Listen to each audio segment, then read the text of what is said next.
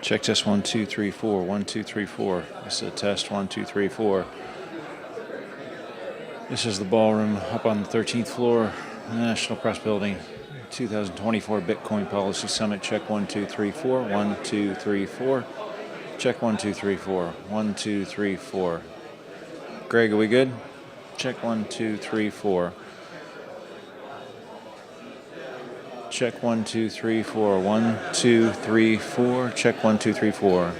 This is an audio test from the podium mic, 13th floor of the ballroom. Check 1, 2, 3, 4. 1, 2, 3, 4.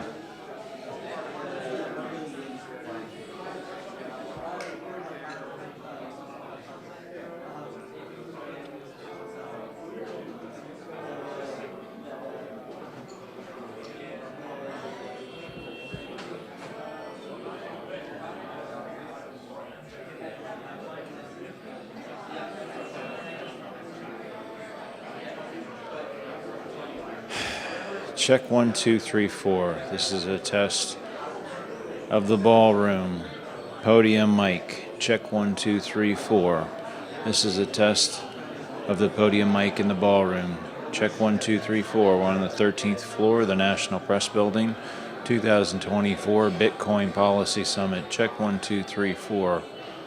Podium mic. Check 1, 2, 3, 4.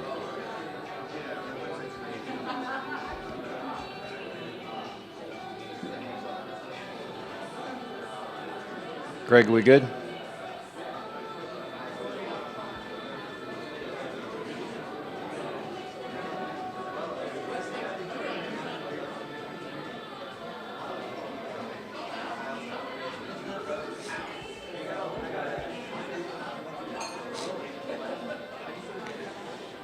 This is the fourth check of the podium mic on the 13th floor. Check 1, 2, 3, 4. 1, 2, 3, 4. 2024 Bitcoin Policy Summit. Check 1, 2, 3, 4. The 13th floor in the ballroom, the National Press Building. Check 1, 2, 3, 4. 1, 2, 3, 4. Check 1, 2, 3, 4.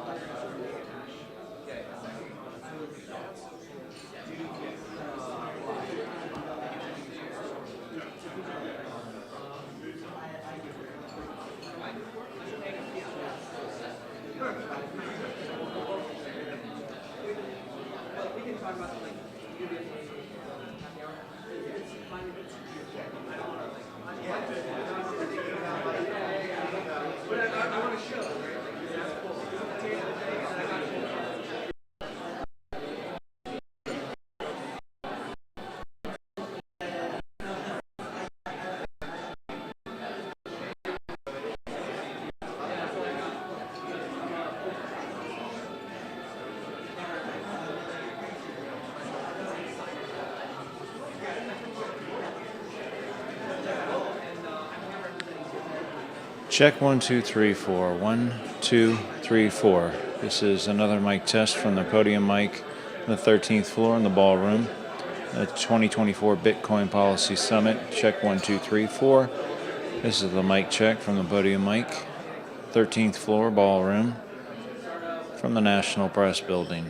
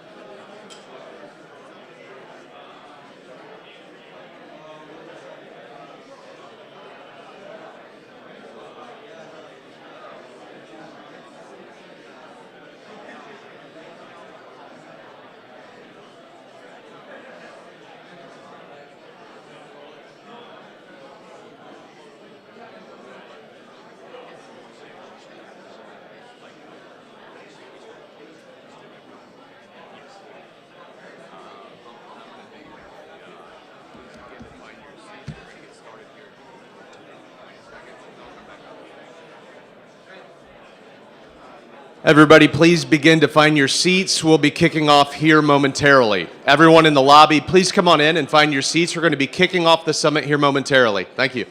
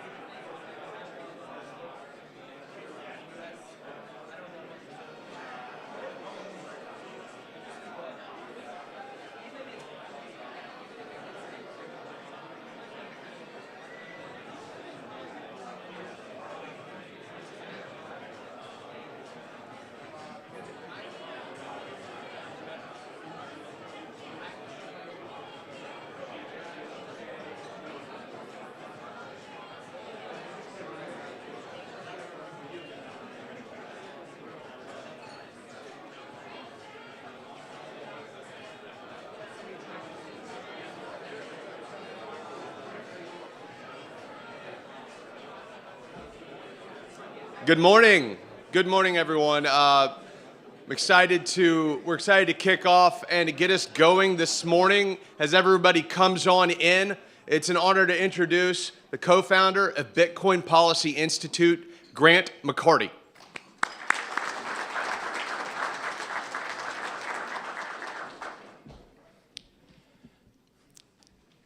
Thank you, everybody, for being here. Thank you for being on time. Very rare, in this town, but truly appreciate it. Bitcoin Policy Summit is hosted by the Bitcoin Policy Institute. We're a nonpartisan, nonprofit think tank researching Bitcoin and emerging monetary networks. Now, BPI provides funding for academics to produce research on Bitcoin and other cryptocurrency policy-related issues. We also convene groups like this, and we bring our research and analysis to the Hill to help educate lawmakers to create better policy. Now, the Bitcoin Policy Summit, this is our second year doing this.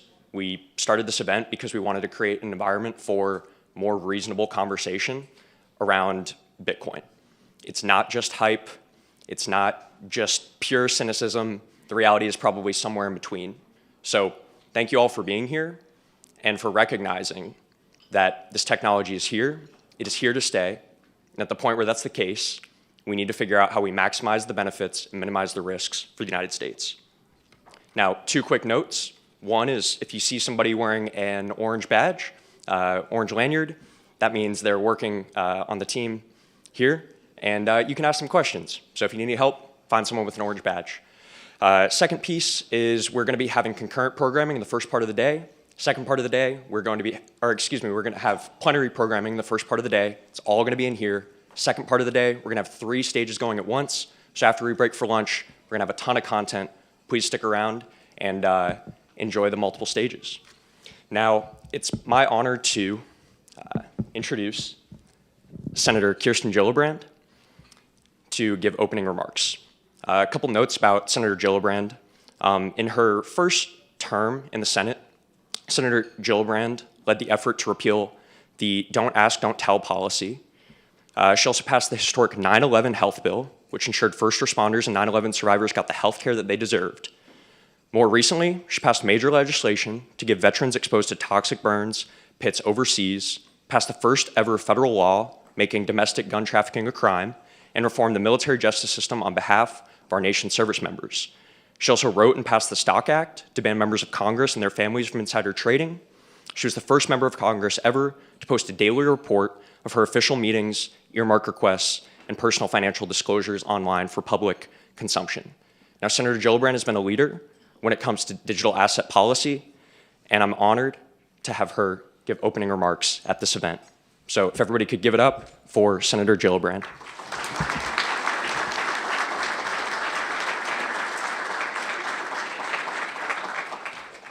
Good morning, everyone. This is really a packed crowd. It's great, fabulous. Thank you, Grant, for your introduction and the opportunity to join you all. It's a pleasure to be here this morning. I know you have a great day planned with lots of great speakers. You'll be seeing my colleague, Cynthia Lummis, and I know you have Chairman McHenry, so you're going to have a good lineup from Congress, which is exciting. I really am excited about the future of Bitcoin. I think this conference shows and the adoption of the ETFs show that this is something that has lasting stability as well as a real future in the United States, which I think is really, really important. We've seen the ups and downs, but I really believe that with the movement we've seen in the House and in the Senate, that we should have some significant legislation this year on cryptocurrencies and blockchain technology. And that would make a huge difference for the industry here in the United States. It'd make a huge difference for market participants. It'd make a difference for those who want access to these markets and have the benefit of a US regulated market. Bitcoin itself has shown extraordinary resilience. Its price is on the rise, and the underlying technology blockchain has shown enormous potential for multiple uses across many industries. It's helped drive financial inclusion for underserved communities across the world, and even helped to bring electricity to Africa and reduce economic vulnerabilities in South America. The SEC recent approval of the Bitcoin ETF represents an enormous step in the right direction that will open the door to many new investors. But there's still a lot of work to be done. The SEC staff's Accounting Bulletin 121 was an unfortunate step back and underscored the need to provide more regulatory clarity for both industry and regulators alike. Doing so would not only create more trust amongst all parties involved, but would also help prevent businesses and digital asset companies from taking their operations overseas. So, working with Senator Lummis, I co-authored the Responsible Financial Innovation Act. This is landmark legislation that would make sure the United States remains the global financial leader, add consumer protections, and create regulatory clarity so that businesses can continue to innovate and grow.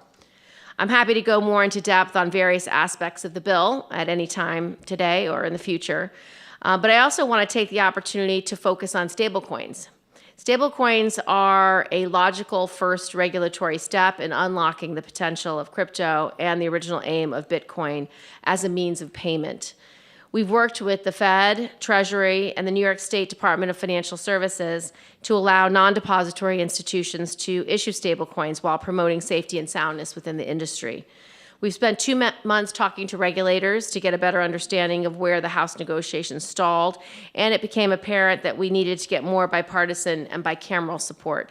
So I've been working with Senator Lummis, Chairman McHenry, Ranking Member Waters, the Biden administration, and regulatory stakeholders to develop stablecoin language that works for everybody.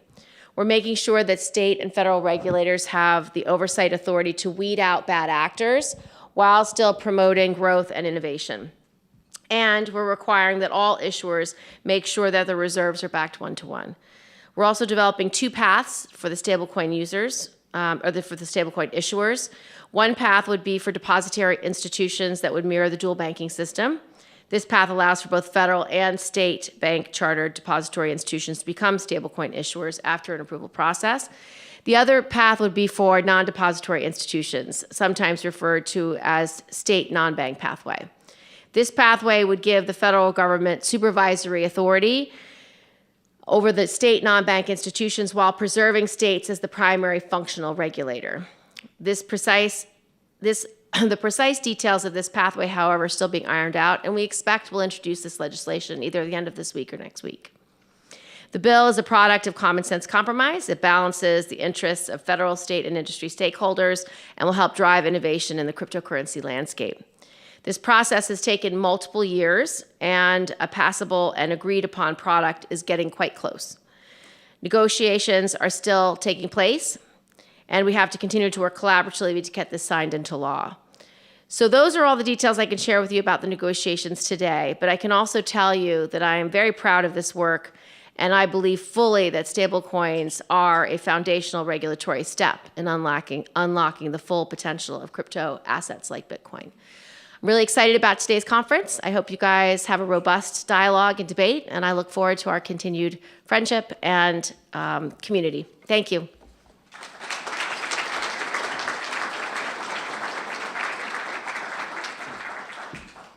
Thank you again, Senator. We really appreciate that, and we appreciate your leadership on these issues. I'm Stephen Pollack. I'm the Senior Vice President of Operations at Bitcoin Policy Institute. I'm going to be your MC this morning, and thank you again for the opening remarks. We're excited to get on to the content here. To kind of kick us off for our opening keynote, we have one of our Bitcoin Policy Institute fellows, Natalie Smolinski. Natalie Smolinski founded and leads the Texas Bitcoin Foundation, a public charity dedicated to original research and education about Bitcoin and political economy. Previously, Natalie co-founded Learning Machine, a SaaS company that built the first Bitcoin-based digital identity wallet and helped launch the decentralized identity movement. Natalie is also a political and economic anthropologist developing a theory of value. She writes about Bitcoin policy as a senior fellow at the Bitcoin Policy Institute. Join me in welcoming Natalie Smolinski.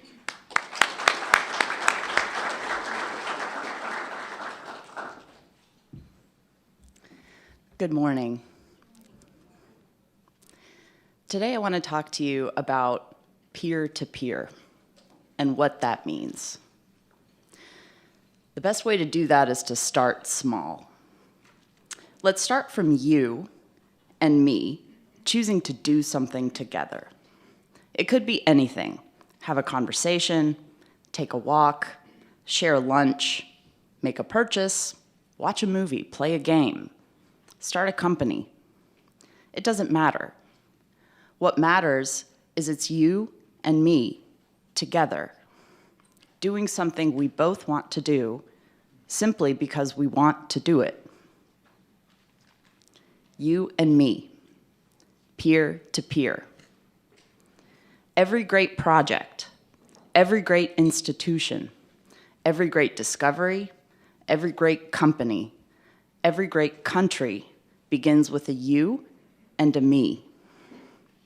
There is no one we forgot to ask.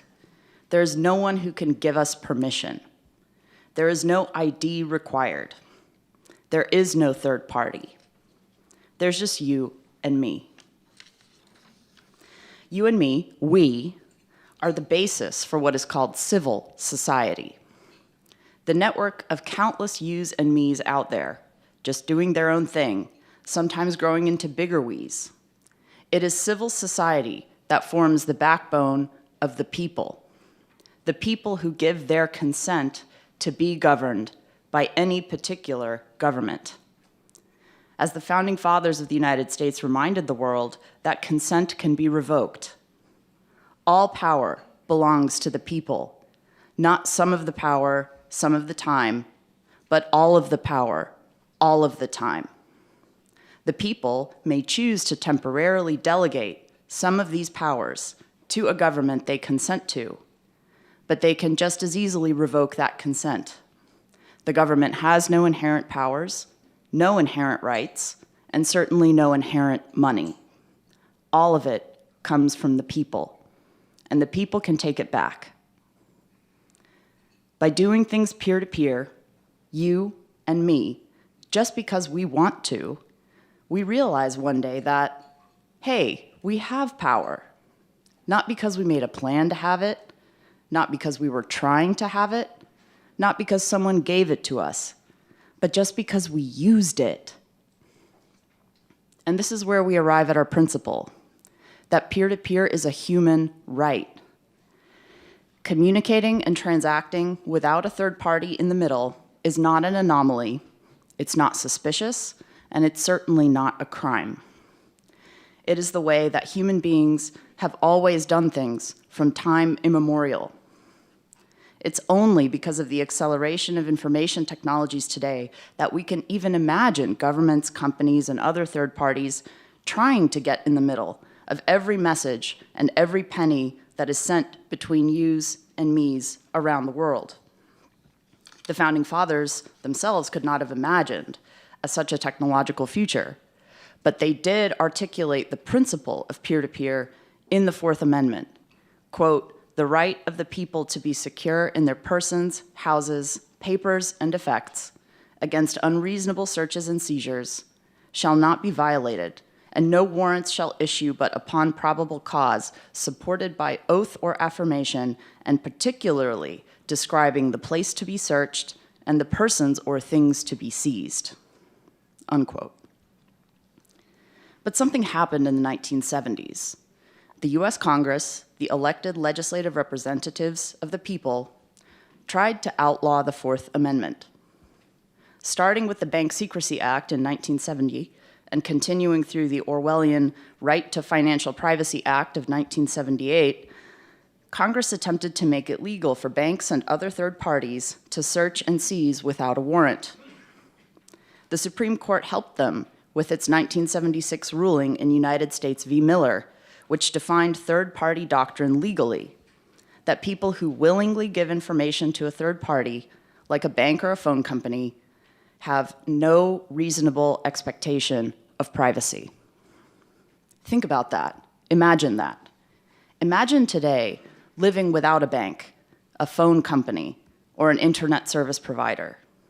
The Supreme Court of the United States has ruled that any person interacting with any of these entities at any time has forfeited their constitutional right to privacy. That is the opposite of what the founders of the United States believed. The US Post Office was founded in 1775, on the eve of the American Revolution, in large part to enable revolutionaries to securely communicate. This is because the British postal system was fully government surveilled. To this day, opening mail that is not addressed to you or preventing its delivery to the intended recipient is a federal crime in the United States. But in only one short decade during the 20th century, precisely as Silicon Valley was gearing up to birth the global software industry, two branches of the US federal government decided that these protections would not apply to the new information technology revolution. Where was the separation of powers here? Where was judicial review? Where were the checks and balances? Well, they were all there, all working together to grant the state more power. Different branches of the government colluding with each other, thinking they can get away with it. After all, who noticed? That's always the move. Apologists for these laws and rulings, and for the many dozens of other laws, rulings, and international treaties that have been made since, will say that they had to do this because of crime. Now, crime is a legal category. It is what the state says is prohibited. The Constitution puts limits on what the state is able to prohibit and the methods it may use to investigate and sanction violations of what is legally prohibited. Those limits on the power of the state are what create the possibility of freedom. Proponents of the surveillance state say that your Constitution had to be made into an origami hat because the people had too much freedom. Think about that. That is their genuine, actual point of view. Not only is such a proposition absurd on its face, but in a prior age would have been called treasonous.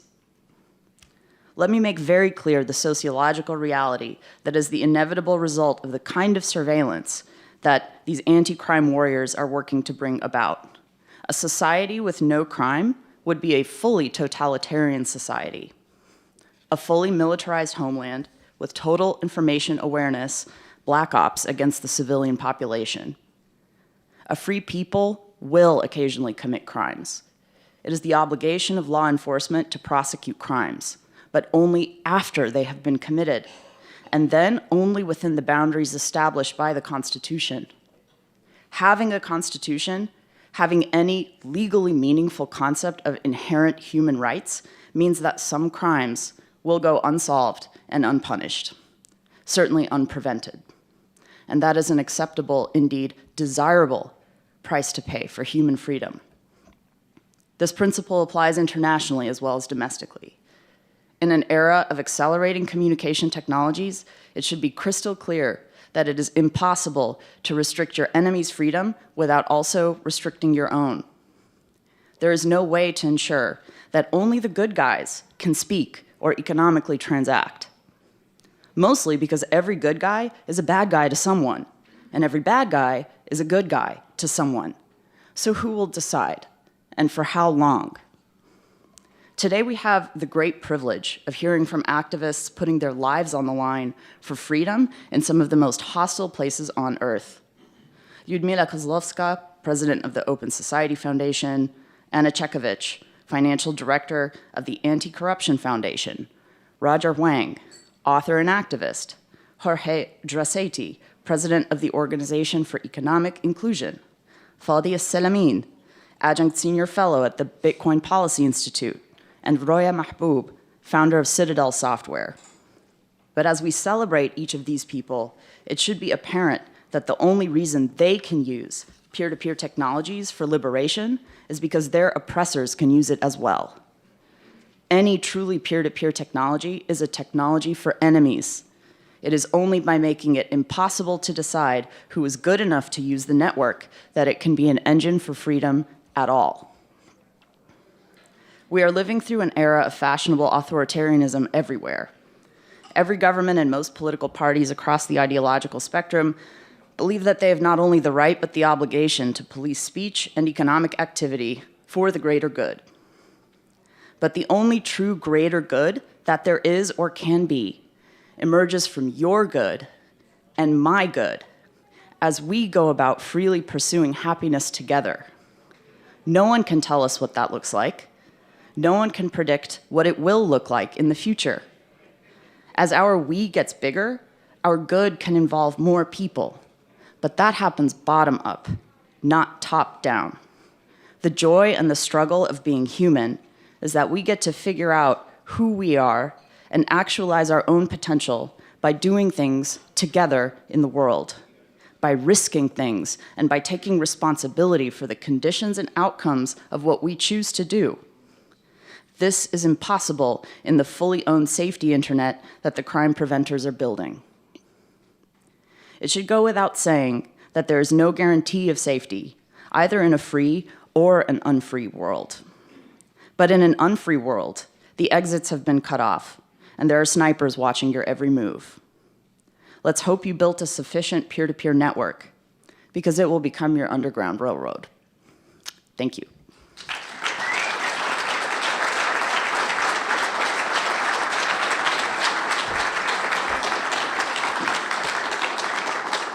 Fantastic. Thank you so much, Natalie. Truly a gift to BPI.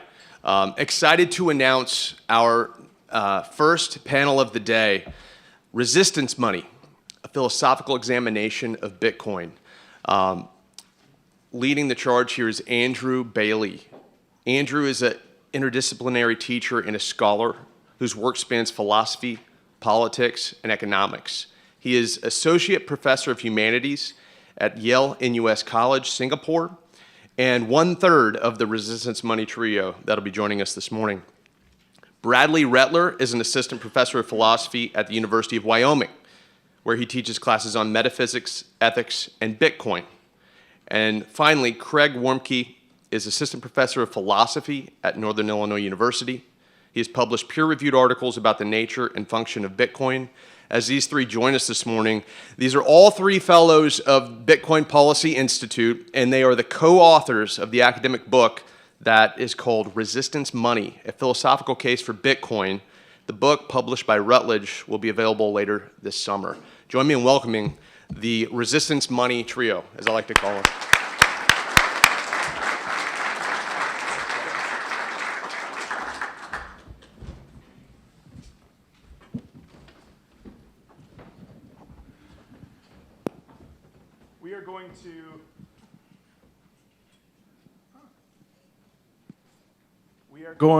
We are going to pose some variation of this question to you 3 times during our presentation. So here's the first one. If you woke up tomorrow not knowing who you'd be in the world, how would you feel about Bitcoin? We are at the Bitcoin Policy Summit, not the Bitcoin Investing Conference, not the Bitcoin Academic Conference. We're not here to figure out whether we should buy Bitcoin or what Bitcoin's effects on the economy or finance might be. We're here to think through the question of what Bitcoin policy should look like. When we evaluate Bitcoin, we tend to do so self-interestedly. We think about what Bitcoin's role in our lives is or should be. We think about how Bitcoin affects us as individuals, and then we evaluate it on that basis. But that's not the goal of a summit like this. You can do that on your own. The reason that we're here today is to evaluate Bitcoin, not just for ourselves, but for our local communities, our states, our country, and the world. And the reason we've been asked to kick this off is because that's what our book does. Our book attempts to take a global neutral perspective about Bitcoin and try to evaluate it from that perspective, taking into account not just our own situations, but the situations of everyone in the world. This is also the Bitcoin Policy Summit, not the Cryptocurrency Policy Summit or the Blockchain Policy Summit. It's specifically focused on Bitcoin. I gave a talk at the University of Wyoming a couple weeks ago on Bitcoin as money for the marginalized, how Bitcoin helps marginalized people. And in the announcement of that talk, my provost said that I would be talking about how Bitcoin and other cryptocurrencies can serve as resistance money, despite the fact that I did not mention other cryptocurrencies at all. And there's a reason for that. Even though Bitcoin and cryptocurrencies are linked in our minds inextricably, there's a reason that we focus on Bitcoin in the book, and there's a reason that this summit is focused on Bitcoin. And that's because Bitcoin is special. Bitcoin is special for 3 reasons. The first reason is that Bitcoin has a unique founding story. The second reason is that Bitcoin has a unique design. And the third reason is that Bitcoin has a unique network. Any 2 of these reasons might not be enough to warrant this kind of attention to Bitcoin. But the 3 of them together, the founding and the design and the network, together combine in a way that makes Bitcoin worth having a policy summit like this about. And we're going to talk a bit more about each of these 3 aspects of Bitcoin in our panel. It is hard enough to start a new money. It's like starting a new language. It's really hard to convince other people to speak that language, especially if you don't have the power of taxation. But this is what Bitcoin accomplished. And looking carefully at how this happened can show us 2 respects in which Bitcoin's founding is unique. First, there were no insiders at launch. And second, Bitcoin has launched beyond that into a state with outstanding leadership. Let's look at these in turn. Now, when you're launching a new money, one way you could do it is just to print a bunch of tokens for free and then give them to your friends or to yourself. Or perhaps you could sell them to others. And this is, in fact, how many current cryptocurrencies work. So here are charts for the top 3 non-Bitcoin cryptocurrencies right now. And you can see that at launch, they achieved that distribution of initial tokens through some combination of sales, printing tokens for free and giving them to insiders, printing tokens for free and giving them to a foundation, or to community partners. Now, when I look at data like this, here's what I see. I see insiders. And then I wonder, well, who got the proceeds from the sale? Insiders. And then I wonder, who runs the foundation? Insiders. And then I see who runs these community organizations. Again, it's the friends of the developers. It's more insiders. Now, this, in our view, is not a promising way to launch a new, fair, and neutral money for the world. Bitcoin, by contrast, distributed all of its initial tokens, and indeed every token ever since, in one and only one way, through competitive mining, a process that anyone can join, and that doesn't involve making money for free and then giving it or selling it to others. So Bitcoin's founding story is unique in this way. Here's why it matters. If you want money to be neutral, it's critical that there won't be insiders, those who can print money for free in ways that others cannot. And there's an ethical reason that we might care about this too, which is just for fairness. That it doesn't really sit well with us that a private money could be issued for free when some people can do that and others can't. So a competitive process that all may participate in, by contrast, is, and appears to be, far more fair to many. Finally, there's an important signal you send here. You could print tokens and then sell them to others for real money. The signal you're sending there, the revealed preference, is that you would rather have that real money than the token you just printed. Bitcoin doesn't work like this. Instead, you have to pay to make Bitcoin by using energy and mining it. This sends a signal from the very get-go that Bitcoin is valuable even to those who produce it. Bitcoin today has no standing leadership. There is no Bitcoin CEO. There's no trademark holder. There's no standing foundation, though people try to start it every once in a while. It always fails. There's no known leader. There's no figurehead. And here's why this matters. Bitcoin has reduced an important key man risk. It's not as though its founder could die and then we wonder about the future. The founder is gone. And this reduces a risk of manipulation. For example, rolling back transactions that didn't favor the leader or his friends. These risks are reduced in the case of Bitcoin. The result is that Bitcoin is something like a feral institution. Though it was once engineered, though it was once carefully crafted and run on just one computer, now it runs on many, and it roams free like the Mustang.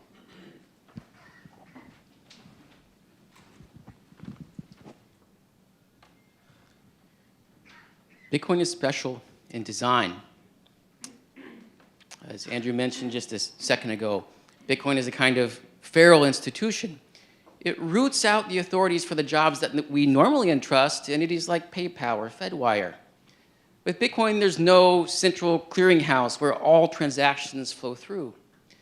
Instead, Bitcoin has it has many small clearinghouses that settle transactions. And these are miners, of course, and this is Bitcoin mining. So just a brief synopsis about what goes on when you submit a Bitcoin transaction to the network. If we transact with each other, we'll submit the transaction. Nodes on the network will then validate these transactions and put them through a battery of tests. And if they pass those tests, nodes propagate these transactions to the miners. Miners then bundle these transactions and compete with one another to try to publish their batch. And if a miner thinks it has a candidate, it'll propagate that block back to the nodes, and the nodes will run the block through a battery of tests. And if it passes those tests, then the nodes themselves append that block as the latest block in the blockchain. Okay, so miners compete to publish blocks of transaction. They do it because if they win, they receive a quantity of Bitcoin in the block that they produce. But they compete by buying a lot of lottery tickets. And so to win, you have to have a winning lottery ticket. Okay, more on these tickets. So in real life, if you have a lottery ticket, you don't know that it wins right when you buy it. You have to do something. You have to scratch it off. And it works similarly with Bitcoin. When miners run through these tickets, they don't know whether or not it's going to win beforehand, so they have to do something by trial and error. And what they do is they spit it into an equation. And then a ticket will win if it solves the equation. Now, just as all the construction workers I used to work with, Bitcoin miners want as many lottery tickets as possible to increase the probability of winning. And so miners will use energy. They're paying with energy for all these lottery tickets and rifling through them through the equation, through computation. And a winning ticket provides a digital fingerprint. It's verifiable, and it's called a hash. And each hash for a winning block goes in this subsequent block. Otherwise, nodes will reject the next block. As a result, every block except for the first has a pointer to its predecessor. So these hashes have a dual purpose. And this speaks to the elegant engineering of Bitcoin. The first purpose is to order blocks. And the second is that these hashes serve as self-referencing measures for the amount of computation likely expended in the production of the block. By putting the ordering and the measurement system together, when a node connects to the network for the first time, a node can decide for itself which chain of blocks has the most accumulated proof of work. All right. So with proof of work, Bitcoin accomplishes three important tasks, three feats. Number one, consensus without authorities. Nodes don't have to ask each other, hey, what chain of blocks are you going to endorse? They don't negotiate, if you accept this block, I'll accept this one. Instead, they run the Bitcoin protocol, and they follow a rule. Endorse the chain of blocks with the most accumulated proof of work, and they each decide for themselves, and they decide in lockstep. So this is how we achieve consensus without authorities in Bitcoin. And similarly, every Bitcoin that's ever been issued has come from the block reward for the miner that produces the block. As Andrew mentioned earlier, this means that Bitcoin has issuance without insiders. So consensus without authorities, issuance without insiders, and we also get a neat churn in the top block producers.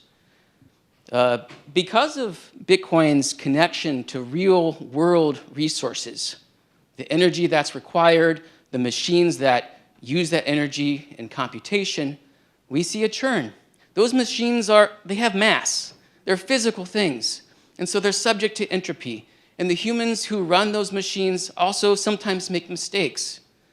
Sometimes the world just runs the wrong way against their decisions. So as a result, we do see a game of musical chairs in Bitcoin over time.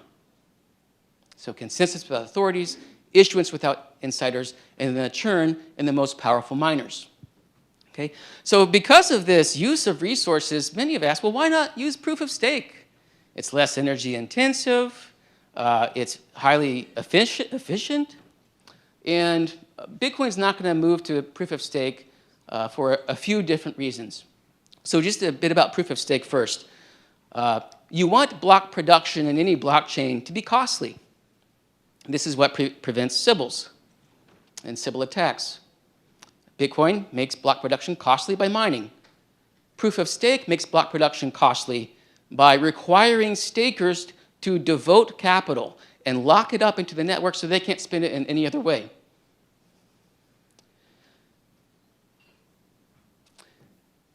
The features of proof of stake then lead to some centralization, at least in theory. So first, there's a rich get richer effect. This is because the rewards a staker receives are proportional to the amount that someone stakes. So we see in proof of stake networks a rich get richer effect because the more you stake, the more rewards you get, which you can then stake and get more rewards. There's also a wealth is power effect. The more you stake, the more control you have over which transactions are included in blocks, which transactions are excluded from blocks. And the rich get richer effect and the wealth is power effect combine, so that the rich on the network become increasingly more powerful. There's also more staying power. Unlike Bitcoin miners, which are subject to entropy, proof-of-stake assets are like abstract substances. They don't have mass. They don't have energy. They're not subject to entropy. And so as a result, stakers enjoy a greater staying power. Okay? So combine these three effects together, you get the rich becoming increasingly powerful, and they can more easily hang on to that power. And then one last thing about proof-of-stake networks, which is a kind of technical issue, it's that if you're joining the network for the first time, or if there are downtimes with the network, and you need to reboot and figure out which version of the blockchain to accept, you have to accept some trust in the network. You have to pick a node that you trust. Okay, and this could be the node of a founder, it could be the node of a foundation, it could be the node of an influencer. This would be up to the particular staker. So as a result, Bitcoin is not going to endorse proof of stake anytime soon. These features centralize Bitcoin, and they trend toward the very kinds of systems that Bitcoin was designed to avoid. And so whether or not you compare Bitcoin in its design to fiat currencies like the dollar or cryptocurrencies like non-Bitcoin cryptocurrencies, especially proof-of-stake networks, you can categorize them like this. There's everything else, and then there's Bitcoin. In addition to the founding and the design, Bitcoin's network is also unique. And it's unique for 4 reasons. The first is that it was first. Bitcoin was the original cryptocurrency. Satoshi Nakamoto invented blockchains as a way to solve the double spending problem, and that is what has spawned all these other blockchain-based cryptocurrencies ever since. The second is that it's the biggest, and it's the biggest in 2 different ways. One way is just by looking at market cap. Of all of the, depending on how you count, 2,000, 12,000, 25,000 cryptocurrencies there are, Bitcoin has half of the market cap of all cryptocurrencies. So more market cap than the other 24,999 combined. The other way in which Bitcoin is biggest is that it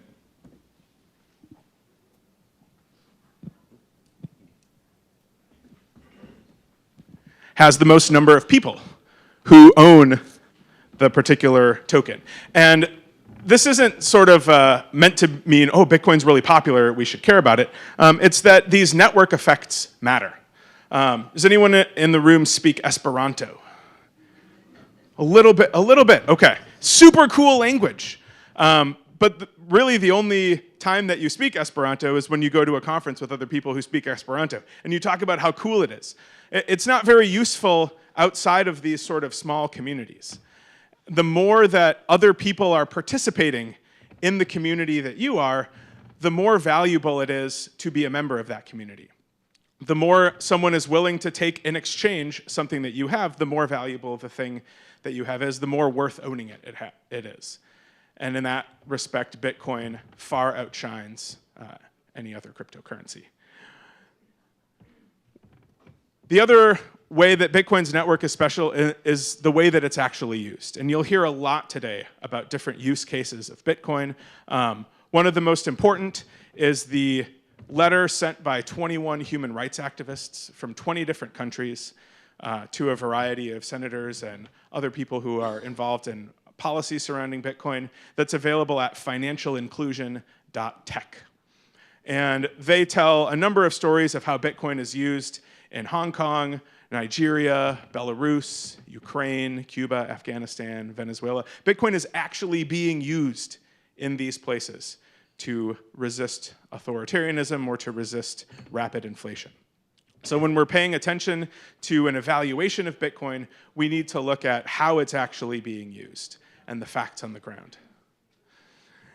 Now, in addition to these practical points about what Bitcoin is actually doing, we can look at some theoretical points about the nature of the Bitcoin network independent of how it's actually being used. And we can see that Bitcoin is radically inclusive. There are no barriers in getting involved in Bitcoin. There are no barriers in acquiring Bitcoin. Anyone can mine, as we've discussed in the design, and anyone can acquire Bitcoin. There's no way to bar someone on the basis of race, age, nationality, creed, etc. And not only is this a theoretical point, but we can see it in practical ways as well. There are two measures of sort of distributions of cryptocurrencies that we can look at and see that Bitcoin outshines the rest. And those are the network distribution factor and the supply equity ratio. And these have to do with how much of Bitcoin is held, what percentage of all the Bitcoin there is held by the top 1%. And Bitcoin is the best along this dimension. And so for these four reasons, Bitcoin's network, combined with these other features, is something that makes it special.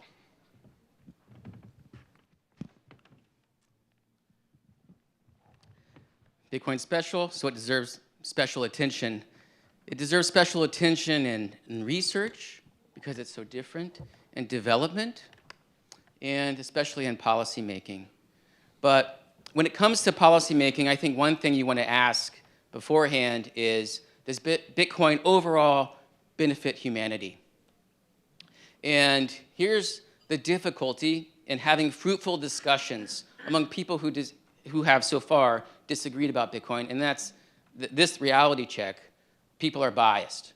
Bitcoiners are reputationally and financially long Bitcoin. We hold, some of us, very small amounts. We have staked our reputations on Bitcoin. So you'd expect us to be vulnerable to certain biases, and we admit that.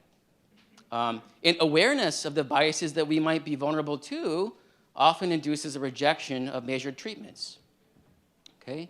But what's less often realized is that professional Bitcoin critics are also financially and reputationally short Bitcoin. They've often produced failed Bitcoin price predictions. They have lost opportunities, many times millions of dollars, by being wrong about Bitcoin. Does this not also induce biases? Of course it does. And you can see this in the kinds of attention that Bitcoin gets, not only among academics, who are, for the most part, critical of Bitcoin, highly so, but also amongst the media. When's the last time you saw a positive article in the New York Times about Bitcoin? Okay? And that filters through the press, through policymakers, into the rest of the world. But Bitcoin deserves careful treatment, so how do we get over the biases and awareness of biases that prevent careful dialogue? Okay? How can we discuss Bitcoin's net effect on humanity? It's one thing to say, cast aside your biases. It's one thing to say, oh, let's be neutral this one time. Let's set aside our own identities. Let's set aside our own cares and desires and then see what this thing really is. It's one thing to say all that. It's quite another to do it. What would be helpful is a tool or some device that can actually spur our minds and turn our hearts towards a neutral evaluation of Bitcoin. We need something, some tool to help us do that. Now, we're philosophers. We're better at giving questions than answers. So as a tool to help us turn towards that neutral evaluative stance of Bitcoin, we're going to offer you a question. This is our gift to you. The question is this: if you didn't know who you'd be, how would you feel about Bitcoin? And maybe to feel the force of this and to see how it can be a useful tool for evaluation and for stripping away our biases, just imagine that when you go to sleep tonight, you're going to wake up and you will be, or you might be, somebody else. In fact, when you wake up, you have an equal chance of being anybody. You could wake up to be a senator. You could wake up to be one of her staffers. You could wake up to be a Venezuelan farmer or a Russian dissident or a salaryman in Japan. You could wake up to be Professor Rettler. When you have that thought in mind, it can spur you to think differently about the world, because then you'll care about just how bad things might be for a huge chunk of the world's population that you might turn out to be upon waking. Not all of us will benefit from Bitcoin, and not all of us are harmed by Bitcoin. We receive Bitcoin's benefits or harms differently. But by thinking about the world in this way, which person could I turn out to be? We start to think about the least well-off, and we start to think about Bitcoin independent of our own particular dispositions towards it and the ways that it helps or harms each of us in particular. Now, for the philosophy nerds in the audience, this is not John Rawls' veil of ignorance. Instead, it's John Harsanyi's. And the difference is this: instead of abstracting away and ignoring all the facts about the world, we think it's helpful to keep the facts about the world in mind. The distribution of resources, the institutions that sometimes succeed and sometimes fail their subjects, the pockets of the world where liberal democracy has succeeded and those where it's languished. Keeping all of that into account and not stripping away or not abstracting it actually helps us more sharply clarify what Bitcoin benefits or harms. And it'll depend on who you might be when you wake up.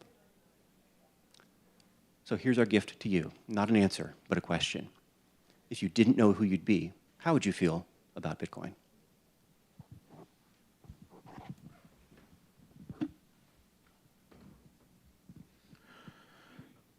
We wrote a book that starts with this question. After explaining Bitcoin, we explain this thought experiment, and then we go through different aspects of Bitcoin that are relevant to answering it. So we attempt to offer a comprehensive, measured, academic, neutral, global evaluation of Bitcoin from behind this veil of ignorance, where we don't know who in the world we might turn out to be the next day. We take into account Bitcoin's offerings with respect to financial privacy, how it allows you to purchase things outside of the knowledge of people who might use that knowledge to do you harm. We take into account Bitcoin's censorship resistance, how using Bitcoin you can buy things that perhaps your authoritarian government wouldn't want you to be able to buy. Perhaps gas masks to take to a protest or something like that. We discuss Bitcoin's financial inclusion, how Bitcoin can and is helping people who are unbanked and underbanked. And we talk about Bitcoin's monetary policy, how Bitcoin offers an alternative to central banks and their own monetary policies. Not that Bitcoin is better or that Bitcoin's going to take over, but that Bitcoin is different. It is a rules-based system rather than a ruler-based system. And it's good for people to have that as an alternative. Perhaps a lot of people won't need it as an alternative, but for the people that do need it, it provides an important lifeline. Especially in all of these cases for people who are on the margins of society. People who need to keep their financial data private. People who need to buy things that their government doesn't want them to buy. People who need access to digital cash that they don't get in other ways because of where they're located or how much money they have. And people who need escape from rapid or hyperinflation. We have done a lot of this work. And we offer it in the book as a starting point for you to think about your own evaluation of Bitcoin from this global neutral perspective. A lot of these things you may not find that you need. You may not care whether your financial transactions are private. You are happy for Visa or MasterCard to know about them. You may not need to buy anything that your local or state or national government disapproves of and doesn't allow you to purchase.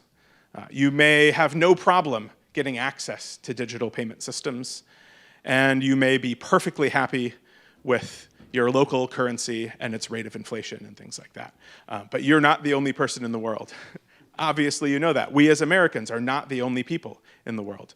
And our actions here affect what goes on in the rest of the world. Our legislation concerning Bitcoin affects how people in other countries can interact with Bitcoin. And we ought to care about them. We ought to maybe even prioritize their having this potential lifeline. So in the book, chapter 4, we ask this question. We set up the thought experiment. We suggest a number of lives that you could live or you could have lived. And we ask you to think about Bitcoin from that perspective. And the subtitle of the book, which Stephen mentioned, is A Philosophical Case for Bitcoin.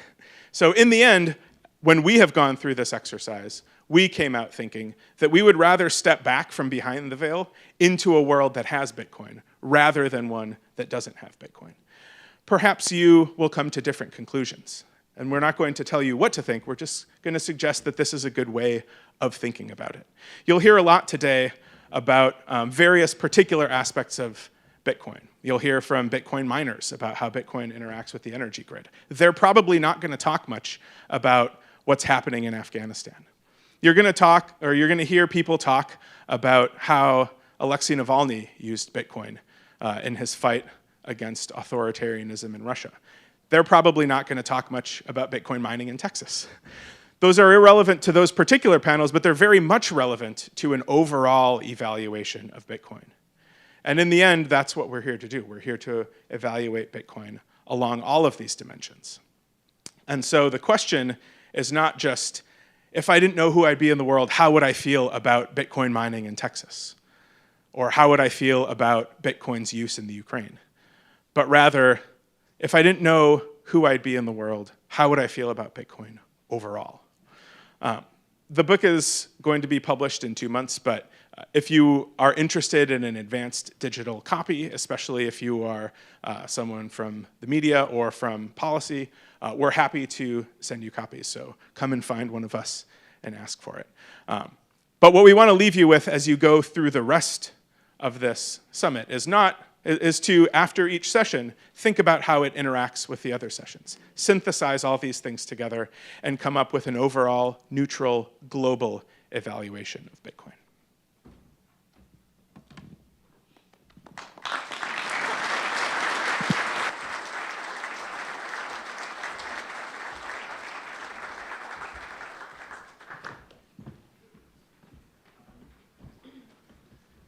Fantastic. Thank you guys again. That was incredible, and really excited about the book.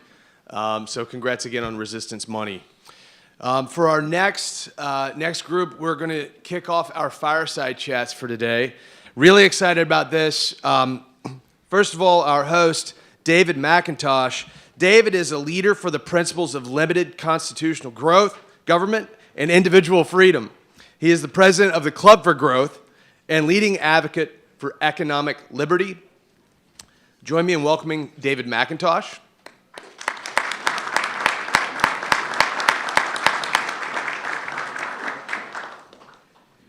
Our guest here is Representative Congressman Patrick McHenry. Patrick McHenry represents North Carolina's 10th district in his 10th term, covering parts of 9 counties. As chair of the House Financial Services Committee in the 118th Congress, he advocates for banking access and credit for families and small businesses. Previously, McHenry was the Republican leader and vice chairman of the Financial Services Committee, as well as the chief deputy whip, where he played a key role in passing the Tax Cuts and Jobs Act. He has also focused on supporting entrepreneurs, authoring the RAISE Act, and legislation for equity-based crowdfunding, both signed into law, earning him accolades in crowdfunding and financial innovation. McHenry has been an advocate for veterans, securing a health care clinic in his district, and has received numerous awards for his conservative leadership and support of small businesses, manufacturing, and taxpayer rights. Please join me in welcoming Representative Patrick McHenry.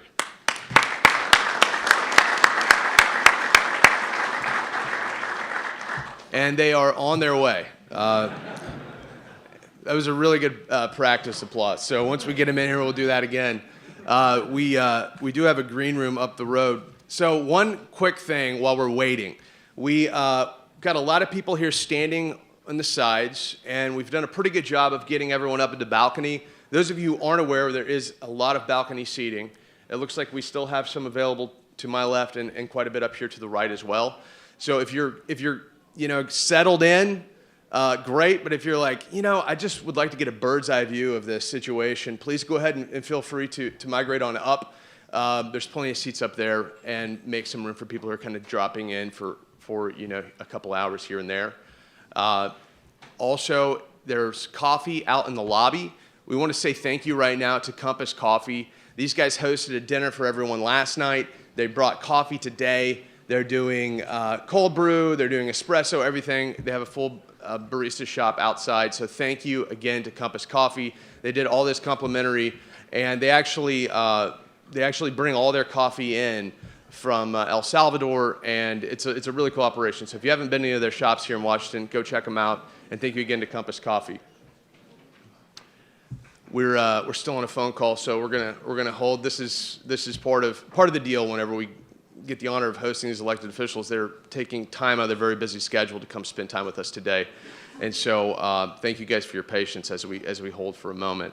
We're gonna go ahead and go to break.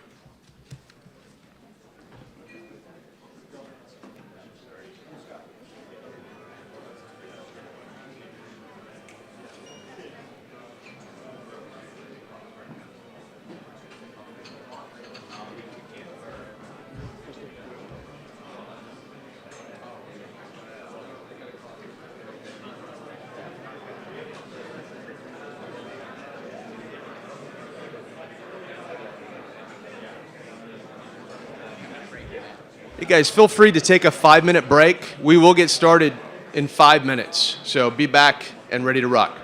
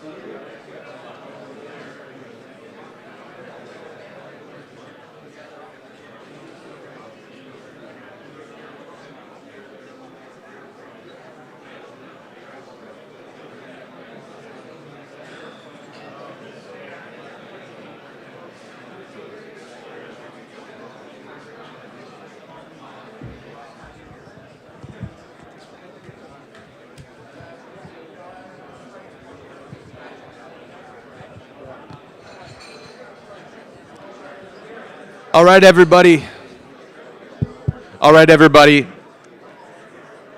We're going to get back in and get started.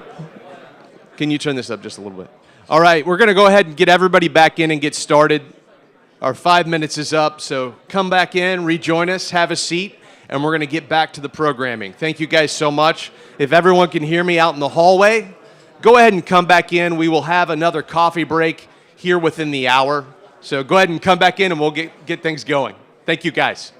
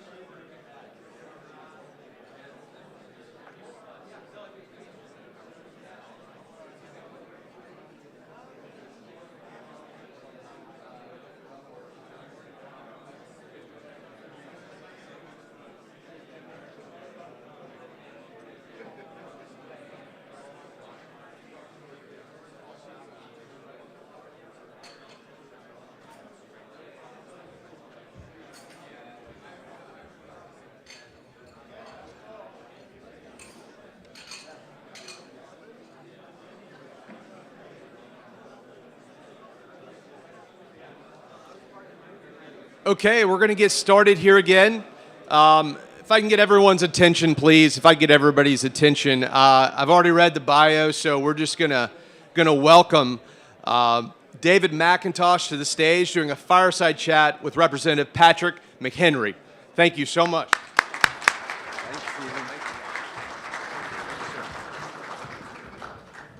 Where are we sitting? Oh, there we go. Thank you, Stephen. I'm David McIntosh, Chairman McHenry.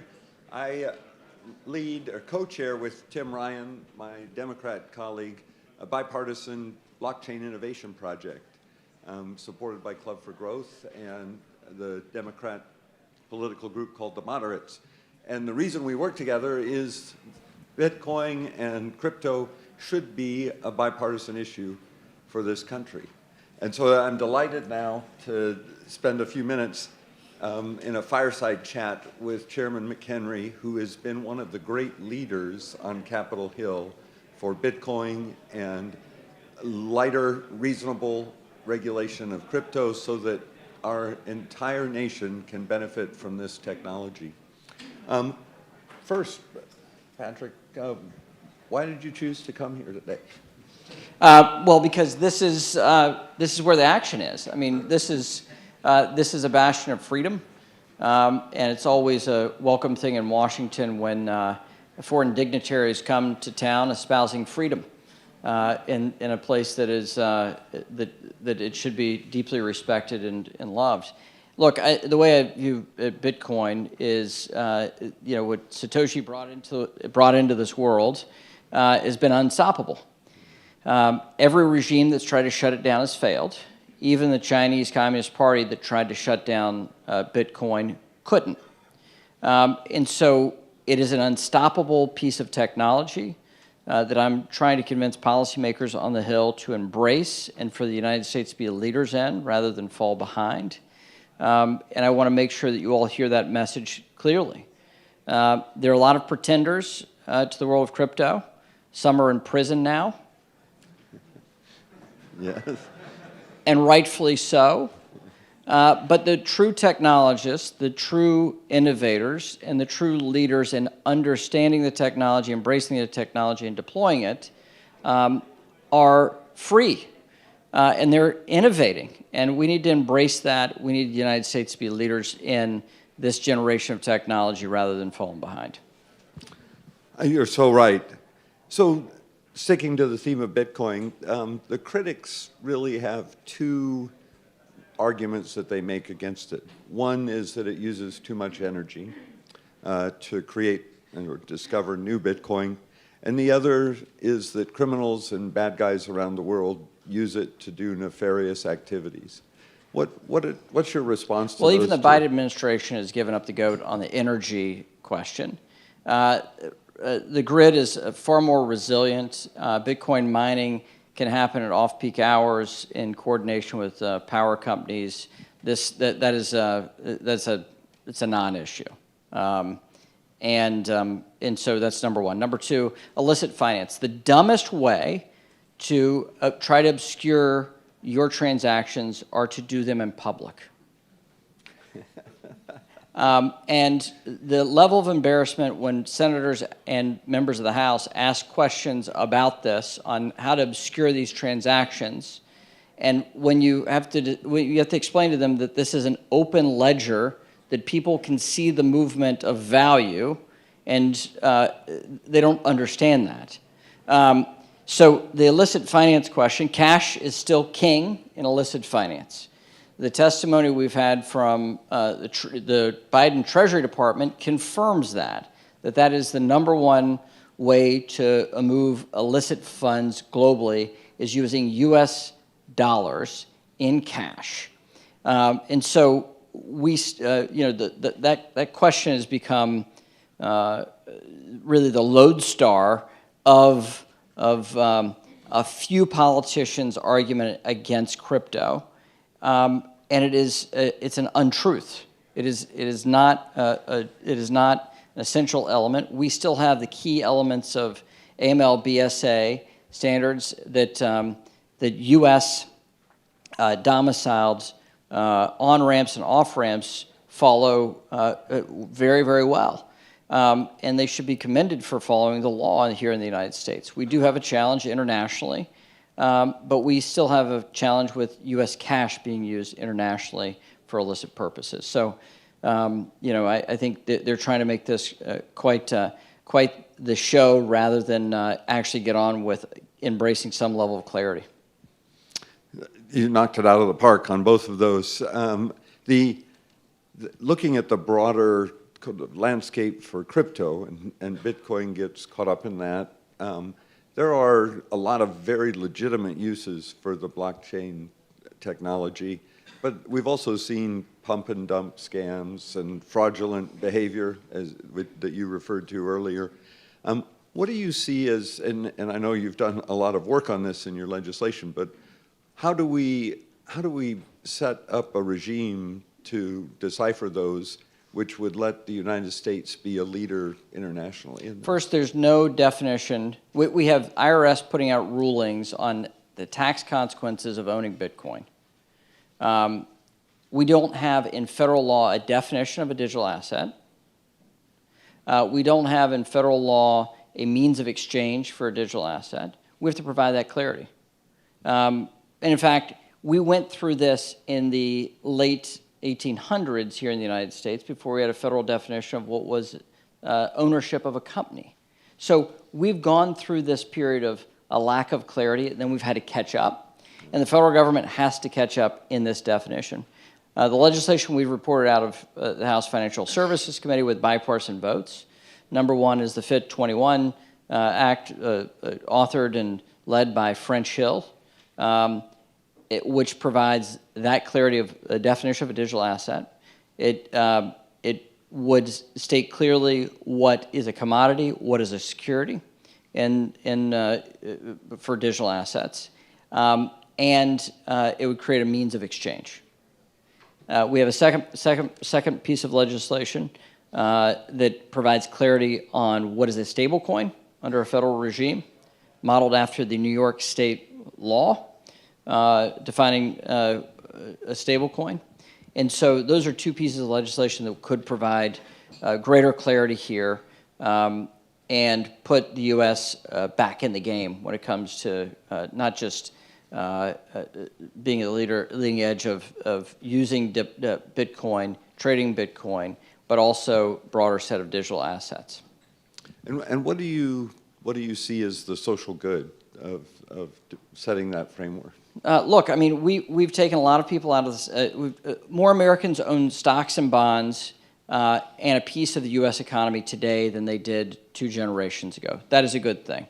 Linking up greater ownership of society with the mass population is a very good thing. Likewise, digital ownership and digital assets are on that leading edge of ownership. It says to me freedom, it says to me innovation, technological innovation, and those two things we should widely embrace. And and nothing is more emblematic of those two things than Bitcoin. When I was first introduced to Bitcoin, everybody I talked to said, "Why can't this be bipartisan?" What's your experience? I know over in the Senate, Elizabeth Warren's very opposed to crypto, Bitcoin, anything in the private sector, and sometimes seems to speak for many of the Democrats. You mentioned you had bipartisan support for your bill. How has that been working? Have we been able to keep this a bipartisan issue? We have. And look, I've been working with my counterpart on the Financial Services Committee for the last 2 years on a stablecoin legislation, a piece of legislation. We have a pretty solid understanding of one another there. I think there's an opportunity for us to have a good legislative outcome there, a solid product that could stand the test of time. What I see from the left is those that are interested in learning about what Bitcoin is. If they just take the time to read Satoshi's white paper, it is a much easier conversation thereafter. Same thing for some of my colleagues on the right. Right. That they just need to spend a little time to understand. And if they understand, I think they will come to the light here.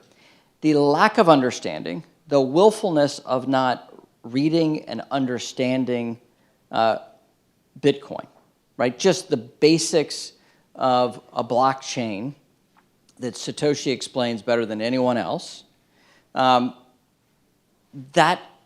lack, that willfulness to not educate themselves leads them down rabbit holes of misinformation,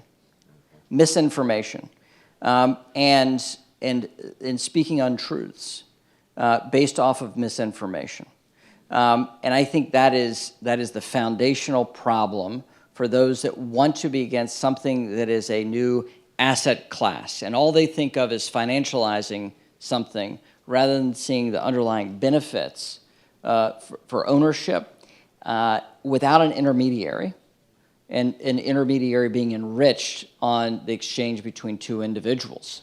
The individual is getting the benefit out of that. So that misinformation is something that we have to push back against. It is a malevolent and nasty thing in our society writ large, but nothing worse than the nastiness preached about digital assets based on grave falsehoods, and so we've got to push back on that. That's excellent.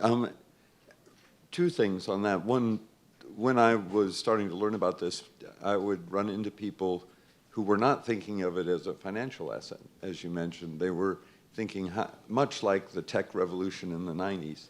How do we apply this technology to get greater efficiency in record keeping? One of the folks that we support in a race in Ohio set up a company to put car titles on the blockchain.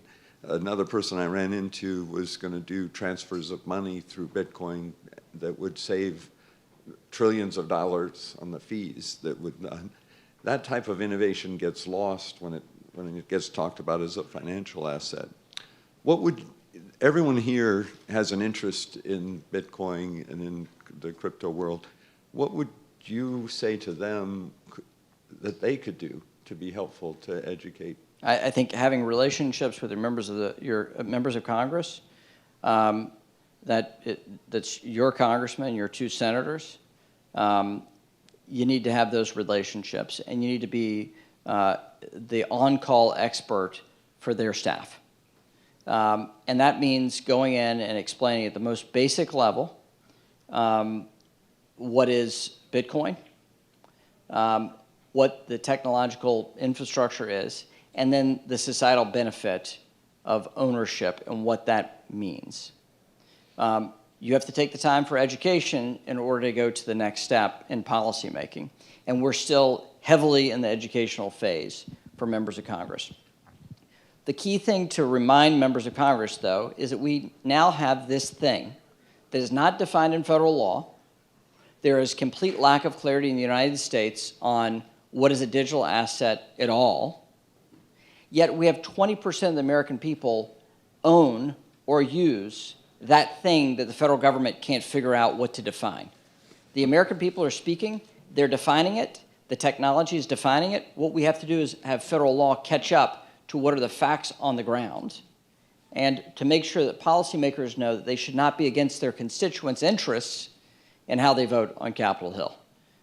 So education, as you know, David, is so key, and you spent so much time working on that. And with your bipartisan coalition, you've created, it makes a big difference for those of us policymakers on the Hill that are trying to move solid policy. We want to help create allies for you. You've been doing this for quite a while. You were an early adopter, early person to understand it. And with your position now as chairman of the Financial Services Committee, been able to exercise great leadership in this area. A few months ago, you announced you were retiring.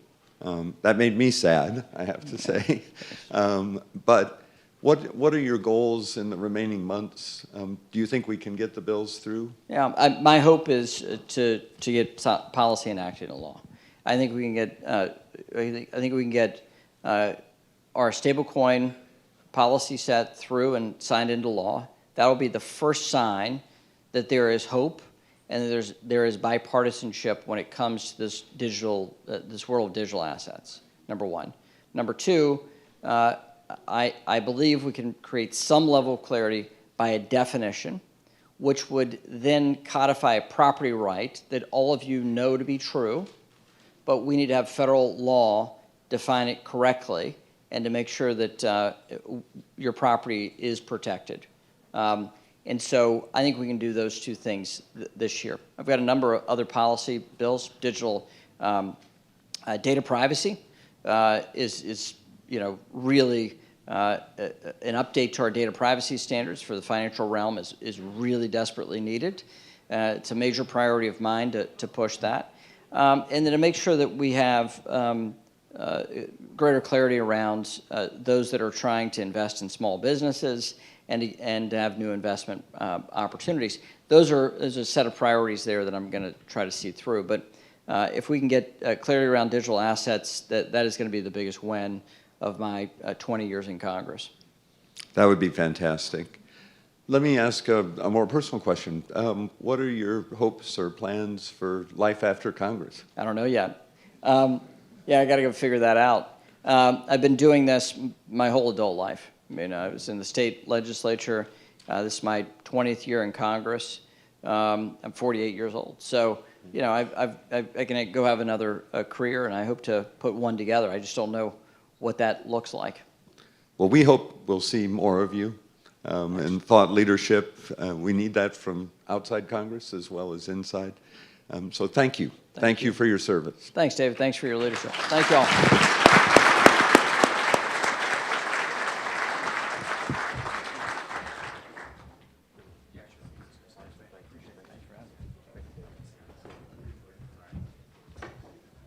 Thank you again, David McIntosh, Congressman McHenry, for joining us today, and thank you for both of your all's leadership here on Capitol Hill. We are live here at the National Press Club. I say that because we're joined by right now around 16,000 people watching the live stream here of the Bitcoin Policy Summit. And so, if you feel like someone's looking over your shoulder right here, that's because 15,000 of them are. We're honored by our next guest joining us today. Mike Brock leads TBD, which is focused on cryptocurrency and decentralized finance. Mike has held a number of leadership positions at Cash App and was responsible for setting up Spiral, an open source separate block initiative focused on a more accessible global financial system for the internet. Please join me in welcoming Mike Brock.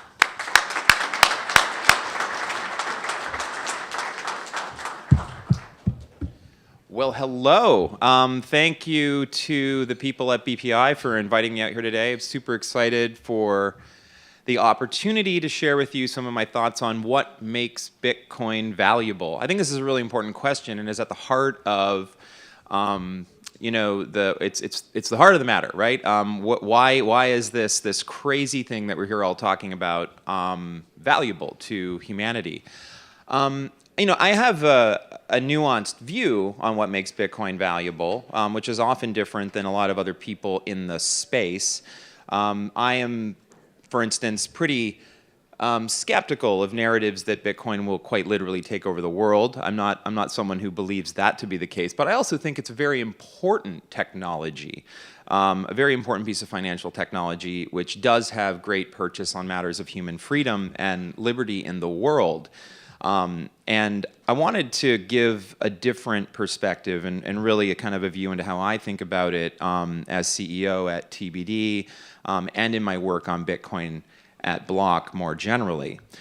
I believe that Bitcoin is quite literally the best way that humans have so devised to price what I like to refer to as political risk in the world. It is a technology that gives to us a digital commodity money with a fixed supply schedule, all these things that you've already heard in previous talks, its censorship resistance, and its stateless nature. That's very, very important. Like the ability for a technology like this to be beyond the control of any individual, entity, organization, or state provides like a pretty interesting opportunity for a world that is increasingly, especially in this day and age and given what's happening, politically unstable. And in any politic, there always is a risk of instability. We've certainly seen already the great utility that Bitcoin has provided in places like Cyprus, Venezuela, my human rights activists in countries like Russia and Ukraine. Bitcoin has been a freedom money, the difference between quite literally life and death for people in those parts of the world. And I continue to believe that Bitcoin is going to grow in value. I'm very bullish on the role that it can play in the world. But I also don't think that like the real question here is like when will it replace the U.S. dollar or when will it replace the euro? I don't really think these are the attendant relevant questions. I think the real question is how will Bitcoin fundamentally change the way in which like advanced economies and capital markets can interact with this new global market for political risk. Here in the United States, it's very clear to me that that is almost the only real use case that it has been used for up until now, speculating on its future value, which, by the way, I don't think speculation is a dirty word. I think I think we speculate on a lot of things. Life insurance is a form of speculation, based on actuarial tables. We do a lot of that kind of thing in advanced markets, and it makes a lot of sense, right? As we have more wealth, we have more opportunities to think about the things that can go wrong, and we have ways and vehicles to price those possibilities. And Bitcoin does that. We see lots of evidence of this. We see the premium that Bitcoin gets in parts of the world where political instability has come to the fore, where it diverges from the global market, sometimes even significantly in local markets, really showing that there is increasing understanding that this is, in fact, a freedom money. Now, I think that as it continues to grow into this use case, there will be other use cases for Bitcoin. In particular, I think a really interesting short to medium term development will be Bitcoin's use as a remittance asset in the world. In situations where foreign exchange is already something that you have to contend with, the instability of prices is not necessarily the biggest blocker. I mean, if you're sending money from the United States to Kenya, you're already contending with the exchange rate between the US dollar and the Kenyan shilling. Going into Bitcoin for maybe a few seconds to facilitate a trade is not something which is exposing you to a great amount of pricing risk. And so that also adds utility and makes it even more useful as a freedom money, even more useful as a way to think about pricing political risk. And there's a lot of political risks out there. We've already heard of some of them in some of these talks. Obviously, central banking can pose a form of political risk. The history of this kind of thing is often burned in our minds. We all know the story of what happened during the Weimar Republic and the collapse of the Deutschmark, which may have had something to do with the political climate that came after. And I don't think we should shy away from that. We should be, in fact, pretty attendant, right, or attuned to the risks that central banking can provide. That said, I'm not a person that necessarily believes that they're going away. I do think that some elasticity in our money supplies is probably important for advanced economies to control for economic shocks and things like that. But let's also take stock of the fact that a technology like Bitcoin that can represent a way to price the risk of those sorts of systems breaking down may have a very good stabilizing effect on the limits of policymakers to abuse central bank policy, knowing that there is an off-ramp, that there is this universal global off-ramp onto a technology like Bitcoin. And so I think the future for this technology is like, I think it's assured at this point, given the momentum that it has. But I also think it has a long way to go. I think we're early in this conversation. My company is certainly doing a lot of work around trying to make the applications that we're talking about here easier and more approachable and able to contend with the realities of regulation, the realities of on-ramping and off-ramping into the Bitcoin ecosystem from fiat currency-based payment systems. So I think there's a lot more to come, and I believe this is a growing space. But I don't think for those of you who've come to this, and you can clearly see there's something going on. There's Bitcoin ETFs now being traded on the New York Stock Exchange. So this is clearly not a thing that's going away. But for those of you who've been turned off by visions of the complete removal of the state and think that those kinds of narratives are a little bit overwrought, I'm here to tell you that you don't have to think that to believe that Bitcoin is an amazing emancipatory technology that has the potential to bring about positive change in the world, to even have a positive influence on existing monetary and payment regimes, to be used as an international remittance vehicle, to be used as a way to hedge against the abuses of regimes that seek to use financial repression as a tool to maintain political control. I would say to you that you can still think that this is a remarkable technology without going all the way into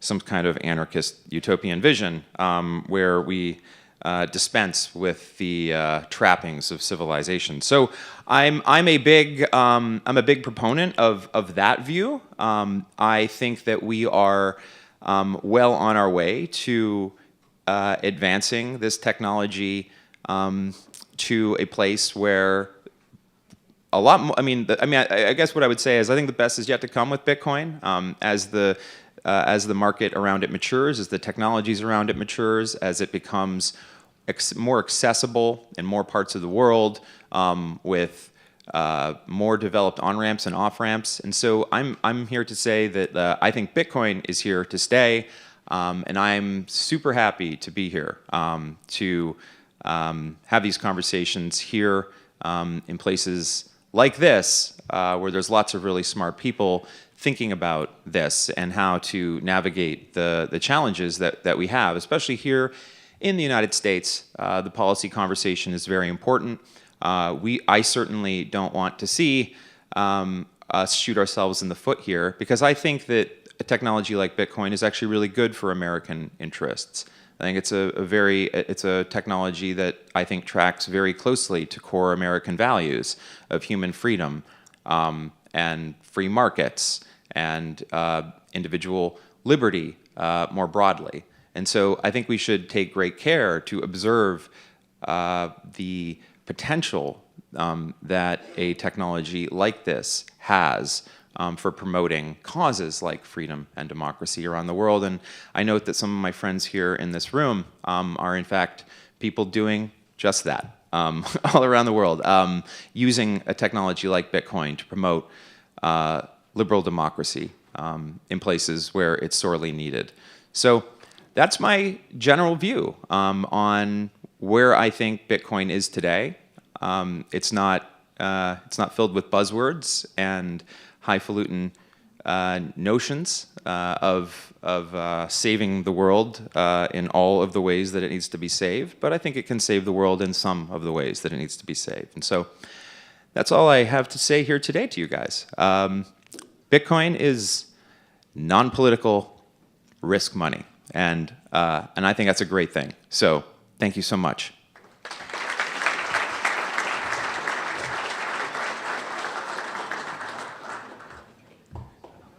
Thank you, Mike. Again, always a pleasure to hear your perspective and reasonable takes. So we are, kind of following along those lines, excited to kind of go into the next phase here of our programming. Thanks to our partners at Human Rights Foundation and others, we have the pleasure of welcoming a number of human rights activists that have come in from all over the globe. We're going to be delivering a series of keynotes here this morning. Some of the most important use cases imaginable for this technology. Kicking us off is Lyudmila Kozlovska. She is a prominent Ukrainian human rights advocate and the president of the Open Dialogue Foundation, ODF. Please join me in welcoming Lyudmila Kozlovska.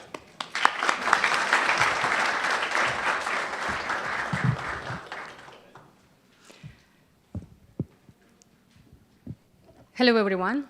I'm happy to speak today, and thank you so much for making it happen, for this invitation. 15 years of my human rights work proved one simple thing. If you don't defend your human rights, you're going to lose it. It came to me with a huge pain. I saw it in many eyes of those whom I defended, those who are political prisoners in many authoritarian states, and those who were politically persecuted being abroad, for example, living in G7 countries. And I was quite effective in defense of political prisoners, accountability mechanism. I had privilege as a Ukrainian student invited by Minister of Foreign Affairs of Poland to study, to do PhD in Poland and establish my foundation and save life, protect human rights, learning from the best people actually who did the same a dozen years ago in many, many countries. So I did it with support of G7 countries' mechanism, parliamentarians, regulators, different kind of international interparliamentary institutions, speaking in the parliaments, defending with support of presidents, even political prisoners, for example, like Oleg Sentsov, releasing them, holding accountable those who prosecute individuals transnationally, for example, with abuse of Interpol. We initiated as Open Dialogue Foundation this important reform. We brought voices of judges, entrepreneurs, lawyers, prosecutors, those who became first-time politically persecuted in Poland since 2017, where a liberal regime started to take power and abuse rule of law, human rights. We spoke first time, what does it mean to be prosecuted as so-called extremist, money launderer, terrorist, national security threat in such a country like Kazakhstan, abusive transnationally and domestically anti-money laundering counterterrorism regulation. We first time succeed to put as condition together with members of opposition at that time, like Maya Sandu right now, she is a government of Moldova, but at that time she was a leader of opposition together with lawyers, judges, entrepreneurs, that names of political prisoners, names of politically persecuted people, they have to be conditioned for money coming from the EU, US, and other institutions taken under control of authoritarian regimes, like, for example, oligarch Plakhatnyuk. And this led to one very unfortunate consequence.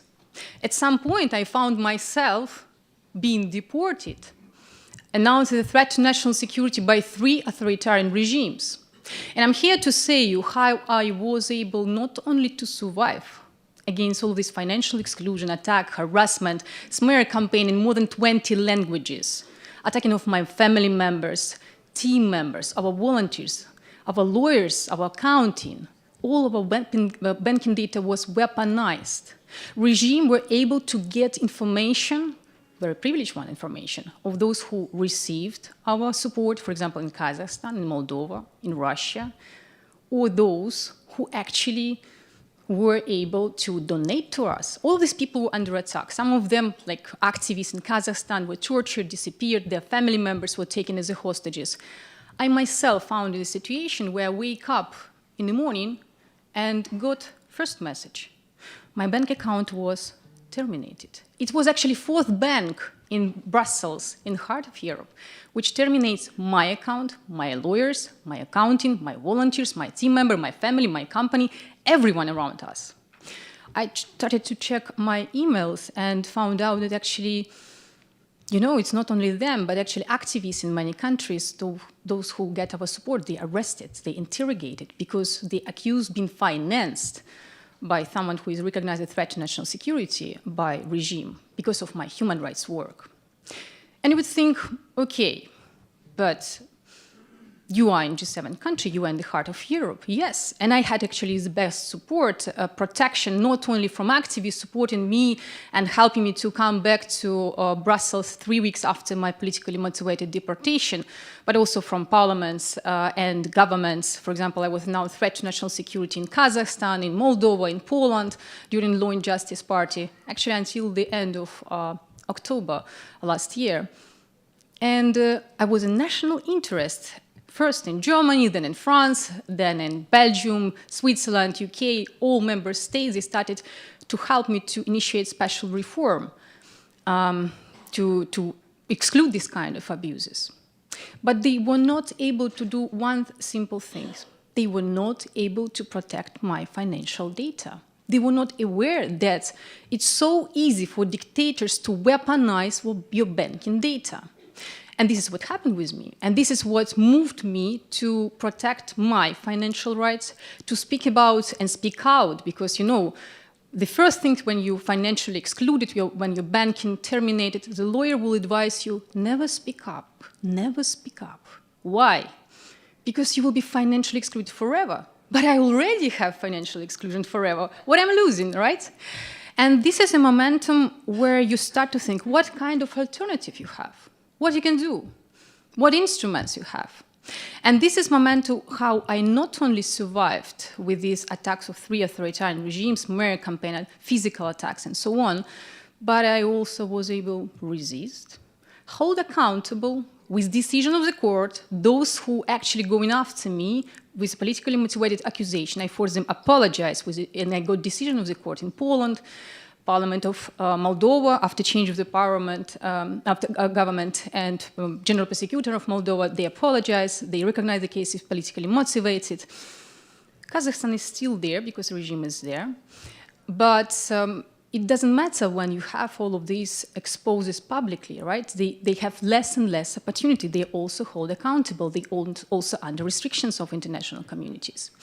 So we were not always only were able to resist, hold accountable those who persecute human rights activists transnationally with abuse of and weaponization of banking data. We were supporting, since first hours of Russian full invasion, Ukraine. I was teaching activists and basically all my family members, friends, how to use peer-to-peer transactions of Bitcoin. Of course, it was because, you know, the problem with crypto asset services providers, the same with traditional financial institutions, they don't want you. You associate as a risk client with a military zone, or just because Ukrainian, right? You should not have access to GoFundMe, Patronate, PayPal. You're just financially excluded just because you want to support your family, who is right now doing everything to stop Russian full aggression to Ukraine. And this is again when we use Bitcoin, and we were able to deliver over 77,000 of pieces of protective equipment over the last 2 years for an amount of more than 8 million of euros. And this is how freedom technology works. But at the same time, what I noticed when we started to speak to regulators and legislators of G7 countries that we're using Bitcoin to support human rights, we initiated reform of recommendations of anti-money laundering, counterterrorism regulation, of financial action task forces to exclude, to stop this kind of abuses transnationally. We got reply that, you know, guys, how dare you to use this instrument? It's first of all used by criminals. It's actually used to circumvent sanctions. And we provided data with dozens of reports how actually third countries, national bank and institutions work to help Russia to circumvent sanctions. They don't need Bitcoin. We need Bitcoin. We use it with all its complexity, yes, to save lives. But they don't need it. They have all financial tools and trust of G7 countries how to abuse important instruments, how to abuse financial action task forces recommendations, and we have to stop it. So how are we going to stop it? What we've done? We initiated a coalition, Building True Change coalition in Europe, starting educating from one side about financial exclusion of people globally, from not only Ukraine, Poland, Kazakhstan, Central Asian country, Turkey, Russia, Belarus, but also Latin American country, Venezuela, African countries, Afghanistan, Middle East. We all came together to institution to say, guys, you all support us. But the problem is that we don't have tools. We don't have remedies how to protect our financial data, not only domestically, where authoritarian regime control everything. Here in G7 countries, in Europe, in heart of EU, we cannot do it. Please, we need to find remedies. We need to protect our democracies right now. And this is a key message from one side. From other side, we again heard this, guys, but it's, you know, I'm aware that this instrument, Bitcoin, what you call freedom technology, is actually bad for environment. It's actually what's a polluter.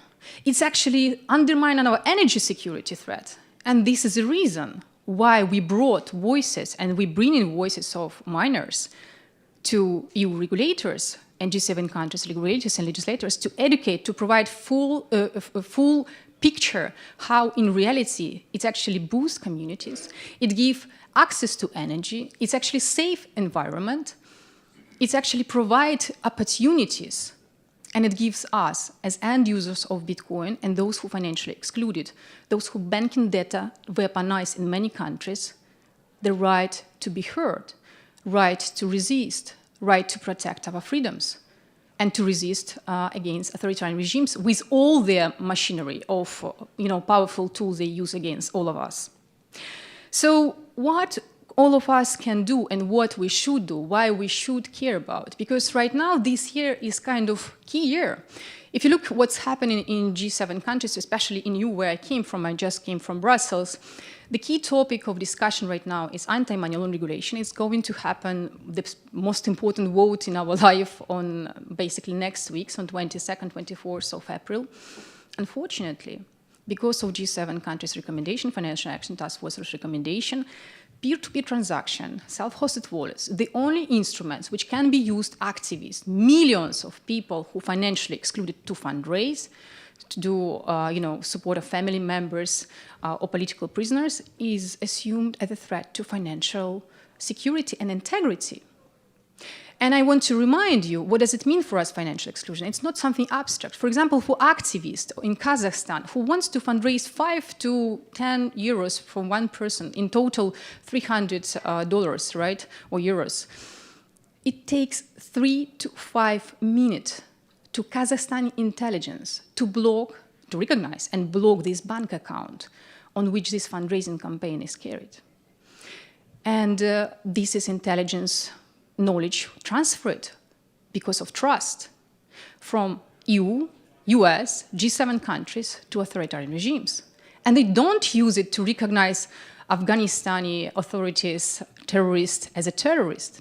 They recognize them as legitimate partners. But they use this intelligence knowledge against us, against activists, and against those who expose and present how Kazakhstan, Turkey, Russia all together cooperate with Iran and China to circumvent sanctions, to undermine, democracies in G7 countries and not only, far beyond. So how we can survive, what we can do in this regard? We need, first of all, to educate policymakers in G7 countries, and this is my call to all Bitcoiners in this room and tech developers. We should not give up our human rights. We should not allow label with negative connotation of used by criminals, used for energy security undermining or environmental water polluter, this important freedom technology tool. And it's happening right now. When it's more represented voices here in US, in EU, there is almost no Bitcoin miners for obvious reason, for high cost of energy price. So it's easy to ban something which is not represented there, where no voices actually of this technology. So my call is to you, please join our efforts to help to educate regulators and policymakers there. The second thing is to reconsider, please, policymakers in this room, that Every regulation you produce, it's not only domestic, it's not only for US, it's not only for G7 countries, it's affect globally, everyone. And whatever you label freedom technology as something which is risk by default, as something which is bad for environment, technology, and so on, please evaluate all real grounds. Give us voice. Give voice for technology developers, for Bitcoin miners, for end users. Listen to us. Because we need to have tools which protect our democracies. Nothing abstract, but real. And this is something what we try to do in our submissions. We did submissions here in US to FinCEN this year. We provide testimonials also for European Security and Market Authorities. We do it, but we need your support. We need your understanding. We need reconsidering of travel rule and financial action task force's recommendation, how they abused by authoritarian regimes to undermine our democracies. It's not abstracts, it's our lives. And I'm here because I'm able to continue my human rights because of solidarity, its first aspect, solidarity of my friends, activists, policymakers, solidarity of people who actually in this room, like Mike Brook, like Fadil Salamin, like Anna Chikhovich, like Jorge Gerasati, and many others. Thanks to them, I was able to resist and provide other my human rights work. But I also want to say that human rights are never given. If you don't defend them, you lose them. And freedom technology is the same human rights. Bitcoin for us is the same human rights, and we need to defend it. Thank you so much.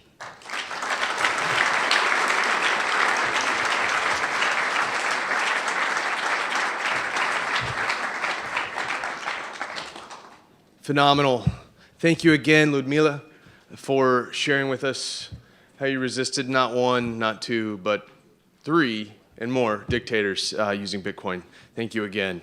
For our next keynote, we'll be hearing why Russian dissidents use Bitcoin, lessons from the Navalny Foundation. Joining us is Anna Chekhovich.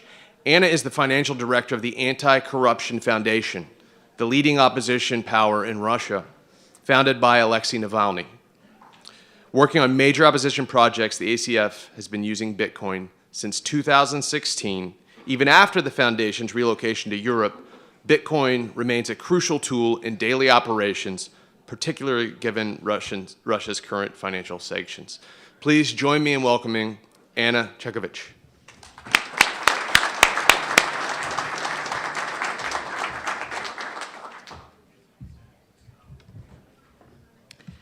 Hello, everyone, and thank you for taking the time to listen to my story. My name is Anna Chekhovich, and for 7 years, I've been working at the Anti-Corruption Foundation, the leading opposition power of Russia. The Anti-Corruption Foundation is the organization that was founded in Moscow by the leader of Russian opposition, Alexei Navalny. So I'm going to tell you what it is like to be a CFO of the main opposition power of the country, which fights against such evil as Vladimir Putin and his regime. And of course, about the role of Bitcoin in this fight. So in many ways, my job is like any other. I come to the office 5 times per week and do my working duties. Yeah, it's me. But with the only difference. On a daily basis, the government tries to stop you from doing what you do in different ways. Sometimes there are police raids, sometimes there are physical attacks, sometimes they arrest my colleagues, and sometimes there are even assassination attempts. But I'm going to tell you about a very specific type of attacks that I had to experience as a financial director. So one day back in 2019, in January, I was sitting at my working desk in Moscow doing my usual financial duties, such as making some payments, counting salaries and taxes, and so on. And I refreshed the page of our online bank. And that is what I saw there. There was a negative balance of almost 1 trillion rubles there, which was approximately 13 billion euros at that time. As a financial director, I almost had a heart attack. You can imagine, I had to cover salaries of more than 300 employees. I had to pay rent for more than 40 offices all over the country. And just like that, in one moment, we lose all our fiat savings we had on this bank account. Of course, I immediately called the bank to clarify the situation, but they refused to provide me with any documents explaining this. They just told me that our bank account was under arrest. On the following day, there was a fabricated criminal case against our foundation. But the fact that they blocked our bank account the day before the criminal case means that the bank was colluding with the regime and they just did it on someone's demand or after someone's call to the bank. And this type of situation occurred to us many times because it was the simplest method for the regime to target us with the help of the banking system, because the banking system in Russia is fully transparent and fully controlled by the government. Here on this screenshot, you can see the list of our legal entities, and all of the bank accounts are blocked. Because every time when it happened, they blocked our bank account, we had to start a new legal entity, open a new bank account in order to keep operating. But it didn't last long, like a couple of months, and they blocked it again under fabricated criminal cases. And after debanking all of our legal entities, they began attacking our employees individually, debanking all of them. And the most ridiculous story was when they debanked Alexei Navalny and his family members. They blocked their bank accounts. But he was never our employee. He never received any money from our organizations. And blocking their bank accounts on the basis of the same criminal cases against our legal entities, it was absolutely illegal because he was never working for those legal entities. One of my colleagues went so far as to dig a hole in her backyard in the ground, and she stashed her savings there because it was no longer safe to keep the money on the bank account because it could be frozen any moment, and she didn't want to keep it in cash at home because there were occasional police raids at our houses, and every time when they come to our houses, they simply confiscate all the cash they find every single time. So this kind of financial challenges, the challenges that we were facing literally every day. And eventually, it became hard to find a contractor willing to print some anti-Putin posters for us, or to find someone willing to rent out an office space for us. People were scared to receive any money from us. When we wanted to arrange a protest rally in Moscow, for example, we couldn't find anyone who could provide us with equipment, with stage, speakers, microphones, because people are scared to receive money for any services. They understand that receiving money will put their bank accounts at risk of being blocked.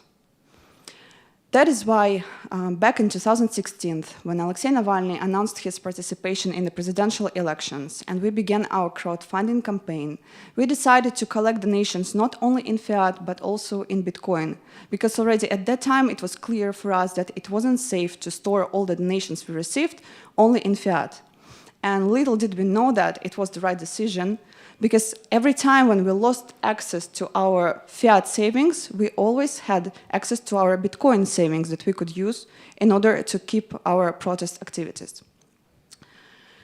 As many of you are aware, in 2020, Alexei Navalny was poisoned and he nearly died. And after that, the Anti-Corruption Foundation was labeled as an extremist organization, and we became completely illegal on the territory of Russia. And we had to relocate the entire foundation from Russia to Europe, to Lithuania, where we continue our work now. In 2021, Alexei Navalny was arrested, and after being tortured for 3 years in Russian prison, he was murdered.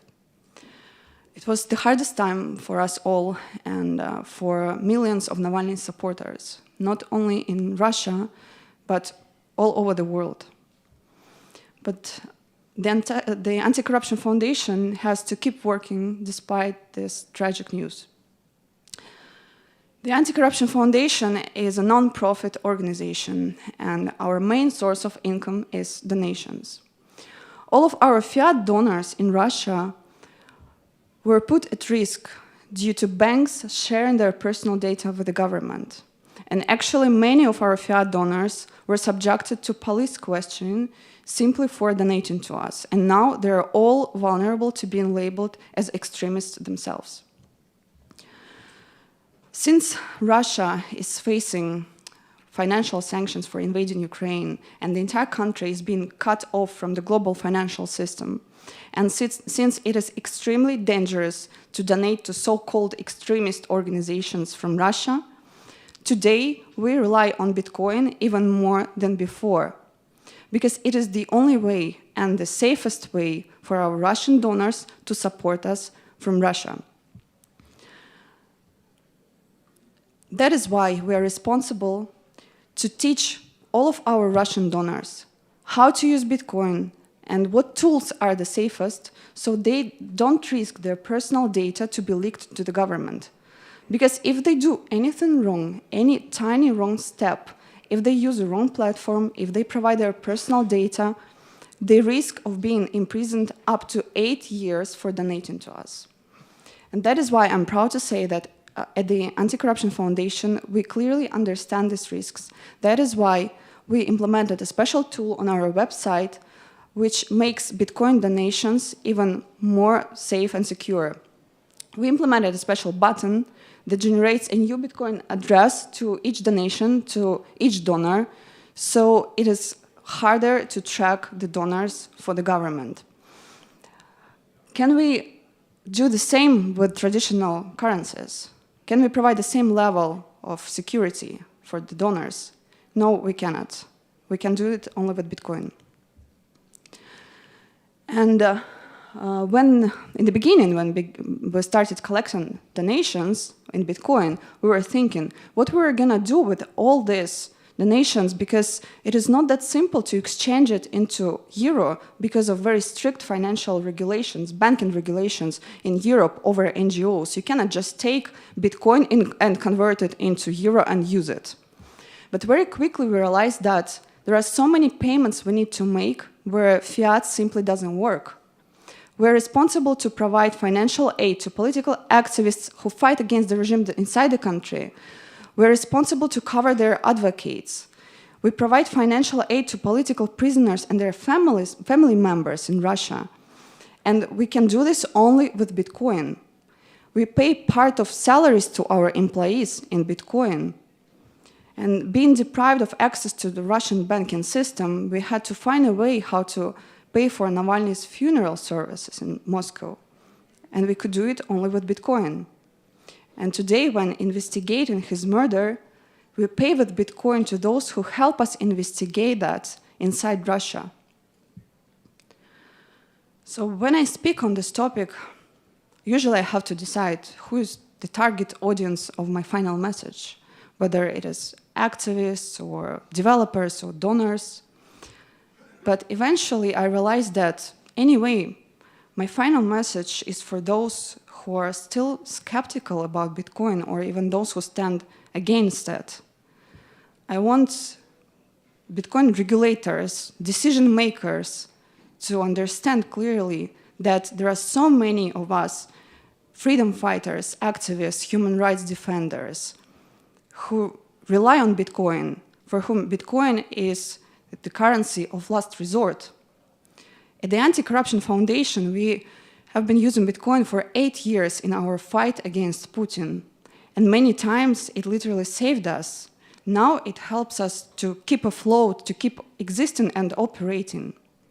And just imagine, every single donation from thousands of donations that we have received over the past 2 years since we left Russia, each of those donations from Russians could be a human life that could end up in jail. But it didn't happen thanks to Bitcoin. So I want everyone not to underestimate the power of Bitcoin in the fight for democracy. Thank you so much for your attention.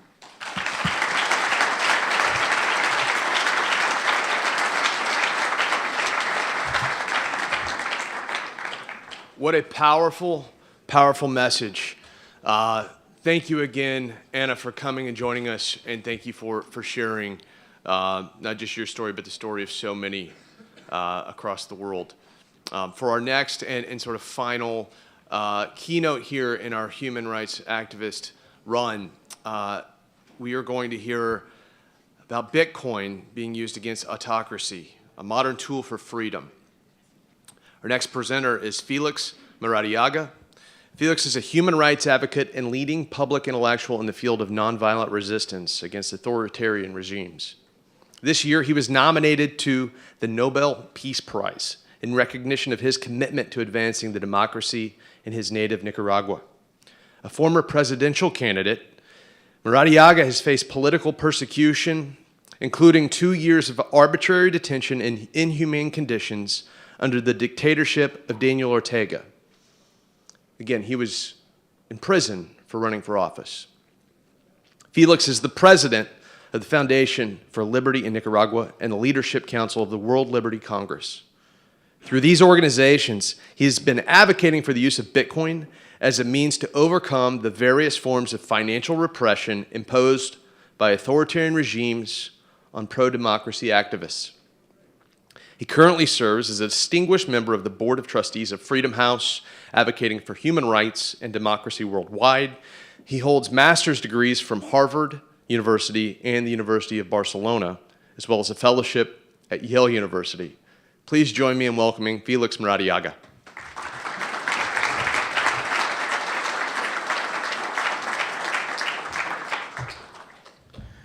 Thank you so much for this opportunity, and I'm so humbled and honored to share this time with freedom fighters and human rights defenders that also share their stories, and they resonate in an impressive similarity of what I have gone through in Nicaragua and what many other Nicaraguans have suffered through the Daniel Ortega dictatorship. For me, it's truly painful in a way, particularly to listen to the previous exposition, since Mr. Navalny Alexei was a close friend during a time as fellows at Yale University. And back in 2010, we used to speak about many of these issues, and this is so real. We share at times in panels, we shake hands, we exchange cards, and many of these freedom fighters actually go back to the grassroots and to the front lines of freedom. And I've seen this over and over for the last 20 years. Many of the people in which we share these opportunities actually are trying to make a better world. So I truly, truly appreciate the honor and the opportunity to share my story. So in the case of Nicaragua, how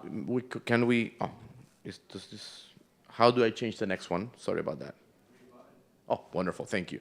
So in the case of Nicaragua, it's not a unique situation. The latest Freedom House report on freedom shows that for 18 consecutive years, democracy has been the decline globally. I'm sure you've seen this picture over and over again. So 80% of the world, in terms of population, lives in either an autocracy or a partially free country. Only 1 out of 5 people in the world actually gets to enjoy a free and open society. And by enjoying a society, we don't only mean votes. We actually mean financial freedom, respect of your property. And this is truly painful for many people, like myself. Briefly, I don't want to go into personal details too much, but I think it's very important to know where do we come from at an intimate, individual level.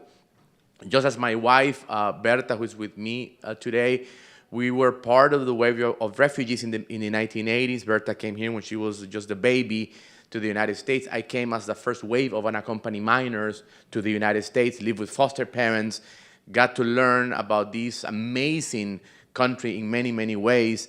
And even though I was not with my parents, I was able to learn English, go to school here. But 2 years after that, I went back to Nicaragua when the Civil War was over.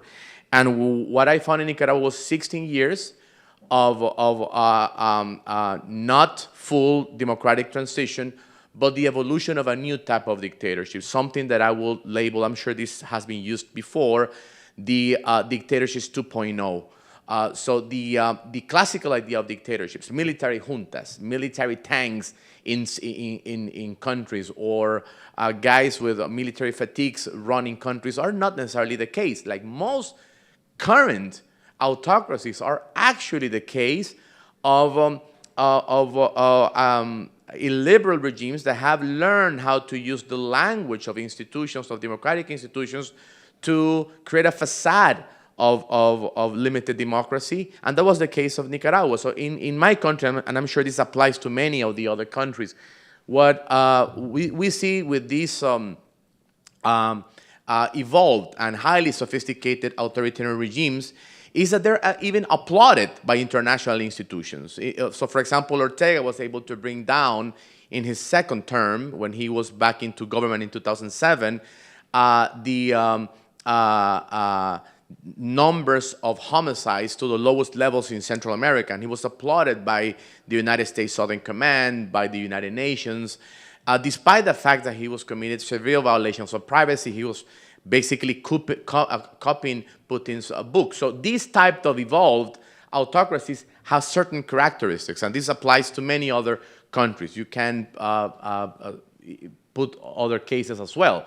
Privacy violations, surveillance systems, social media monitoring, access to your bank accounts. So what we did in Nicaragua, in my case as part of an academic and activist movement, was try to develop social innovation into the human rights and advocacy world. One of the organizations we built was Nicaragua 2.0, which was the first grassroots movement. We were invited to speak, for example, at Facebook and Twitter back in 2009 to show what we were doing. We were using Twitter as a tool to communication and to organize. We developed one of the first apps in Latin America, sort of a Tinder for donors, in order to match human rights activists and potential donors. Well, guess what? Eventually, they cracked our systems, and they were able to hack into any single financial transactions from organizations such as Open Society, National Endowment for Democracy, USAID, European Union. But despite all that, the work of many, many organizations allowed that finally in 2018, hundreds of thousands of Nicaraguans went out to the streets. The regime, not being able to stop this massive protest, applied a policy that has been labeled by many international human rights organizations as the shoot to kill policy. Basically, they placed snipers in strategic places of the city of Managua and many other cities across Nicaragua, and they shoot against the civilian population, killing 325 people just in the first four months of the protest. Now, the UN report released in March clearly labels the Ortega regimes as criminals against humanity. The Ortega sanctions through the Magnitsky sanctions in the United States. But what was the response? Even after those massive protests, the response was to do massive incarceration. So between 2,000 and 2,200 people went through prisons in extreme inhumane conditions. For example, not being able to have access to any lawyer. The lawyer that tried to defend me spent almost 2 years in prison. The other 3 lawyers are currently in exile. Their assets have been expropriated. My family was forced into exile. I was placed in house arrest for many months and later into extreme isolation at a maximum security prison. And this is the current situation of 130 people in Nicaragua. We are talking former presidential candidates, higher rank leaders of the Catholic and Protestant church in my country, journalists. So imagine a country when you can go to prison for raising the flag over your own country. I cannot think of any other country in the world in which it's illegal to raise the flag of your own country because it became the symbol of non-violent resistance. Imagine a country where the regime, the government, can transfer your assets and your property without any trial, without not even the facade of a system. They changed the registry of private property in order to make any property completely under the control of the regime. Also, we saw the shutdown of many organizations. I'll speak a little bit about that. And also, close to 15% of the population is currently forced into exile. Just in Costa Rica, as of last month, 240,000 Nicaraguans filed for requests of political asylum and refugee just in the neighboring Costa Rica. In the United States, about 400,000, 80,000 in Spain. So now we are getting close to 1 out of every 5 Nicaraguans fleeing the country after we couldn't change the regime. Once again, based on the Freedom House report, Nicaragua ranks top #1 in the world based on an aggregate data of the last 10 years as the country that has advanced the most in limiting freedoms.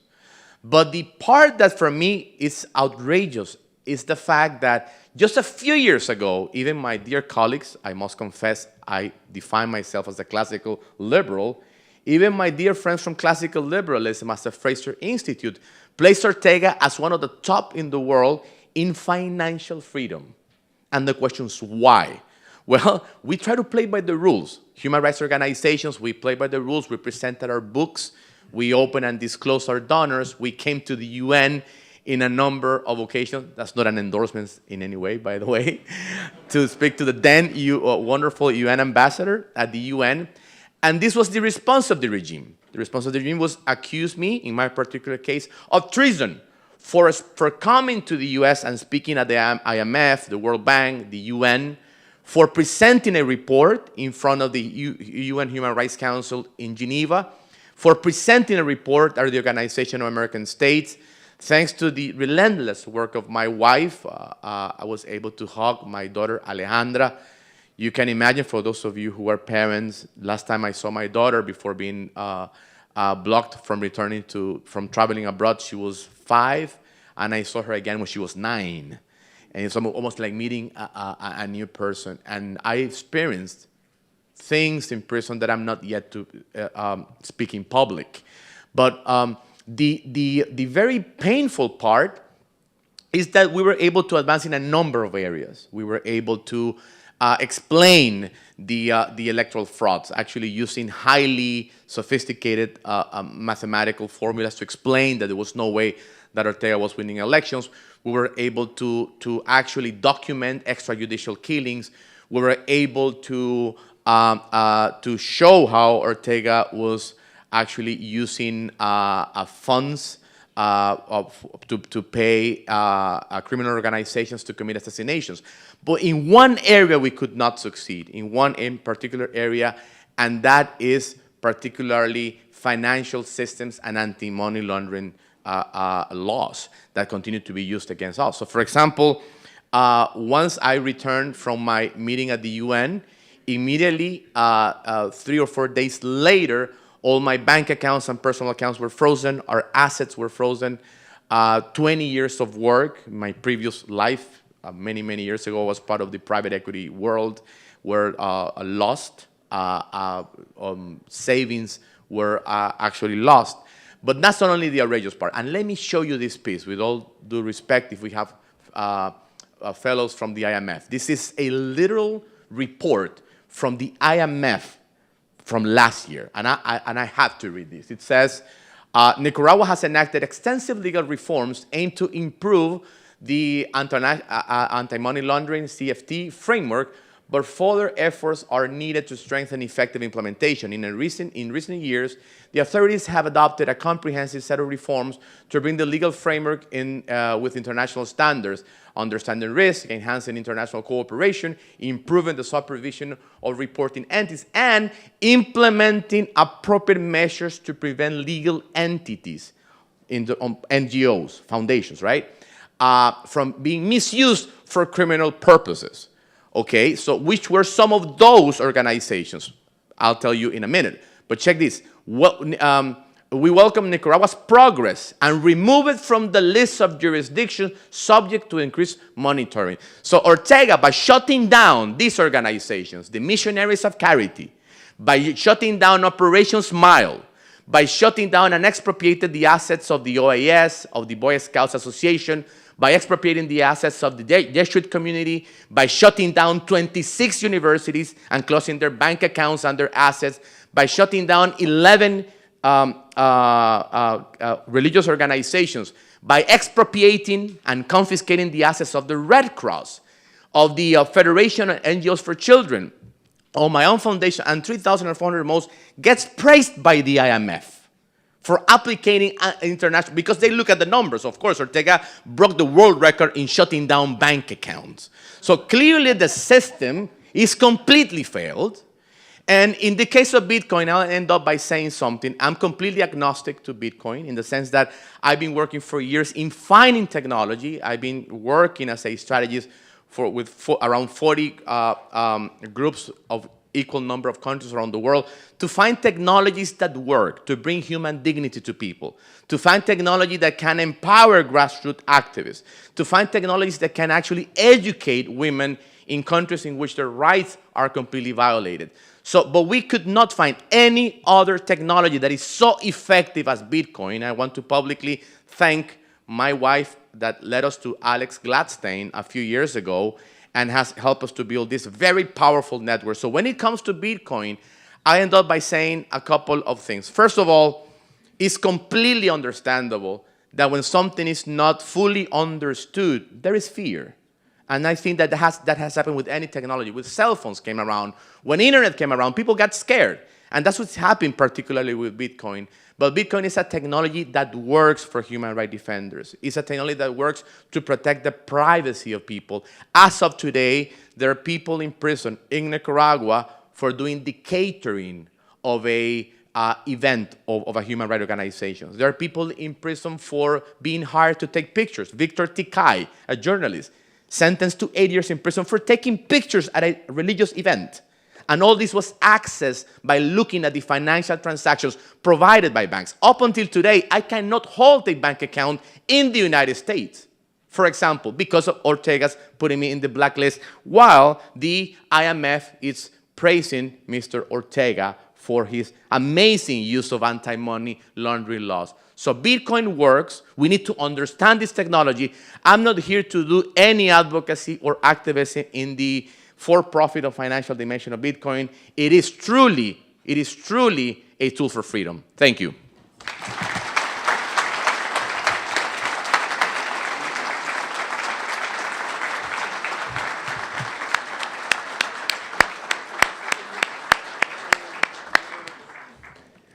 Thank you again, Felix, for sharing your story. Thank you for continuing your work and for the courage it takes to do what you're continuing to do and keep fighting.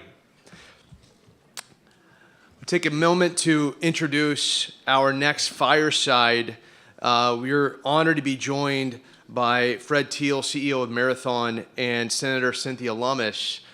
Before that, we're going to take a quick break. But before that, before anyone moves, I have a few thank yous, and these are really important. Bitcoin Policy Institute, we're a nonprofit. We're a 501c3. And you may notice that, but this is a pretty nice event. So we have a few people to thank for that. I mentioned Fred Thiel, who's going to be joining and leading the fireside. Marathon Digital Holdings, our title sponsor. We just couldn't do this without you guys. So let's give a big hand for Marathon.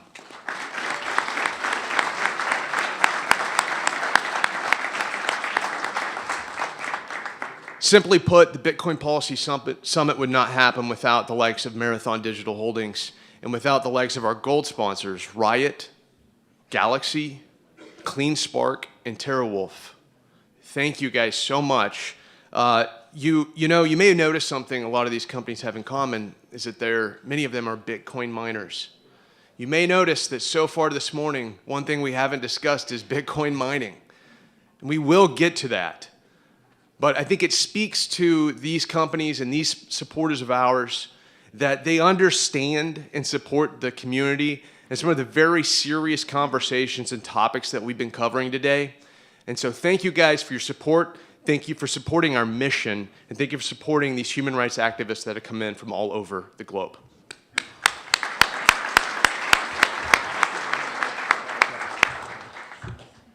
Now we're going to take a quick coffee break. Let's do a time check. It should be right around 10:50. Perfect. Let's join back here around 11:05 a.m. We're going to get this next fireside started. We'll be joined by U.S. Senator Cynthia Lummis. You're dismissed for about 15 minutes. Thank you guys so much. And live stream, stay with us. We'll be right back.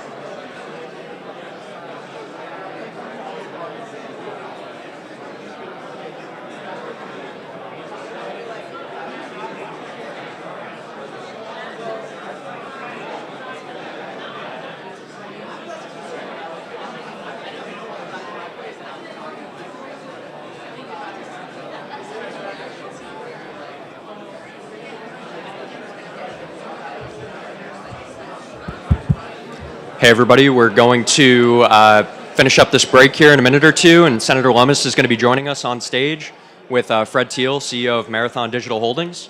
So if you can start to make your way back to your seats, we will begin this fireside chat very shortly. Thank you.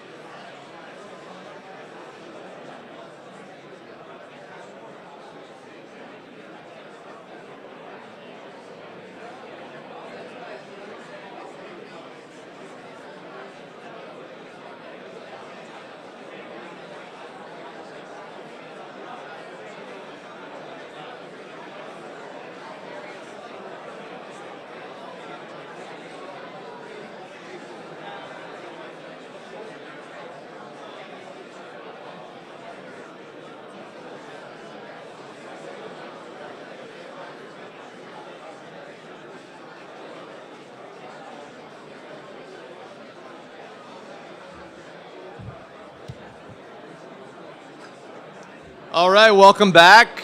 Welcome back, everyone. Take your seats right now. We're going to get started again here right this moment. So if you're still standing around talking, now would be a great time to go ahead and have a seat. For our next panel, actually fireside, we're excited to welcome Fred Thiel, CEO of Marathon Digital Holdings, which is the largest publicly traded mining company in the United States. And he's going to be sitting with Senator Cynthia Lummis, U.S. Senator from Wyoming, who is and this is to say the least, a leader here on Capitol Hill when it comes to Bitcoin. So join me in welcoming both.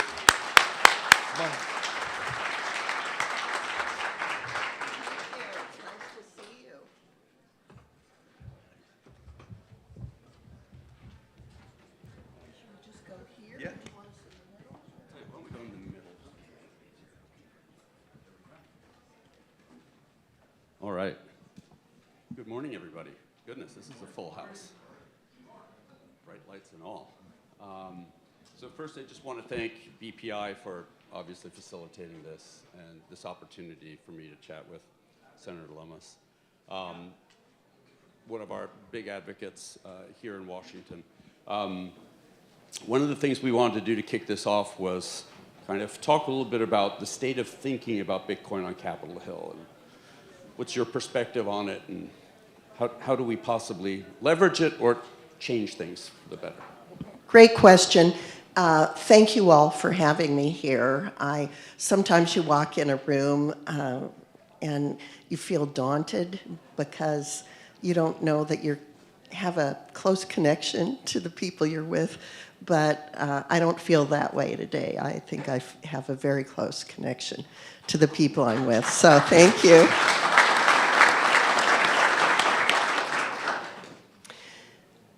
So the state of play on Capitol Hill is, I think, best explained by what I see as the overarching motivations. And in this administration, there are a number of high-ranking policy positions that are held by people who are threatened by Bitcoin because they know they can't control it. They know it's decentralized. They know its potential. And these are people that are so wedded to the government being in control of the money, how it's spent, how it's used, that they find it threatening that something exists that they can't control. And so with that policy overarching motivation, we're seeing things like a proposed 30% tax on Bitcoin mining. We're seeing things like that truly odd regulatory overreach by the EIA, Energy Information Administration over at Energy, to send out questionnaires about mining consumption of energy that was just egregious. And so these are the policy headwinds that the Bitcoin world is facing right now. And it's really, I think, entirely based on this administration's fear of things they can't control. And so it is definitely a time when the Bitcoin world needs to be on its toes, willing to fight for this important decentralized store of value and means of exchange. So I applaud the Texas Blockchain Group, and I know they had a partner in bringing litigation against the absurd rule. It was a rule that should have gone through the Administrative Procedures Act, and they put out this extremely long questionnaire demanding information about how much energy was being consumed. And then you look at the absurdity of the 30% tax proposal, which would even tax energy consumed if it was being vented into the atmosphere and causing the buildup of greenhouse gases. You know, some of the things that we're seeing in Wyoming about Bitcoin mining is that you can pull up a Bitcoin mining rig right next to an oil and gas well that has not yet been connected to a pipeline, a gathering line, and mine using the vented methane. So when that kind of thing is proposed for a tax, you know it's punitive, you know it's an effort to destroy an industry, and so those are the things that we're guarding against. And I'm finding more interest within my caucus to learn more about Bitcoin. I've tried to cultivate that interest over the past 3.5 years. It's been limited interest, but even people who just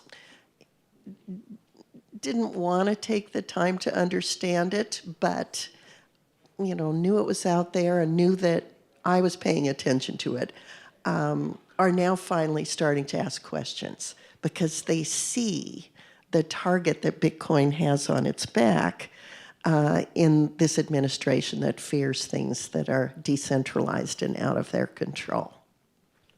Arguably today, I'll just speak up.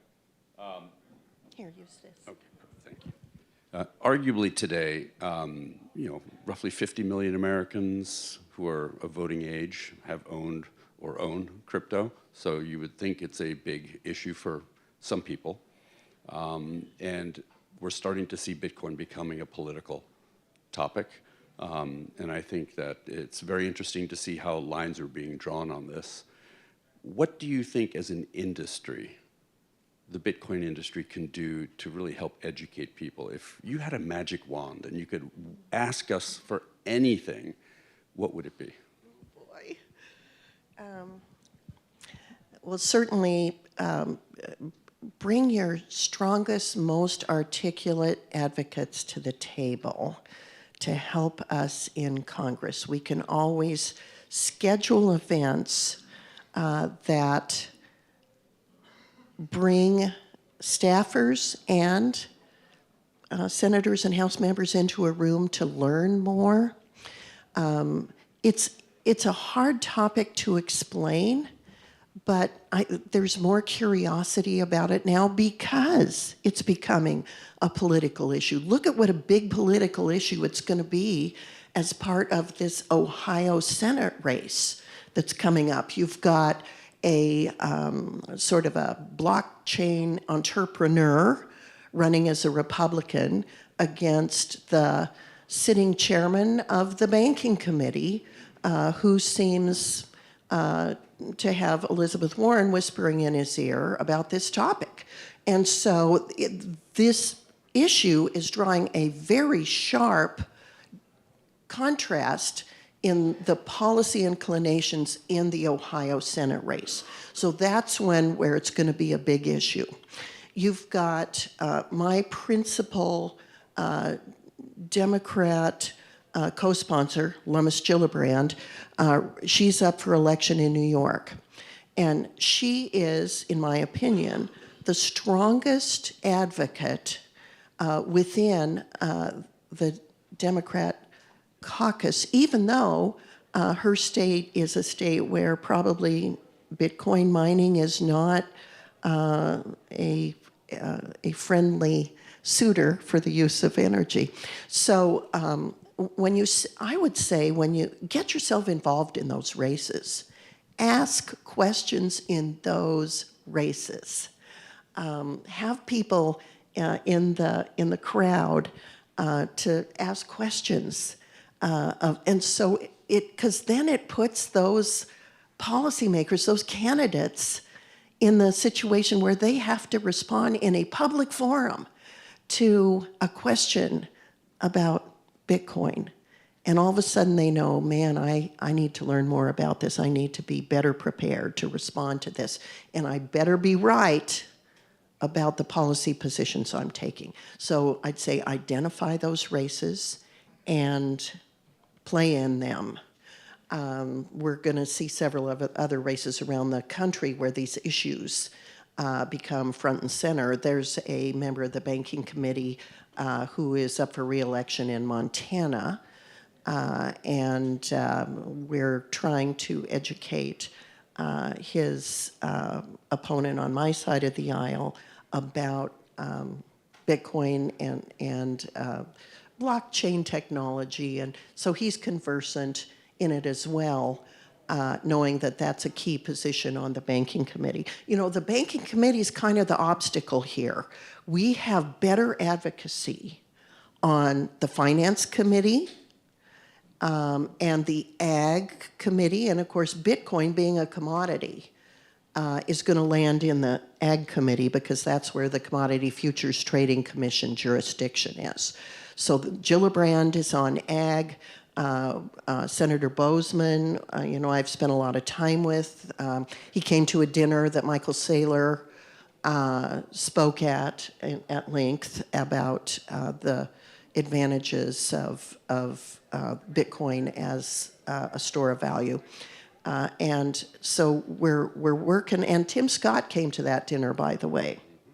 So we're trying to cultivate people that are going to be in key decision-making positions in policy regarding Bitcoin.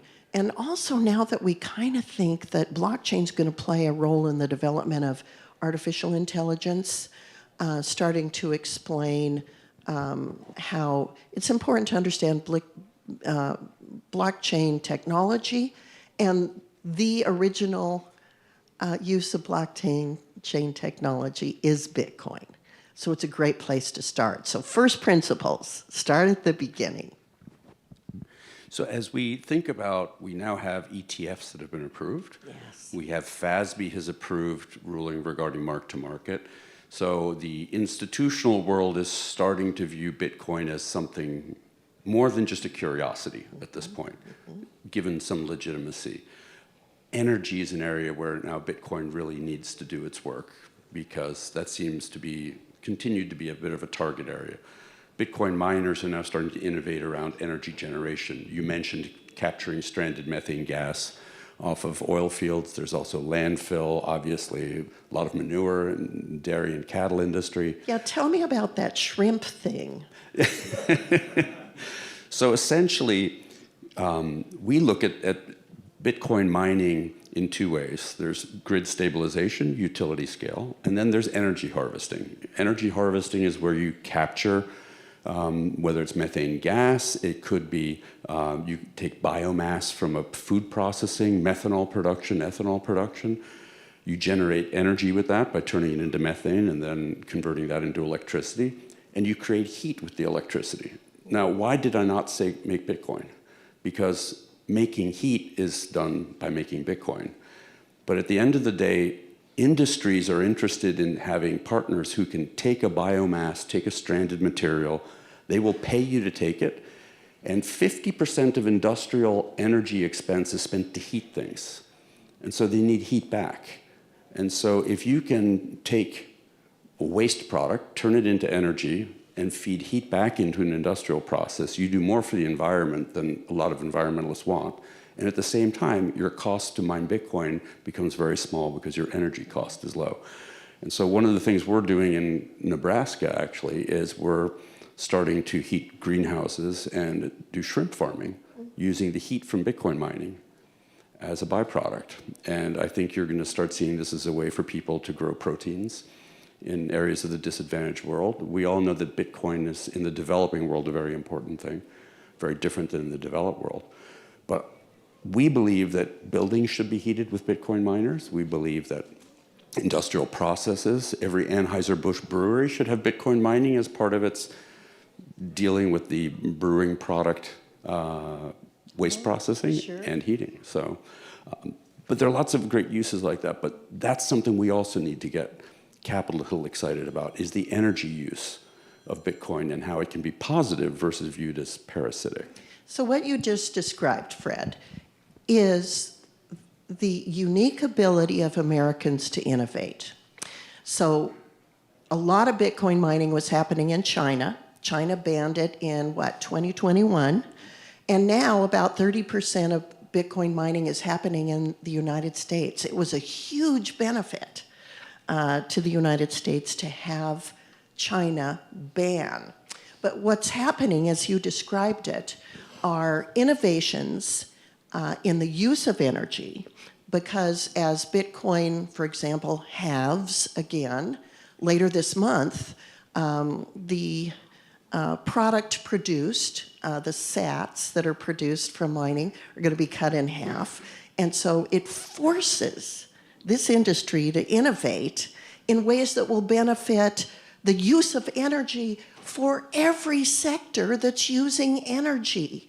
And so the innovations that are being created by Bitcoin miners are going to have worldwide benefits.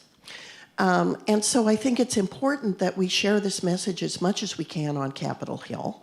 I am, of course, an advocate for a change in administrations in November. And among the things that I'm trying to advocate for, if that happens, is the placement of people in a new administration that understand that understand what a creative industry this is, and how important it can be to the advancements in energy use and consumption to actually further the ability to use legacy energy to create an expanded energy opportunity. And we know that that's just critical to the world. I just got back from a congressional delegation trip in Southeast Asia. And among the things that we were told was that the importance geopolitically about the United States' position in Southeast Asia is our ability to help them meet their energy needs in a cleaner manner than they're doing now. We were in Seoul, Korea, and one day we were there, the air quality was so bad that it made your eyes burn. It wasn't that pollution was being generated in Seoul, Korea. It was being generated in China. And they figure what their air quality is going to be by seeing what the air quality is in China and then waiting 2 days. And that's going to be their air quality in Seoul, because the air quality is so bad in China. There are 23 million people in Manila, the Philippines. There are 34 million people in the greater Tokyo area. I mean, and with artificial intelligence consuming more energy, with the demands for energy being ever increasing, we're going to need more, not less. And we're going to need more in places where we can export our energy and our expertise. And Bitcoin mining is a source of energy use expertise that the whole world can use. Thank you. That was the best commercial I've heard for it.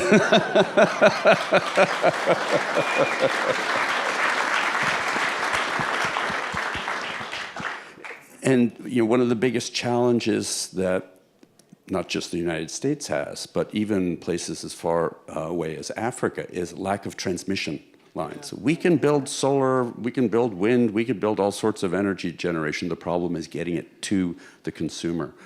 And that is one of the biggest problems the United States faces today, is if we're ever going to do any form of energy transition, however it may look, transmission lines are the single biggest hurdle that we have. And by being able to generate energy where you use it, you can essentially obviate that.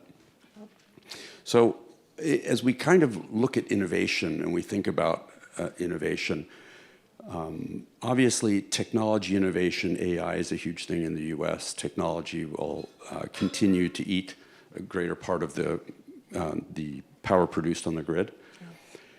For Capitol Hill, as you look at AI, you look at Bitcoin, you look at these technologies, how do we best position the innovation opportunity for Congress so that we build more support around these core technologies? Well, we're seeing the Congress start to wrestle with the advent of AI as a huge player in our economy. Again, we have people who tend to want to regulate it before they even understand it, figuring out how to regulate it. There are people like me that are saying, let it run for a while. Let's see where this thing goes before you figure out how to regulate what you don't understand. Just imagine the Wright brothers. So they find a way to put people in the air. If our Congress had been around when they were innovating that, oh my gosh, every imaginable danger and risk and hazard to the idea of mankind putting itself in the air would be dreamed up. Well, now we have artificial intelligence coming along. The uses, both positive and negative, of which we can't even fathom today, and yet we're trying to view it as a negative and foresee how we should regulate the negative side of it. That's absolutely premature. And this is an area where we need to allow the innovators to innovate and see where they take us. And where Bitcoin miners are taking us with regard to innovations in energy is a perfect example about if you let American innovation and intelligence and idea making run in a free society, it will find, price discovery and find the cheapest way to make something work well. I mean, that's what we're so good at, Fred.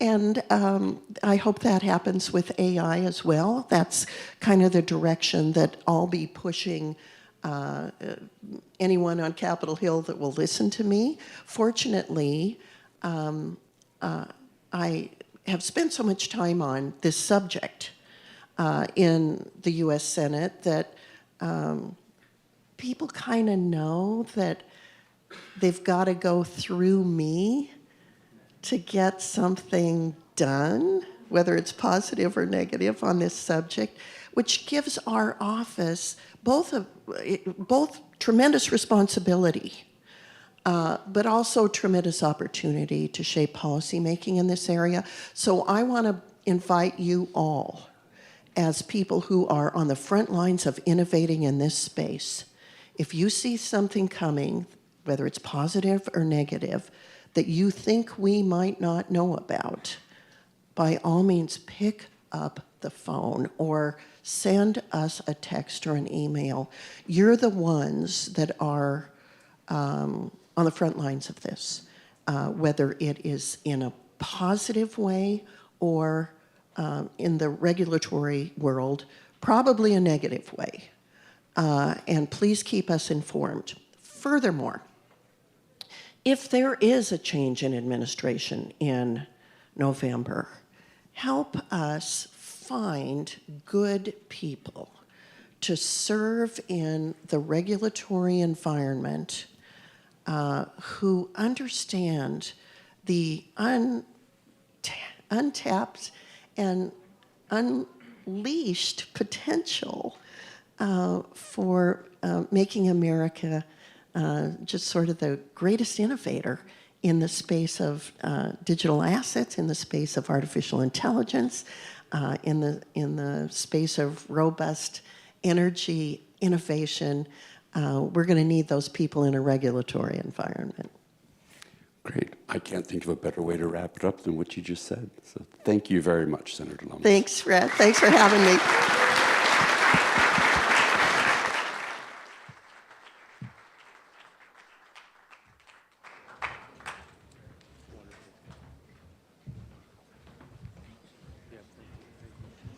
Thank you both so much. Thank you again, Fred Thiel. Thank you, Marathon.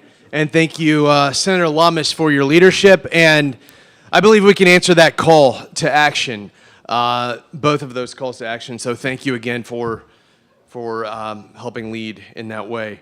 For our last here fireside chat before we take a break for lunch, I'm really excited.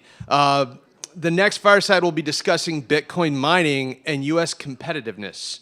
And our guests for this are Jason Less, CEO of Riot, and Paul Thanos, Department of Commerce. Jason Less joined Riot in 2017, initially as a member of the advisory board before being asked to join the board of directors later that year, and became CEO of Riot in February of 2021.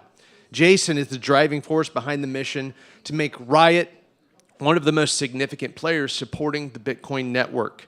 Jason's passion for Bitcoin dates to 2013, where he gained significant experience in cryptocurrency mining, protocol development, and contributing to open source projects. Jason's experience extends beyond the world of Bitcoin. This is one of my favorite bios to read. He has a unique background as a professional heads-up poker player prior to joining Riot. He successfully competed in high-stakes games online and the most prestigious high-stakes tournaments worldwide. Interestingly, for a couple of years in a row, he was selected as a human benchmark for testing the world's best poker artificial intelligence in what was dubbed man versus machine. Sort of confusing, Jason, because I was told you are a machine. But yeah, he's dedicated to achieving excellence in his work and making a meaningful impact in the world of Bitcoin technology. Paul Thanos is the Director for Finance and Professional Services at the U.S. Commerce Department's International Trade Administration.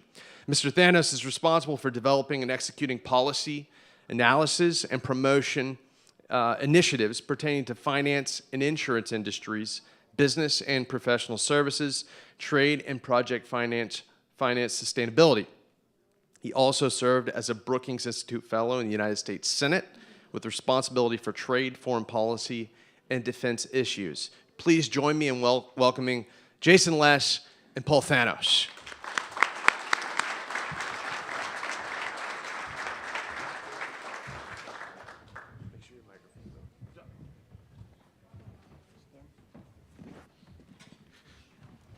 All right, Paul, great to be with you today. Same here, thank you. I thought it would be a good idea for us to kick it off talking about the Biden administration's executive order back in 2022, tasking a number of federal agencies, departments, to report on the impact of Bitcoin and Bitcoin mining. And I believe the Commerce Department, where you were at, was a part of putting a response together there. So I think it would be interesting to start by hearing what were your major takeaways through that process, and what would be interesting for people to know about what you discovered? Thank you, Jason, and appreciate that question. So in March of 22, there was an executive order on responsible development of digital assets, and there were several reports, more than several reports written. The Commerce Department had the report on competitiveness and innovation, and what does it essentially take for the United States to be a leader in responsible development of digital assets and also their underlying technologies. And essentially what we came up with was 4 pillars: effective and efficient regulation, trade promotion, public-private partnerships, and increased R&D. And I think when a lot has happened, obviously, in the last 18 months. The report was published in September of 22. But I do think those pillars are still relevant. They are still important, and they coincide nicely, I would say, with some of the opportunities and challenges around the U.S. The Bitcoin mining industry. So we're proud of what we did. I encourage people, it's online, just Commerce Department, Digital Assets Report, because it hasn't gotten maybe as much attention as maybe some of the other documents that have come out on this topic. Yeah, there was a lot that came out on the topic. I think some was more in the right direction than others. I think the Commerce Department was definitely on the money on a number of things about why Bitcoin mining is important, why the United States should be competitive in Bitcoin mining. Obviously, we're all here today because there's work to do in educating various parts of the government, various policymakers, and different agencies about Bitcoin mining. What are some of the areas that you think we should all be focused on in educating? Some of the agencies, parts of the government that have maybe been neglected by the industry to date? Well, I mean, there's a couple agencies which are sort of obvious,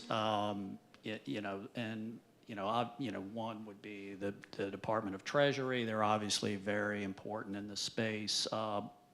Certainly the Department of Energy is important in this space. But I would, in piggybacking on something Senator Lummis was saying earlier, as you think about the global leadership that the United States and U.S. companies can provide in this industry. So think about the State Department, which, obviously their role is diplomacy and U.S. foreign policy. When you think about some of the challenges in as the Senator mentioned, in Southeast Asia or Sub-Saharan Africa, there's a lot of great intersections here. I would also, I want to mention the U.S. Development Finance Agency, Development Finance Corporation, USDFC, which is the U.S. Development Finance arm that partners with the private sector to finance projects around the world to meet pressing needs in various segments.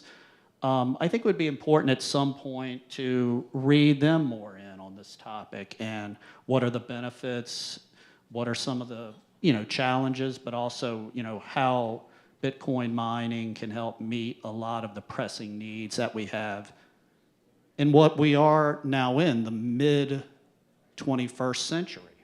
And this technology, this ecosystem is part of the solution, I think, to some of the challenges we heard about earlier this morning.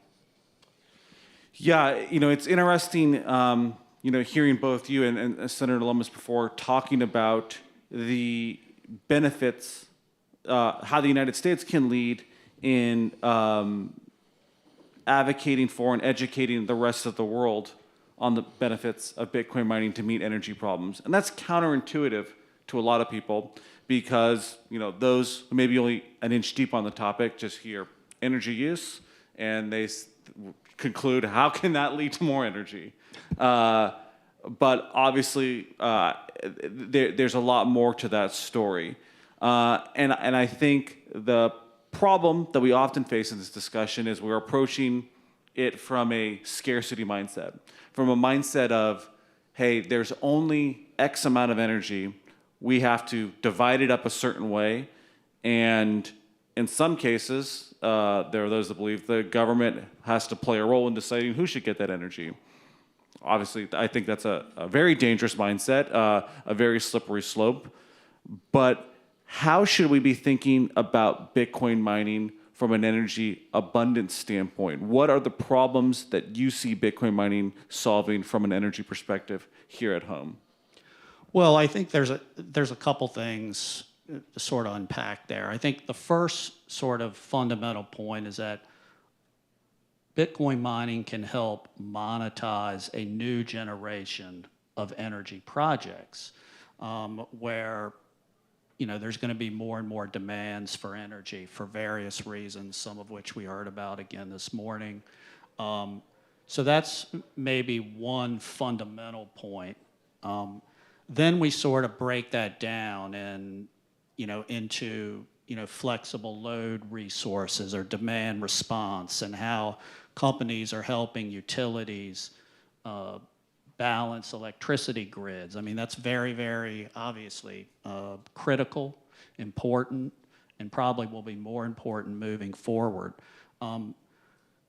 Then you peel it back a little more into what are opportunities and what's already taking place in terms of reducing carbon emissions, whether it's mitigating methane from landfills or biomass, or creating opportunities from waste. These are stories that are being told more. I think we need to hear more of. We need to see more examples of this. This gets to what the senator was referring to earlier regarding innovation and all of the opportunities that strengthen the U.S. in energy competitiveness globally at such an important time, not only in the U.S., but across the board. A lot of people maybe take for granted how energy is delivered. We are a first world country. We need energy all the time. People, whether it be commercial, industrial, residential applications, people need energy when that light switch or whatever is turned on. And the challenge there is you need to build enough transmission and generation to meet peak demand. But peak demand is very different than low demand and even average demand. There's a huge delta there between that low and average demand and those peak demand periods. But we have to be able to meet both. And the result there is a real energy inefficiency if there's not enough demand to take power in those low demand periods and return that power in the high demand periods. So you touched on that one, what you just talked about. You talked about demand response programs and the flexibility of different types of energy loads, properties that Bitcoin mining has better than any large-scale industrial load. We can bring Bitcoin mining anywhere in the world where there's energy, and we can use it when it is scarce and in surplus, and then we can stop using it and in effect return that power to the grid or wherever it needs to be when it is in high demand. And the result of that is you are fixing a financial inefficiency. You are making energy actually more abundant and financially viable to be delivered. And I think the ultimate result is a better price for consumers because you're reducing that volatility. So the conclusion I get from that train of thought, from that way of thinking, is that Bitcoin mining is critical to being competitive in energy and achieving energy independence. What is it going to look like? This even extends beyond Bitcoin, but what is it going to look like if the United States is not competitive from an energy standpoint, if its energy costs are not competitive? Well, I think, obviously, without being competitive in energy, you're going to struggle across the board. So I think that highlights how important this topic is and how we need to get, I think, our heads around it. We heard this morning this is a policy event. It's not an investment convening. It's not an academic convening. It's a policy convening. And I think some of the issues that you just teased out there go directly to policies and sort of how these issues are going to be addressed, not only at the federal level, but I would say federal, state, local, where all of the stakeholders need to be at the table. I'll say one other thing. I did have the opportunity not too long ago to go down and visit a couple mining data centers in Texas. It was very eye-opening on a number of levels. Again, some of them we just touched on, but I also think another part, Jason, which sometimes gets overlooked is workforce development and economic development in rural communities and high-tech jobs that don't necessarily need a college degree. This is very, very important in terms of the long term. And, addressing even the issue of inequality, which is a big challenge now. We're going to have all these winners, or a few winners and a lot of losers. And rural economic development is a critical issue, and I think you're seeing companies such as yours and others playing a very positive role and training people in your business to then go into high-tech jobs, but also other positions. Well, thank you for teeing that up. Always love talking about what we're doing in the community. A lot of people think of Bitcoin mining as just a bunch of computers in a warehouse somewhere. And that may be the end product, but like any other large industry, like any other data center, it requires an incredible number of people to make that work and make that work well. So Riot Platforms, as a publicly traded company, one of the largest Bitcoin miners, we employ almost 600 people across all of our locations and subsidiaries. That's a substantial amount of employment that's going into Bitcoin mining. And what's really exciting about what we're able to do is place those jobs in areas and communities that would probably not otherwise get them because other industries don't have that same agnostic view on location as Bitcoin mining does. We are going to where there is excess surplus energy. And I think a great example of that is our facility in Rockdale, Texas, was formerly, or next to what was formerly a Alcoa aluminum smelting plant and an aluminum generation facility. And Rockdale, Texas is one of those towns that was built around one industry, one employer that was there. And when those businesses closed down years ago, because they couldn't compete anymore, unfortunately, that was an entire community devastated and left in the wake of that. And we came in and with this excess infrastructure, employed and reinvigorated this community again.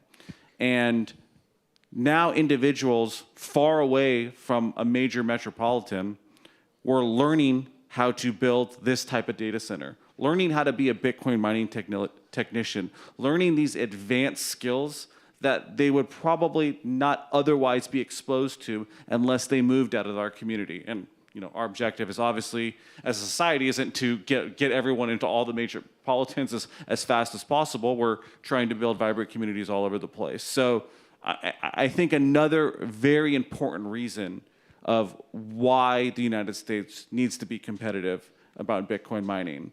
So, one question I think potentially that we'll end with here, depending on our timing, is kind of getting to the title of our fireside, is how can the United States be more competitive on Bitcoin mining? How can, whether it be this administration or a future administration, be more competitive, make the United States a place where Bitcoin miners can, have a fair playing field and make the United States a leader in this field? Well, I think it takes, as I touched on earlier, all of the stakeholders at the table, federal, state, and local level, to create the conditions and environment where companies such as yours and others can succeed, and not only succeed domestically in the U.S., which is critical, but also to succeed globally. And then that gets into some of the other issues about strategic challenges, the U.S. economic leadership around the world. But it does take transparency, clear communication, and all of the stakeholders have to be at the table. I'll also say one other thing about, I know Riot's got a big footprint in Texas.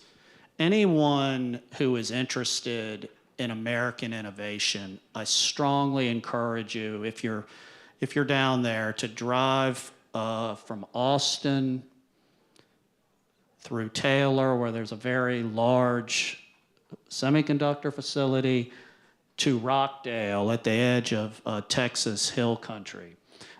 This is, in many ways, the heartland now of American innovation, and you get a better appreciation for size, scope, workforce, and other strengths that we don't always hear about, maybe from conventional sources.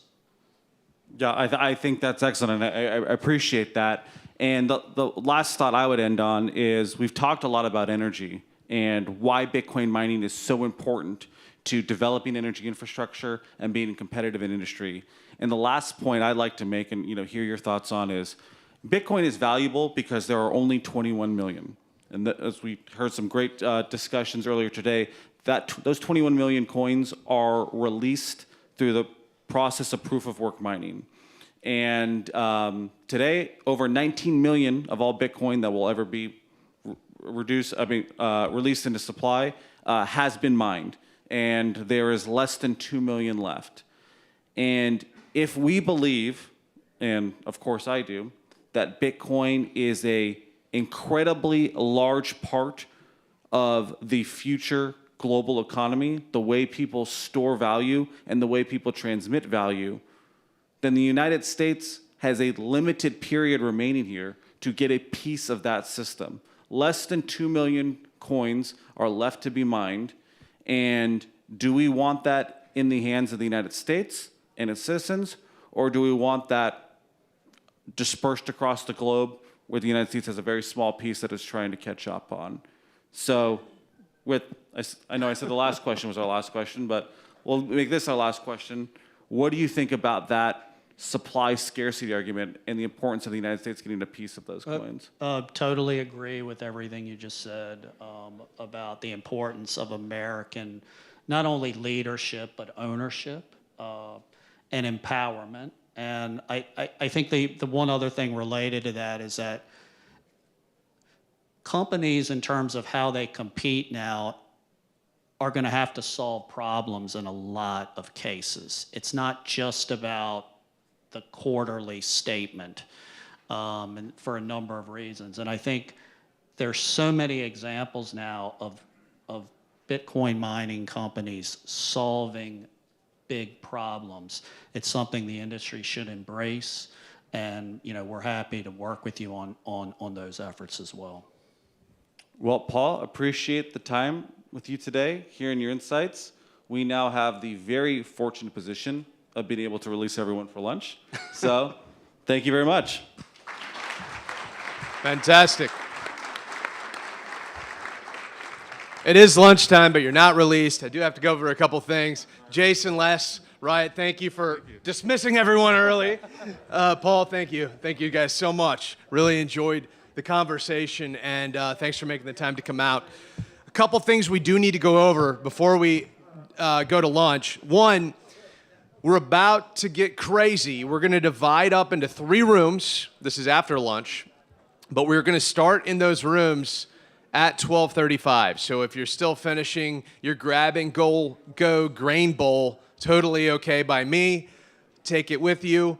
And I want to kind of unpack this for just a moment. Those one of 25,000 people who are currently watching the live stream of the Bitcoin Policy Summit, I just want to say thank you for hanging around as you go microwave a burrito or whatever you're having for lunch. Come back at 12:35. We're going to continue live streaming here in the ballroom.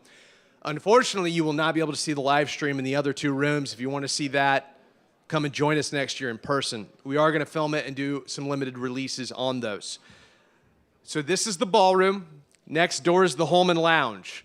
Down the hall from that is the First Amendment Lounge. If you look in your notebooks, you're going to see it says concurrent programming. That's what we are about to do after lunch.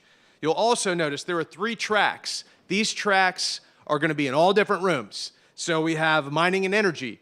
There are going to be mining and energy panels here in Holman and First Amendment. So look in the parenthetical statement next to it, and it'll tell you which track. Mining and energy, geopolitics, and future of money.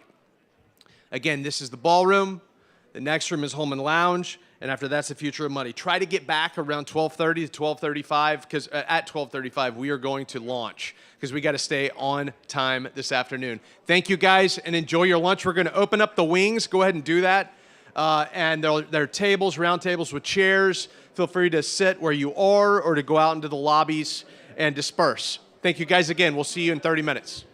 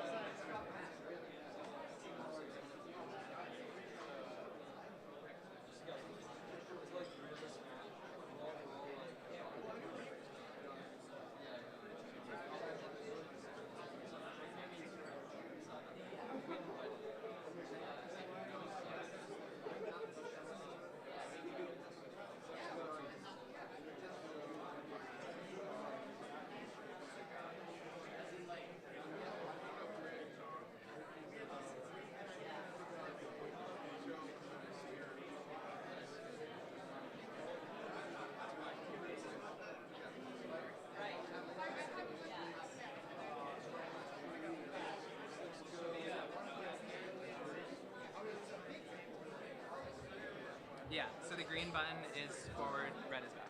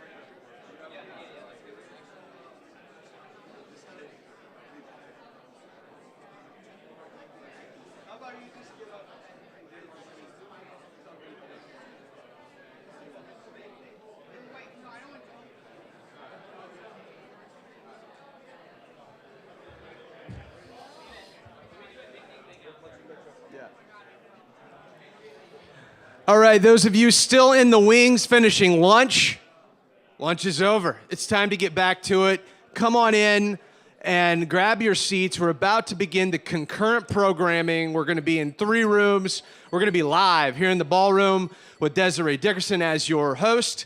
And go ahead and finish that lunch up. Come on in, grab your bowl, finish it in here. We just want you to be able to hear and listen because we have a lot of great things headed your way. Live stream, we're back.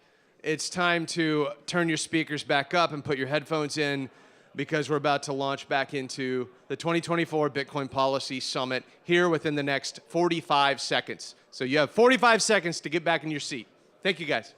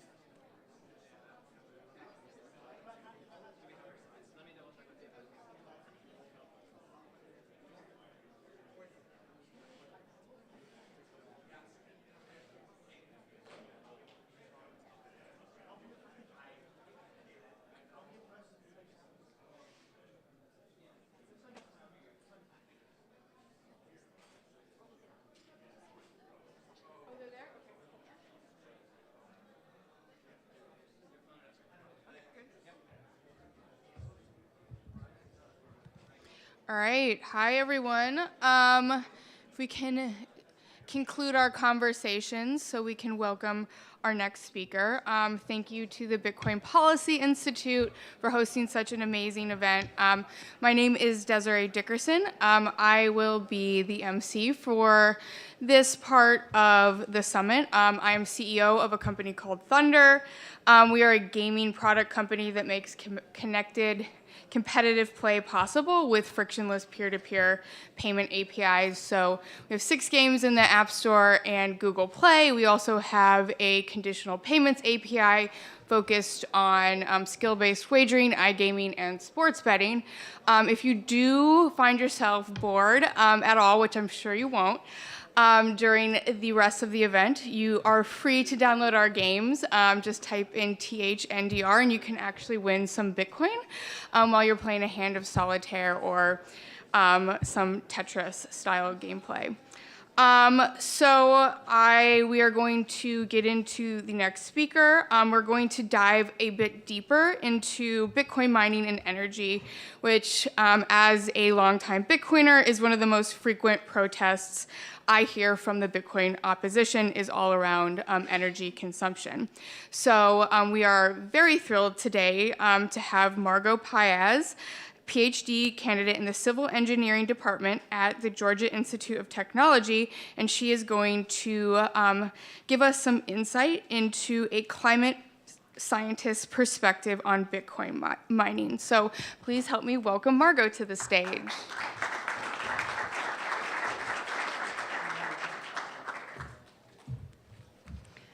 Okay, thank you. Oh, I guess I'm a little shorter, so I will do my best here.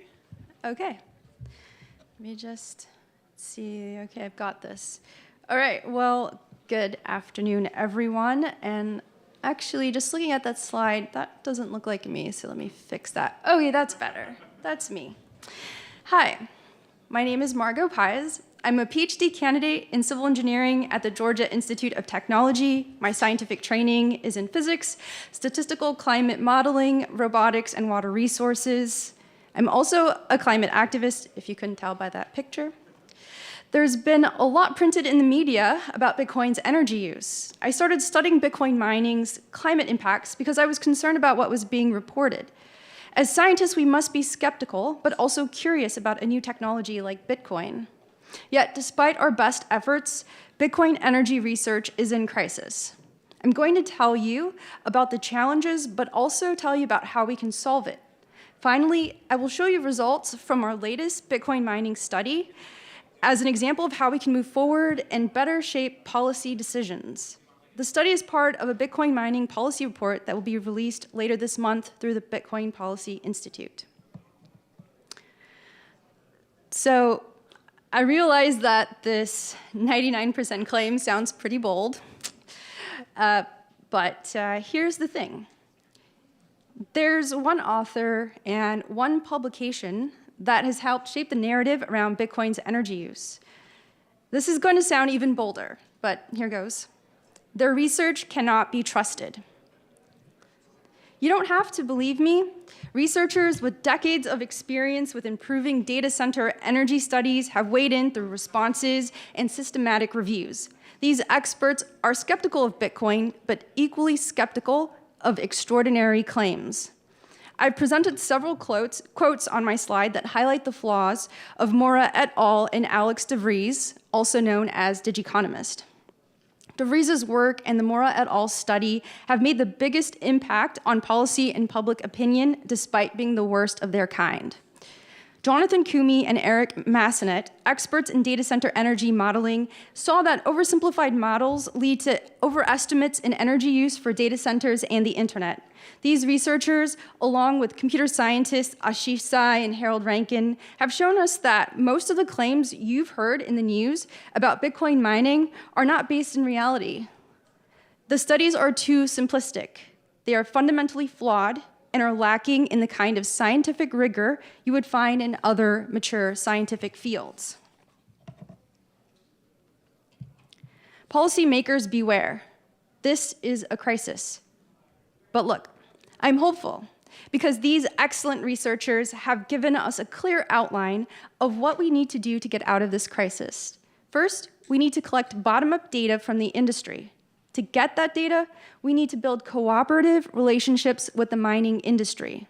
Finally, we need to convince skeptics that this research is in everyone's best interest. Good science builds on past research. It stands on the shoulders of giants. I also believe in leading by example. We collected data from 10 companies across the US and Canada. This data was shared voluntarily. No incentives nor sticks were used. Getting this data was a Herculean task and took 5 months to collect. But I think no one else can say they've done this before. So while this is a small step, it's also a huge one. I'd like to thank the companies that participated for their open-minded risk-taking. Thank you. But first, let me explain it to you like you're 5. Bitcoin mining is pretty much a lottery. It's like the slides say. Each mining computer is like a lottery ticket generator. The more tickets you generate, the more likely you'll win a reward. But if participants guess right too fast, the lottery gets harder, and the reward gets cut in half every 4 years. So you have to get pretty efficient to stay in the game. Here's where things get interesting. There's second-order effects that come from these fundamental properties of the Bitcoin protocol. The efficiency challenge means that Bitcoin miners must move towards the cheapest energy possible. Bitcoin mining computers are loads that can turn on and off within seconds without harming the state of the network. We can place these flexible loads next to wind farms or solar farms, or really any kind of generation as a buyer of last resort. But the important thing is that Bitcoin mining will more than likely co-locate with the cheapest kind of generation. Bitcoin mining could also be located on electrical grids with wasted energy sites like landfills, farms, or otherwise flared gas. But there's also a possibility that it could end up where pipeline gas is stranded.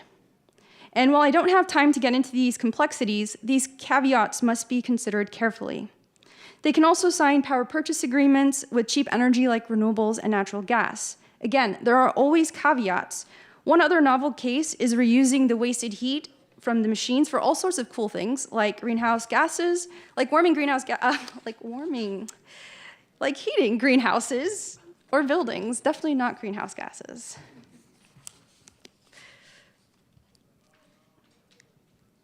For our study, we're focused on Bitcoin miners located on the electrical grid.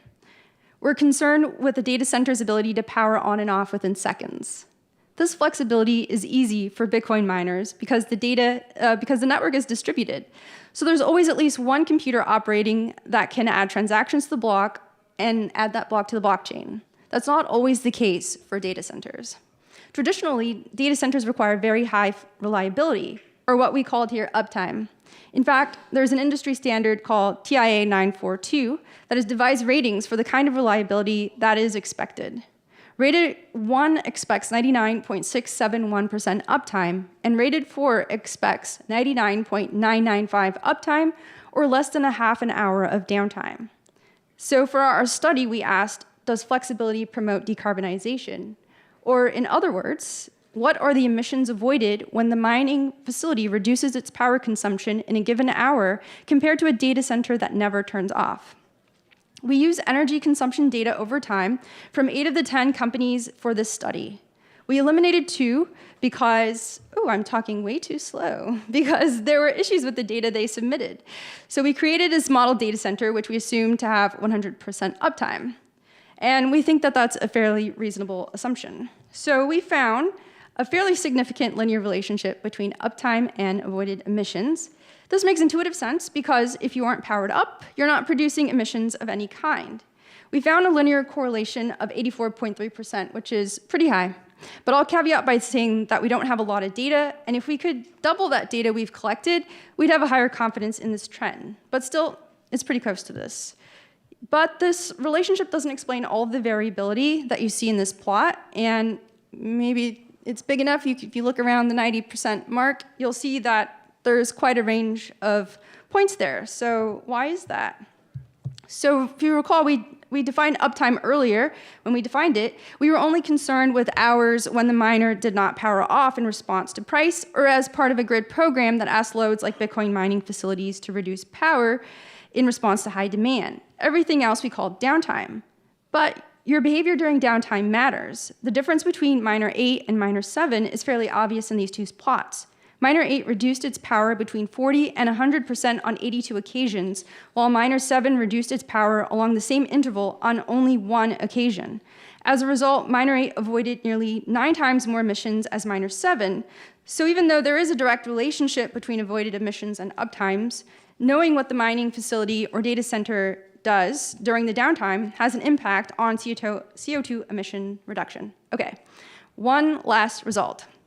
So we've heard a lot in the news about Bitcoin miners powering off in Texas during winter storms. But Bitcoin miners have consistently said that they do power off when demand gets very high during a major weather event. By doing so, they claim that they're returning power to the grid so that grid operators can meet extreme demand and keep homes warm and basic services functioning. But we've never seen energy data that shows this. So did we find that? Well, maybe. Okay. All right. Oh, this button doesn't go very fast. Okay, there we go. Yes, yes, we did. Yes. Okay. Oh, I'm glad you guys are awake. So here's the weather in Fort Worth, Texas. It got pretty chilly over several days in mid-January, as you can see, oops, in that highlighted circle. And in fact, at one mining facility, it got as low as 6 degrees Fahrenheit, very, very, very cold. And if miners are participating in demand response, they'll shut off when the grid sends them a signal, and they'll get paid to do this because they were selected to be a load that provides this kind of grid insurance. Many loads and even battery storage do this. It's pretty normal. But if they aren't participating in that, they're going to power down when the price gets too high. And of course, there's a threshold, and there's some caveats, but basically, they're fairly capable of powering down during an emergency. So in this area that's highlighted, you can actually see the real-world effects of Bitcoin miners powering down during this winter storm. One of the mining facilities in our study actually got a signal from ERCOT, and that's labeled as ERCOT signal, that told them that the demand was higher than the expected demand for that time, so please shut the heck down, and they did. And then for the rest of the period, we think that all 3 of these miners were behaving based off of the price. So the price went up. As you can see, there's 3 major spikes, and then they shut down, and they pretty much cumulatively were shut down for the majority of this storm. So what can we conclude from our study? 1, real-time pricing and incentives like demand response programs can align flexible consumers of power with grid decarbonization and reliability goals. We've seen evidence of this in the peer-reviewed models that were out of Texas A&M's Blockchain Energy Group. Of course, we need coordination between miners and grid operators to make the most of this. We know from a recent ERCOT study that it's easier for them to forecast miners that are price responsive or that are participating in their programs than it is to forecast those that are doing something else. Second, market design should be optimized for taking advantage of Bitcoin mining flexibility. As we transition to electrical grids that have high levels of variable renewable energy, we will have more and more flexible loads on the grid. Optimizing market structure for flexible loads isn't just for Bitcoin mining. In the near future, demand-side flexibility will be commonplace. So we recommend that policymakers look at Bitcoin mining as the first to be able to demonstrate this at scale and to use them as a case study for what our very near future will be. Shape policy that will utilize this technology for improved grid reliability, better price signaling, and for reducing greenhouse gas emissions. Okay, so finally, if I can still operate my tongue, finally I'll leave you with this quote from Jonathan Koomey, one of my research heroes. "We urgently need measured data from Bitcoin mining facilities in the field, including characteristics of Bitcoin mining rigs and the power and cooling infrastructure needed to support them. Neither DeVries nor Bevan include much, if any, field data on actual equipment in real facilities.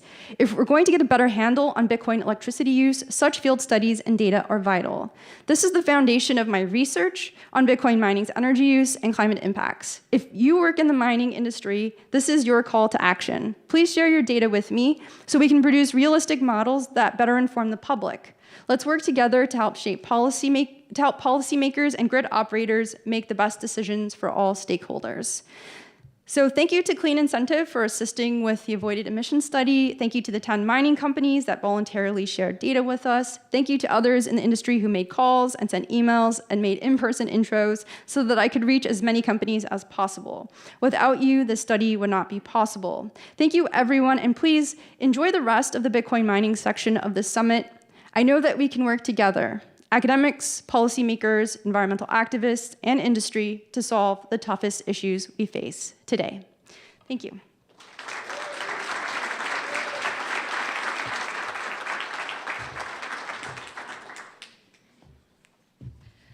Thank you so much, Margot. I feel much more reassured that we have such an incredible scientist working on all of these things. And also anyone here who's in mining, I hope you can't sleep until you share your data with Margot. So that's a threat. Just kidding. Anyways, up next, we're going to continue on the topic of energy with John Belizaire, CEO of Soluna Holdings, the world's first utility-scale company that is building modular, batchable computing centers for intensive applications like Bitcoin mining, AI, and machine learning, powered by renewable energy. So welcome, John, as he talks more about the convergence and talks about convergence and the power of Bitcoin. Welcome, John.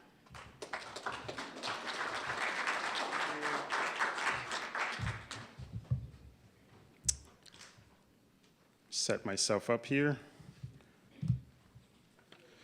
So thanks for having me participate. This is exciting to see. Huge outcome, participation relative to last year, and I'm glad to be part of it.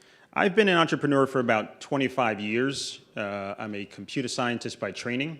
And as the person who introduced me explained, I now run a green data center company that integrates data center technology with renewable energy power plants.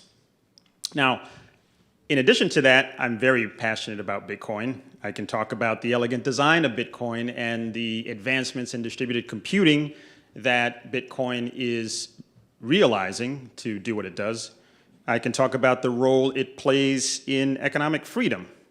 And I can talk about how it's an interesting approach to strong money. But I am not, sadly, going to do that. What I am going to talk about is something that I believe is more powerful, and its relationship to Bitcoin is something that we should all be thinking about. And what I want to talk about is something we call convergence. So I want to talk about convergence, and the one thing I want you to understand is no matter what you remember in my presentation today, I want you to leave with that word burned into your brain. And I want you to look at policy with the lens of convergence, and I want you to look at Bitcoin with the lens of convergence. So what is convergence, if I'm wanting you to focus on it so much? Convergence is the concept of essentially merging two technologies to transform how we solve the world's problems. And the funny thing is that we live experiencing convergence all the time. But to give you a sense of what it is and why it's important, I want to share with you the first time that I personally was exposed to it.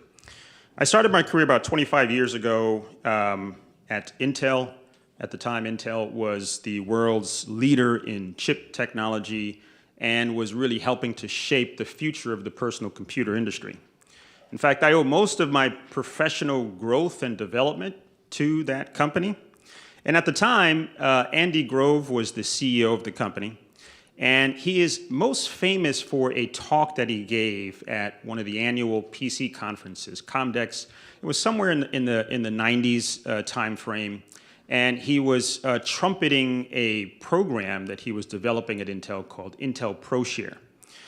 ProShare was based on the concept or an insight that he had, and a lot of members at Intel at the time, including myself, was that the personal computer was more than a productivity tool.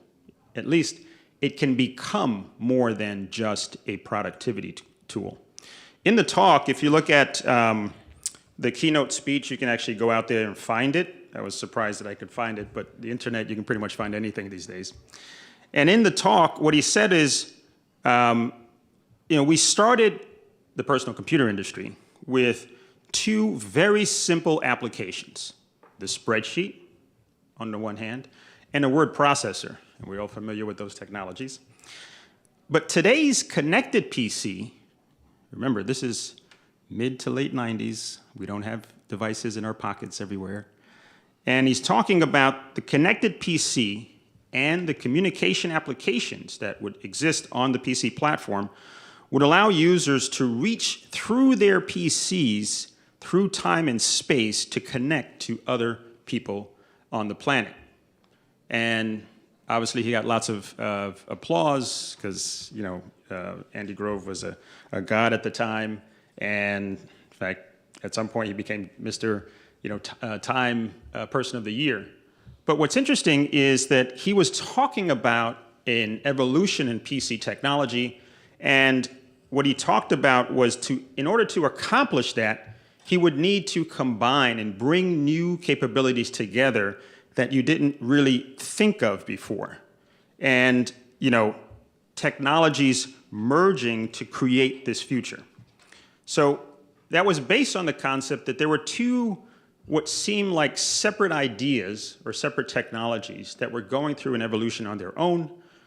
By integrating them, we can do something completely different. So the PC needs to be more than just simple tools, for example. And telecom, which was sort of flattening out as an industry, it had just come out of deregulation, and it was really focused on what else can we do with this platform? Can we do more than just audio with this platform? And the convergence that ultimately ensued by combining those two things on the PC platform set the stage for just about everything we've seen over the last 2 decades as it relates to computing. If you look at communication platforms today, it's kind of funny to say that you use a PC to communicate with other people. It's like, what are you talking about, John? I live on Zoom. Well, I live on Zoom. I don't know anybody else. Okay, so people use Microsoft. What is it called? Teams. Thank you. I couldn't remember what it was.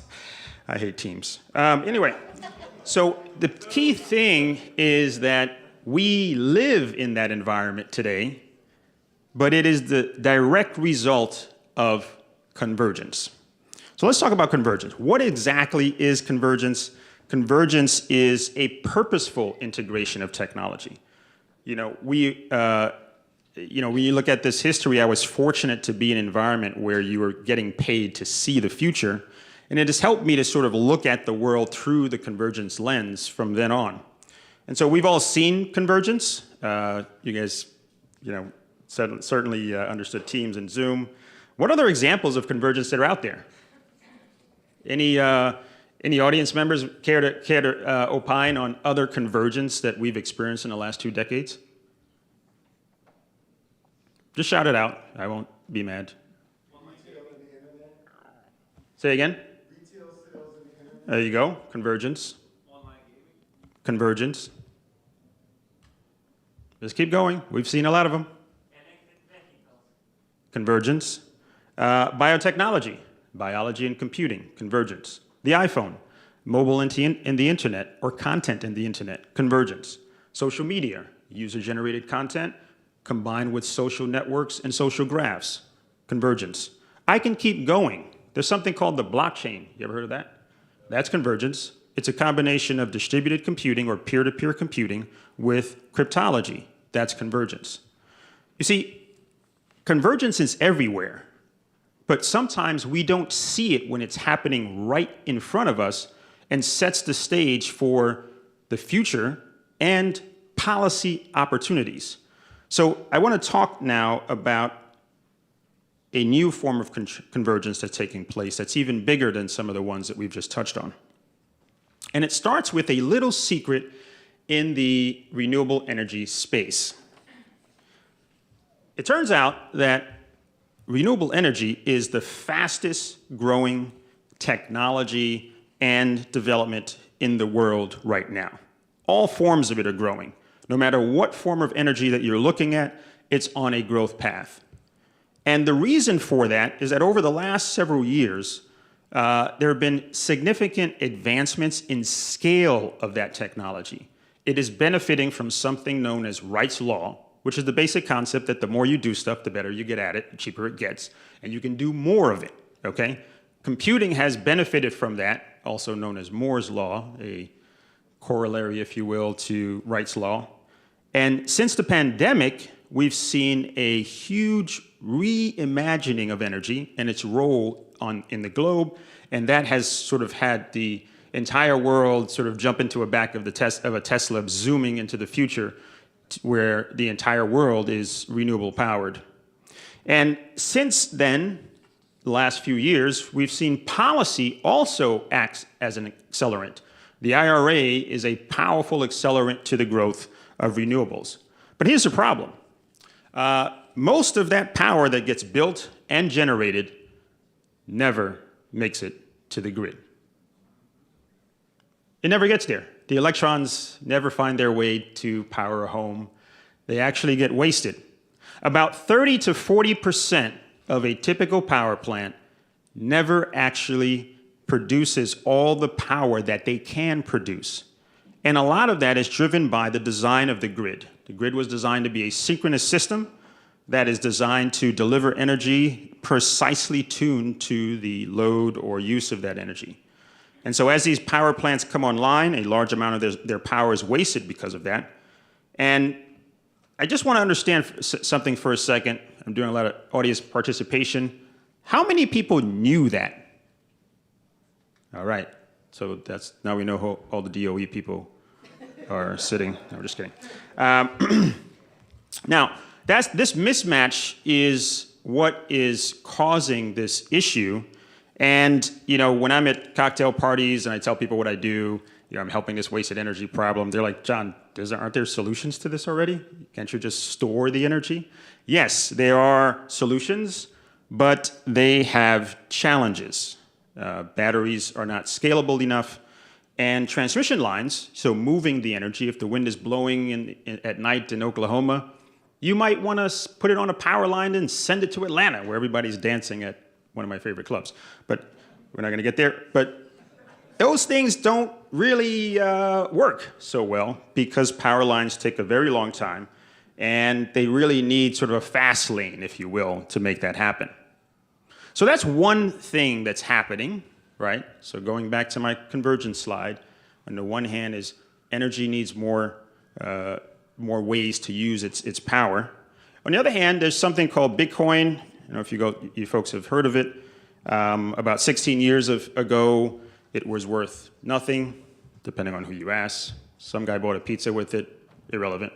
But today, it's worth about $70,000 per Bitcoin.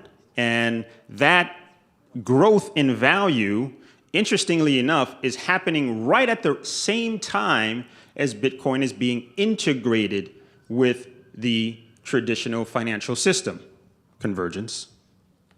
Now, take a look at that for a second. That's an interesting phenomenon. In that short period, you've created a new technology that has sparked people's imagination, people's curiosity. It's also raised some concerns from folks.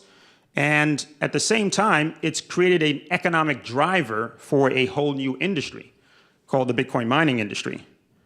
Today, 50 megawatts of a Bitcoin mining facility, so a very sizable facility, can generate about 73 BTC per month.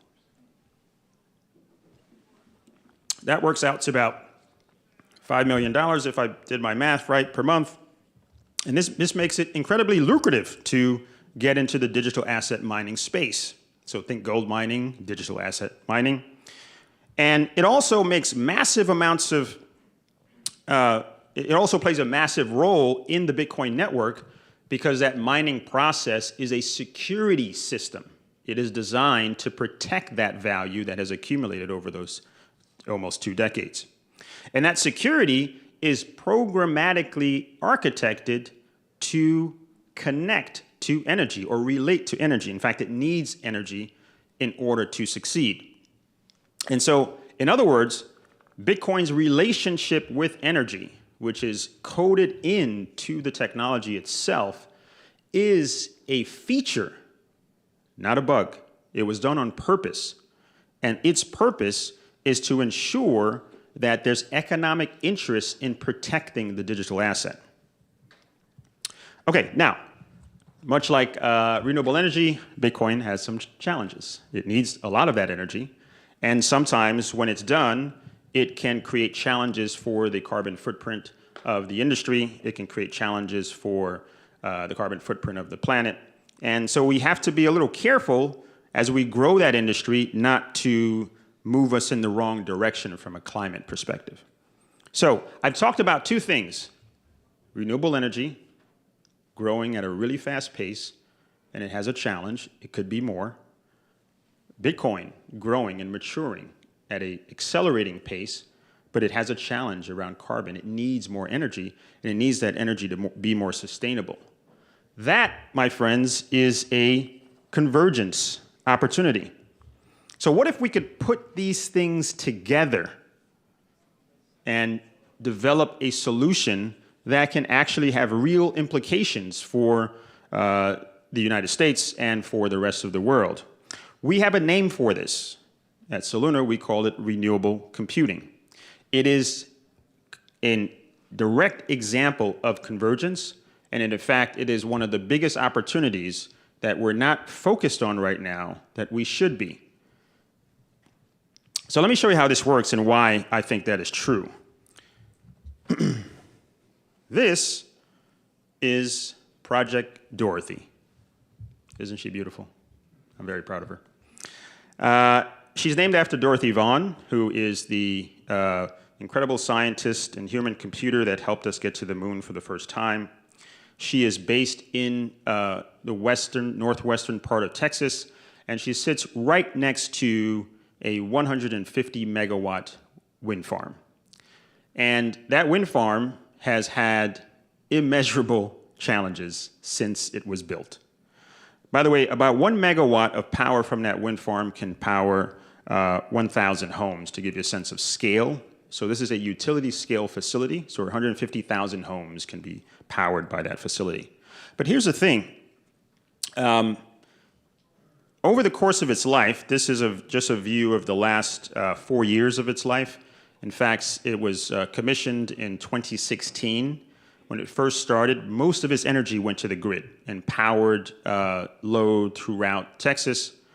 In the ensuing 4 years, its curtailment levels, which is a fancy way of saying wasted energy, grew substantially. And on the left, you can see the blue is the wind farm's production. That's what it produces from a percentage of 100% production, let's say. But what I want you to focus on is the right side, which I think is your right side, bars, and that's that curtailment bar. As you can see, you're somewhere hovering around that 30 to 40% number I was talking about. That's a lot of power. 30 to 40% of 150,000 homes is one way to look at it, or 150 megawatts is considerable. So what we did is we built that data center to help them solve this challenge. And by the way, that wind farm loses millions of dollars a year from that wasted energy. It loses tax credits that it would otherwise get because it's not able to sell that power. And it doesn't enjoy the renewable energy credits that come from that project. So there's multiple layers of economic challenges that are created when a power plant that has has hundreds of millions of dollars invested in it does not generate revenue for every electron it produces. So this slide here, you can see that Dorothy, that 50 megawatt facility, excuse me. Does curtail mean that it's not put into the grid or the windmills are turned off? Very good question. I love questions. Curtailed in energy parlance means that the power plant could produce the energy, but it is not able to, either for technical reasons. So the grid says, I have no room for your electrons. I need you to turn off half of your facility. Or economic reasons. I have too much of this energy coming at me. I just can't use all of it. So I'm going to send you a signal that says, you know, do what you want, but if you send me power, you're going to pay to do that. Otherwise, just turn off enough of your plant to reach this level. So yes, it can produce the power, but it is not able to for reasons outside of its control. So we use about 50% of that curtailed footprint right now. So a 50 megawatt facility that we built mines Bitcoin and solves a major issue for this power plant. And to give you a sense, so each of the white portion shows you what percentage of the curtailment we're consuming. And when you look at the role that the data center is now playing relative to the power plant, and zoom out, you start to see an interesting relationship, and you start to see some interesting things happening. On the one hand, we are mining Bitcoin. We're mining, as I said, about 73 Bitcoin. Actually, our customers are, so we provide our data center to customers that are doing mining. And we're doing that on a monthly basis across the stage of the year. And what's interesting about Dorothy is because of where she's located, where that data center is built, the power that she's using, and the fact that the data center is a flexible system. It can grow or shrink depending on how much power is available. It is 20% greener or less carbon intensive than a traditional data center. These are the data centers that are streaming information to your phones right now. You scroll through a host of content. Well, this facility is 20% greener than that. Imagine you put one of those data centers here. If you compare this facility to a traditional Bitcoin mining facility that's not located at this power plant, it's 40% greener. So just by a simple idea, convergence, we've now done something completely different and opened up the door to something new. Let's talk about the grid, what the grid gets out of this. Well, you know that 30 to 40% that's being wasted, we're monetizing it. That's fine. But what if the grid needs it at this particular time? There's a weather event. There's a peak demand that's happening in a hot summer or a cold winter. And in that location, they need the power from that power plant now. So this facility can actually ramp down its use of that energy, curtail itself, and allow that energy to go back to the grid and provide that as a service to the grid. Think of it as an insurance policy or a standby system. Or another way to think about it is it's a digital battery. We're finding a way to sync the power when it can't be monetized and then release it when it needs to be used in the environment. And then the last thing I want to talk about is the wind farm. We now essentially produce about $5 million per year for that wind farm in terms of energy sales, tax credits that are being re-energized, if you will, and the renewable energy tax credits, and a host of other things, actually, that are more complex for the room. We can talk on the side, but it actually unlocks a lot more economic potential for that wind farm. But the key thing is that we have done something by bringing a technology to that location that brings more economics to a resource that we need in this country desperately, and we need it around the world desperately. That is known as additionality, another technical term in the renewable energy space, when if it were not for our data center being there, that block of renewable energy would never have come to life, if you will. When you drive by that power plant, you literally see turbines turned off. Energy is not being produced, okay? So we're basically doing something that unlocks that potential simply by doing something we've done many, many times, convergence. Okay, so let's talk about the virtuous cycle that this creates. So we're now mining Bitcoin more sustainably, something we need desperately in the industry. It catalyzes renewable energy, as I just talked about, because now more economics comes into the industry. That's convergence, right? Renewable computing. And it allows us to think about Bitcoin differently, right? It's catalyzing renewables. is stabilizing the grid, and it's basically driving more economic growth in that location. If you drive to where this power plant is located and where this data center is located, you will see lots and lots and lots of open land, and you will see lots of cows. Okay, there's some people there too, but the people are enjoying the economic development that's happening by bringing this technology here. We're creating an industry where this industry would otherwise not have gone. So that's another advantage of renewable computing, is you're taking industries that on the surface today only look like they can only be done in Virginia or places where there's big internet backbone. That's not true. You can actually bring more computing to these locations, which opens up an opportunity to rethink convergence in this talk beyond Bitcoin. So this isn't just about Bitcoin. There's lots of other technologies and computing that's underway out there. In fact, there's so much of it that about 20% of this sector of computing will represent more energy consumption than all of the other sources combined by 2030. Think about that for a second. We talk a lot about how much energy Bitcoin uses, but computing is unstoppable in its need for energy and the growth of that market. And that is happening as we speak. It has nothing to do with Bitcoin or the convergence, but it's actually just evolving because of Moore's Law and Wright's Law and underway. So it's not just about Bitcoin. You can create that same virtuous cycle, if you will, if you had a computing capability like AI in this location. If Dorothy was an AI facility, then if you widen out that aperture, you start to see that any kind of intensive computing can be done here. And the cycle is exactly the same. The intensive computing drives sustainability, drives the market. I'm going to check my time here. Am I over? Okay, I'm going to wrap here.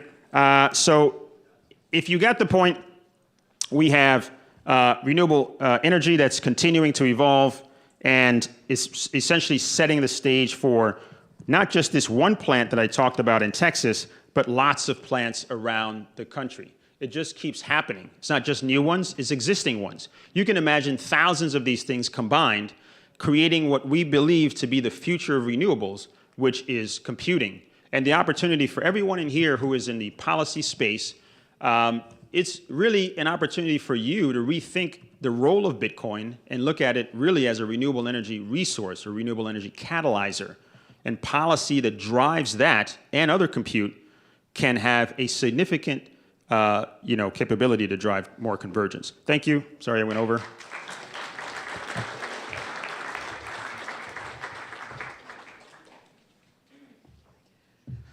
Thank you so much, John. Super fascinating. And now we have the convergence of two brilliant minds that will join us on stage for a fireside chat. We have Tony Cross, Professor of Philosophy and Humanities at Reed College and Fellow at the Bitcoin Policy Institute, and Lauren Boyd, who leads the Department of Energy's Geothermal Technology Office to improve performance, reduce costs, and accelerate deployment of all geothermal technologies. So welcome, Tony and Lauren, for a fireside chat, continuing the conversation on Bitcoin mining and energy.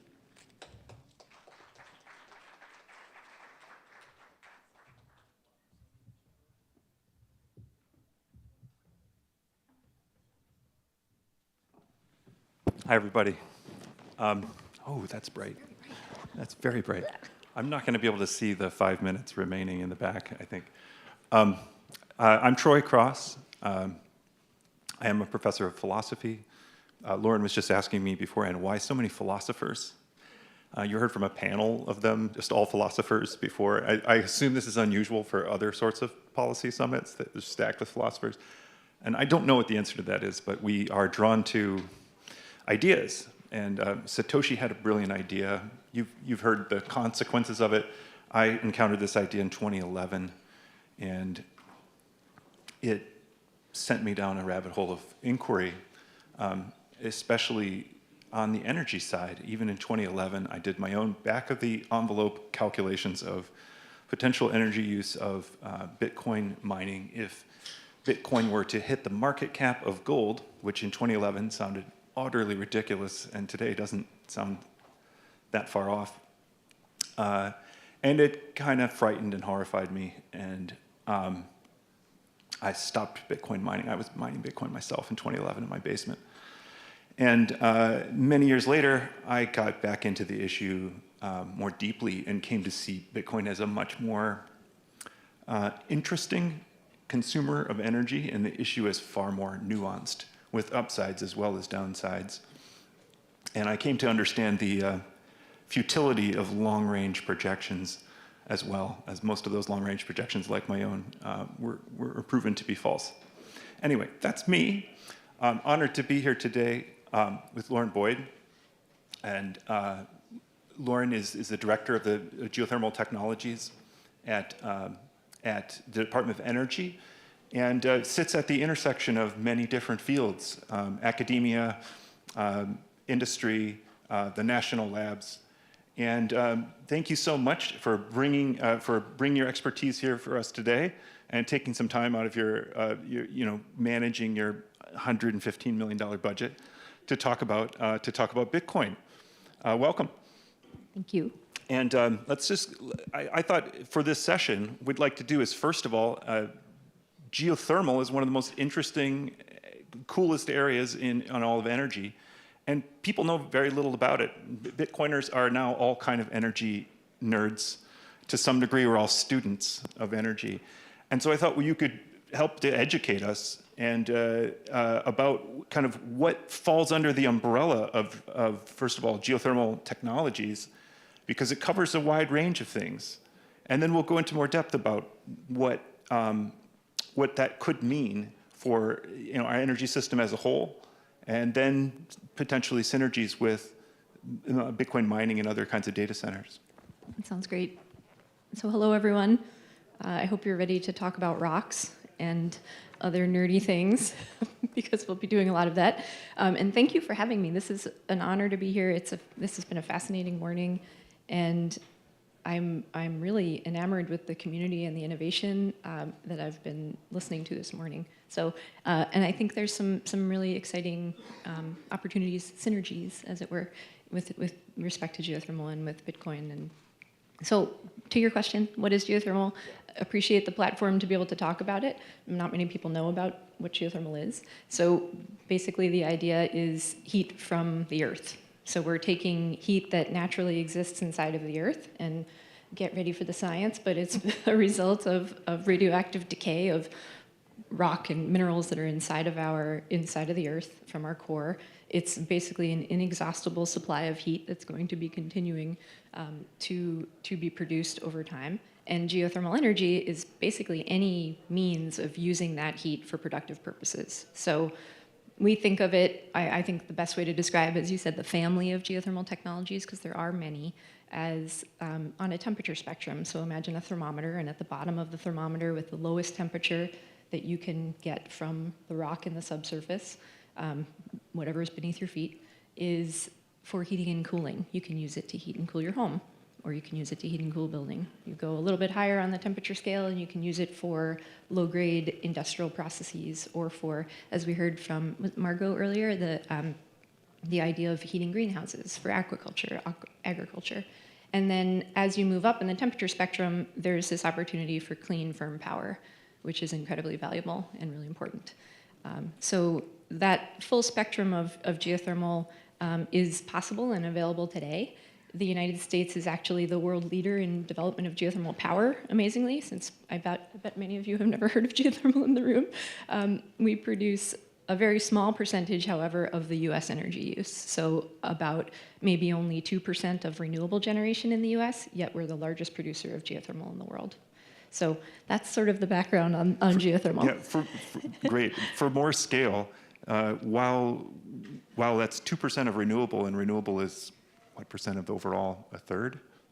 Are we that high? Growing higher. Growing higher? Growing rapidly because of wind and solar, right. Which we should talk about. We will. But what about just speaking physically about the energy under the Earth's crust? How does that compare? What levels of energy are there to be tapped, like theoretically? Theoretically, let's talk about philosophy. So theoretically, So there's enough heat just in the continental US to power the world over many times. So 5 terawatts of sort of entrained heat. Not all of that heat is accessible right now because, number one, some of it is quite deep and we can't get to it yet, and some of it exists on lands where we can't necessarily develop national parks, things like that. But it's a massive, massive heat resource, which is why it's sort of a missed opportunity to not take advantage of. Can you talk about some of the cutting edge technologies in geothermal? I'm an outsider, and what I see is a lot of like pitches from companies, and everybody in this space is doesn't trust pitches, right? So what I'm told is that we've got ways to basically create reservoirs underground rather than just find them, and through fracking-like methods, a variety of methods. You're looking at me. You've given me those expert eyes. I know I'm grossly simplifying things, and also that we have maybe new methods of drilling with that would allow us to go deeper and tap heat that hasn't been tapped. And I've heard kind of the pitches for these ideas, but you're kind of overseeing the cutting edge of technology. Do you think geothermal is changing, and it can go from a niche to a more widespread technology on the generation side, on generating energy before we get to Yes. heat management? Yes, and I think that's one point that I would love to make, and then I'll answer your question, is that I think what's so exciting and what's unique about geothermal is that it provides this very unique ability to provide clean, firm generation, which is what we're going to talk about right now, but also to curb demand, which is tremendously important. And I think we've been talking about energy waste. I feel very passionately, and so does my team, about wasted energy and what we can do with it and how we can be more efficient in producing energy or using energy, and that curbing demand part is important from the heating and cooling side. Why not just put off my question about the sexy new technology stuff? But there are lasers involved. Yes, I know. But why don't you go deeper on this point, because it's less novel, but maybe more impactful. Sure. How do we conserve energy with geothermal technologies, and what kind of a scale of difference could that make to our energy system as a whole? Absolutely. So there's the clean, firm generation, and then there's the curbing demand. The way that we can help curb demand, which is really interesting, is through that lower end of our thermometer, the lower end temperatures. So what we use right now to heat and cool our homes accounts for basically 40 to 50% of your energy use in your house. And broadly, and you expand that on to buildings, campuses, and cities, it's a massive amount of energy use that's going towards heating and cooling. And the technologies that are being utilized today are geothermal heating and cooling is, as it turns out, based on a study that we've recently done with our national laboratories, wildly more efficient. So a study that we recently published with 2 national labs indicates that if we were to convert 70% of the US building stock, not even all of it, with geothermal heating and cooling, geothermal heat pumps, we could see on the order of 7 gigatons of avoided emissions. We could see about 400 gigawatts of avoided generation, and on the order of 40,000 miles of avoided transmission that would need to be built. So it's an off-the-shelf technology that exists today that we could be using. It's expensive, that's why it's not being used right now. But if we were to transition tomorrow, everything, we could see that massive amount of energy reduction. Even though they're electrified, which is really cool. So we're talking about decarbonization, that means electrification. We're going to transition 70% of the building stock to an electrified heat pump, but it's still that much more efficient than the other heat pumps and than fossil sources that we see these massive abilities to curb demand, which helps shave the peak. As all of you energy nerds probably know, the peak, summer and winter peaks, we need to do that. So there's that. Okay, that's probably the big story. That's such a mind-blowing number, 600, what did you say, 400 gigawatts? 400 gigawatts. That's insane. And then, and 7 gigatons of avoided carbon in the good scenarios, yeah. But I have bigger stories. Okay. No, go ahead. No. I think from the power side, the thing that I think is really compelling and is really relevant to what I've been hearing about today, and the 2 previous speakers have said, is the fact that this energy transition that you're all obviously well aware of, we have to decarbonize, but we also have to accommodate for a doubling or whatever the number might be, because we don't like to predict, and predictions are often wrong, but massive amount of energy demand increase. We might need to basically double the size of our energy grid by 2050.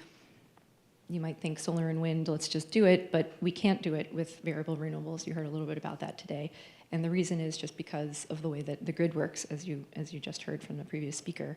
It actually will create a more expensive energy system for everyone if we're relying only on intermittent renewables. So we need sources that complement each other. So flexible generation, solar and wind, demand response, batteries, Bitcoin mining, and then clean firm, geothermal. So, and there aren't a lot of clean firm resources out there. Many of them are very nascent, CCS, hydrogen. And so the opportunity to build these out to supply the 700 to 900 gigawatts that's going to be needed by 2050 to keep our energy prices low and make our grid function, it's really important that enhanced geothermal systems, to your other question, that we try to develop those alongside of other technologies to see how they all pan out, to give people energy options and choices and see what works better in which regions so we can complement the solar and wind. Very nice. And just to pick up on your last point about enhanced geothermal systems or these emerging technologies, you know, given that you said we're at 2% of renewable right now, how quickly can we ramp up geothermal energy production, and what's realistic by 2050? Yeah, great question. So starting with that sad low number and getting to what our analysis has been slowly creeping up since 2019 to now, we've gone from around 60 gigawatts predicted, again, forward predictions of using capacity planning models, like what technology is going to be the cheapest that the grid is going to want to take on. So now we're up to 90 gigawatts by 2050, but depending on the scenario and this race of which technologies will or won't work, it could be as high as 300 gigawatts. So that's a real high number. We're more comfortable in the 90 gigawatt range. But the opportunity to get to 90 gigawatts is looking better and better every day. And I will say that our job at the Department of Energy is to fund advanced research and technology demonstrations to help lower the cost and risk of technologies. And some of the work that we're doing in this space that can provide that clean, firm power is really panning out. And we're seeing industry development that's happening very rapidly. And we're seeing advances in our own projects that are showing real significant reductions in cost, which is going to be much more palatable for people that want to develop these resources. So around a 50% reduction in cost just over the last couple of years in the type of enhanced geothermal systems environments we're working in. We can't say that that's going to be how it is every type of geology, because all rocks are slightly different, but really significant promise in advancing towards that 90. It's an extraordinary range of possibility there between 90 and what was it, 300? And 300, yeah. Just in case our colleagues in hydrogen don't make it. Right. It depends on other energy You want solutions. to know what your options are, yeah. Yeah. Preparing for this, I tried to sort of survey the range of forecast of energy needs for 2050, and they were all over the place. But some of them very scary. We have seen a recent, not just demand and for increases for EVs, but for manufacturing and for data centers, and AI especially is the one that has people hyped. Some of these numbers are extraordinary, and so while demand has stayed pretty flat for the last 15 years, it's suddenly spiking really high, and Bitcoin miners find themselves on the edge of available power. I'm wondering if you've thought at all about, now you've heard the pitch, you've heard the infomercial for Bitcoin mining as a unique, flexible, portable, scalable, location agnostic, time agnostic user of power that pays a pretty low rate, but is willing to buy power that no one else is willing to buy. Also, Bitcoin mining produces a tremendous amount of heat. It's a very dense load in terms of how much power it takes, but that energy is conserved in the form of heat. And I wonder if you thought at all, or what your thoughts are on possible synergies between this kind of load and this kind of generation, or heat management. We do have geothermal mining in El Salvador, in Iceland, in Malaysia, in I think Kenya. Right? So it is happening around the world in various places. But I've wondered if you've thought about potential ways that these technologies intersect.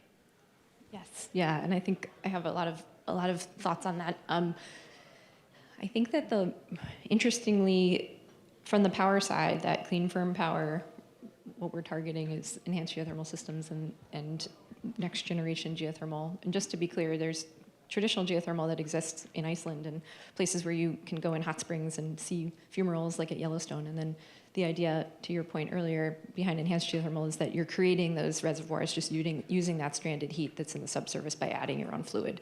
So the idea is that you could do it anywhere. And so I think one of the interesting synergies, I hate that word, but I keep saying it, is it's similar in some respects that we want to be able to do this. We can maybe do this anywhere. We also in the EGS space can potentially produce on a flexible generation and should be valued appropriately for that. We can ramp up and on, but also provide baseload, which we are a baseload generator. So there's a lot of similarities between. How do you do the ramping in geothermal? I mean, what is the source of flexibility? Basically diverting fluid. So we're picking up heat in the subsurface, we bring it up to the surface and turn a turbine, and we just divert it around. They're doing this in Hawaii, but there's also some other technologies that are being tested right now of inflating fractures, and I mean tiny fractures, so don't be worried, and then deflating them for storage. So that's very cutting edge, low technology readiness level, but also under discussion. But to your no, go ahead. But I think that your point on the heat is a really important one, and it's the thing that I would love for people to take away from this is we can provide power, we can provide flexible power, but the opportunity to utilize heat that is either generated by data centers and for beneficial purposes, what you can do for your communities is provide them heat, which is valuable and is going to be wasted otherwise.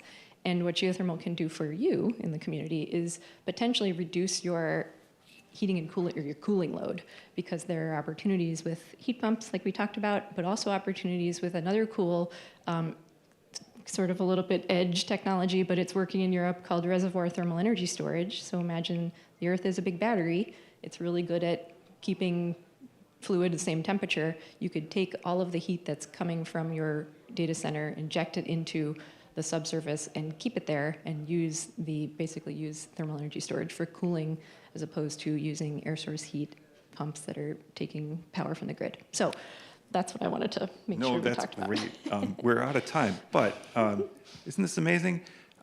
Don't sleep on geothermal. Don't sleep on geothermal. We're coming in from the back of the pack.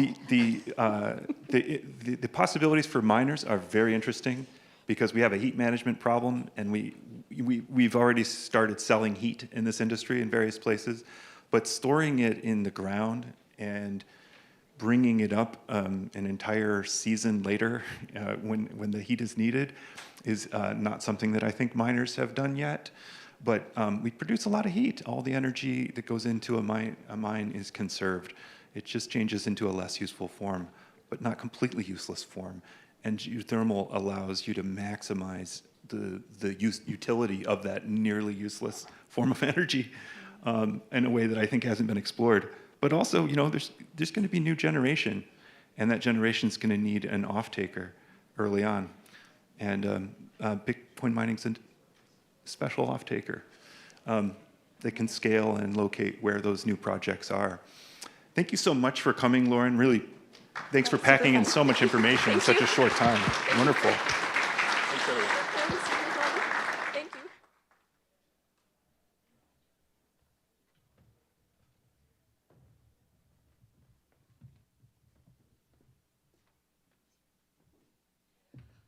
Awesome, thank you. So we are going to shift gears a bit from mining and energy and talk about something that's very frequent on Bitcoin Twitter and just in general online discourse, and that's around Bitcoin as a store of value. Is it that? Can it be an inherent transaction layer of the internet? And there's so many other thoughts about the future of Bitcoin and the future of money. So to chat more around this topic, we're going to move on to a fireside discussion with Jason Brett, former regulator at the FDIC during the last financial crisis and policy advisor to BPI, and Representative Wiley Nickel, who is currently serving his first term in Congress as the U.S. representative of the 13th District of North Carolina. So welcome to the stage, guys.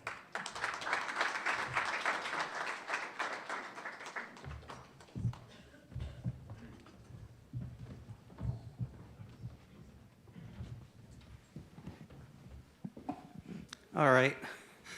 Congressman, first of all, thank you so much for making time for us at this conference. As at the Bitcoin Policy Summit, this is twice as big as it was last year. We've already had Congressman McHenry come talk to us, and Senator Lummis, as well as Senator Gillibrand about Bitcoin.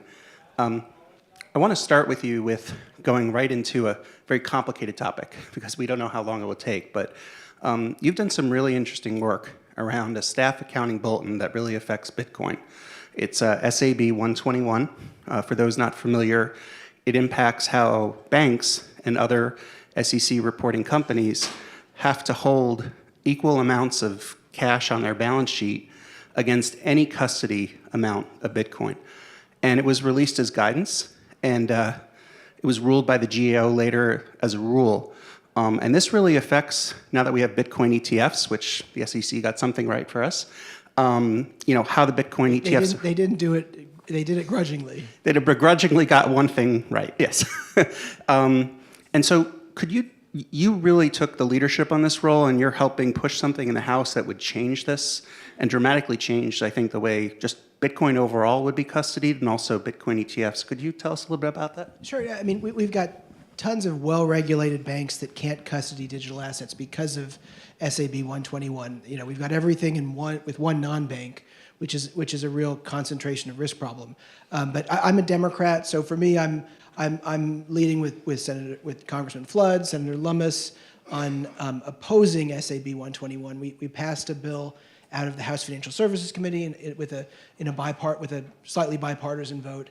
And now we got to move on with this. But this was, a clear overstep by the SEC. This is a place where Congress gets to make our voice heard, and it's an issue where I think we're going to see a pretty good bipartisan group of folks. But it's tough for me as a Democrat going against your own administration. So it's something I feel is very important that we get right, and I'm going to keep pushing to make this a more bipartisan issue.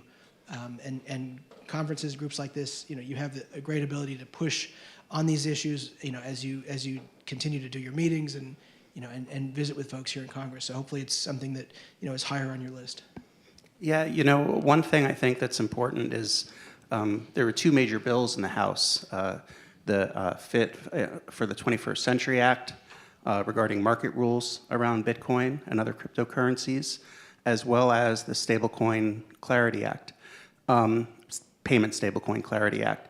And interestingly, you were one of only a handful of Democrats that in committee voted for that. And I think it's important for people who might be starting to skew a little bit to think this is just the Republicans are the only ones that really care about Bitcoin. What made you decide, and what was that like a little bit? Because you had your ranking member, voting the opposite way. No, I mean, this is a big deal for the folks I represent and the future of the digital dollar. We've got two bigger things going on. Stablecoin bill, which I think we're very, very close to getting done in a bipartisan way with Maxine Waters and the administration and the Fed and others. It's just a little bit of negotiation kind of on what a strong federal floor looks like, but it's smaller. So I hope I think that's one we got a good chance to get done in this Congress. And then the bigger issue is the Fit for the 21st Century Act, the digital assets bill, so the market structure bill, and this is one that Democrats should be much more excited about. As Democrats, we like regulation, and with crypto, love it or hate it, you should want regulation. You should want to have clear rules of the road, and right now we certainly don't have it. So nothing especially partisan about the bill. I think it's just setting clear regulatory guidelines so that we can keep that innovation and those jobs, and those consumer protections here in the U.S. One of the things you mentioned was about the future of money and the digital dollar. I know you've spoken about that before, and for those of you who may not be aware, the Democratic administration that we have in the White House now has talked about a possible CBDC that I know there's a lot of privacy concerns and a lot of concerns in general in this room about. And you interestingly co-sponsored a bill about who would at least get to make that decision. Could you tell us a bit about your thoughts on sort of the future of money, the importance of the digital dollar, and why you co-sponsored that bill? Yeah, sure. And I think I hear about CBDCs a lot from folks around the country and in my constituents. It's a polarizing topic. I think for anybody, as you're kind of looking at what you focus on here in Washington in this in this area of stuff, it's one I would focus less time on. We've got a lot more bigger fish to fry, and where that sort of stands is we have a bill that I've co-sponsored that says only Congress should decide if there's a CBDC. I've talked about this with Jay Powell, privately as well, maybe publicly too, but their position certainly is exactly in line with ours. Only Congress should be the one to do this. This is something that's not going to happen anytime soon in Congress. So I think there are bigger things we need to do to keep innovation in industry and jobs here in the U.S. with stablecoins, with the digital assets market structure. But those are the things that are, I think, better focuses of time. But where that stands is pretty much everybody's agreed. This is something that Congress should decide about, and that's not happening anytime soon. So one thing I think we all like about Bitcoin in this room is the fact that there's only 21 million of it, and we feel like you can't really manipulate that money supply, and a lot of people have that sense of feeling like sometimes maybe the Federal Reserve, more awareness than any other generation, I think, of how it might affect their lives, right, with price inflation, things like that. And I want to relate this a little bit to sort of your story, because you're congressman, but you're not running again for another thing that was changed by people out of your control, which was gerrymandering. Maybe you could explain a little bit about that and why, at least for people here, we find Bitcoin special, because it feels like we try to prevent those things from happening. No, I mean, a lot of challenges we got to deal with to make sure you have people in Congress who are responsive to their constituents. I won one of 6 Republican seats that we flipped in the last election as a Democrat. District that could have gone either way. The best ideas won, and then I was gerrymandered out of my seat just last year by a Republican majority in our state legislature. A district that went from R+2 to R+18. Just absolutely no way you can win something like that as a Democrat. So, focusing on getting everything I can done now, and this is certainly one of those issues that I think we have a good chance to get something done on in this Congress, and that will help the folks I represent in a very significant way. Do you find your constituents ask you about Bitcoin and cryptocurrencies more than before? What's that like? Yeah, I mean, it's definitely more in the news, especially with the Bitcoin ETF, which I think was a very good advancement on the issue. It's going to help protect consumers. Make sure that when they make those investments, they're not going to the Bahamas to try to figure out how to get their money back if there's a problem. So I think great first step, and hoping that we can continue on that trajectory with the SEC with options for the Bitcoin ETF, options trading, and an Ethereum ETF. So those I think are the next things to sort of look for in that space.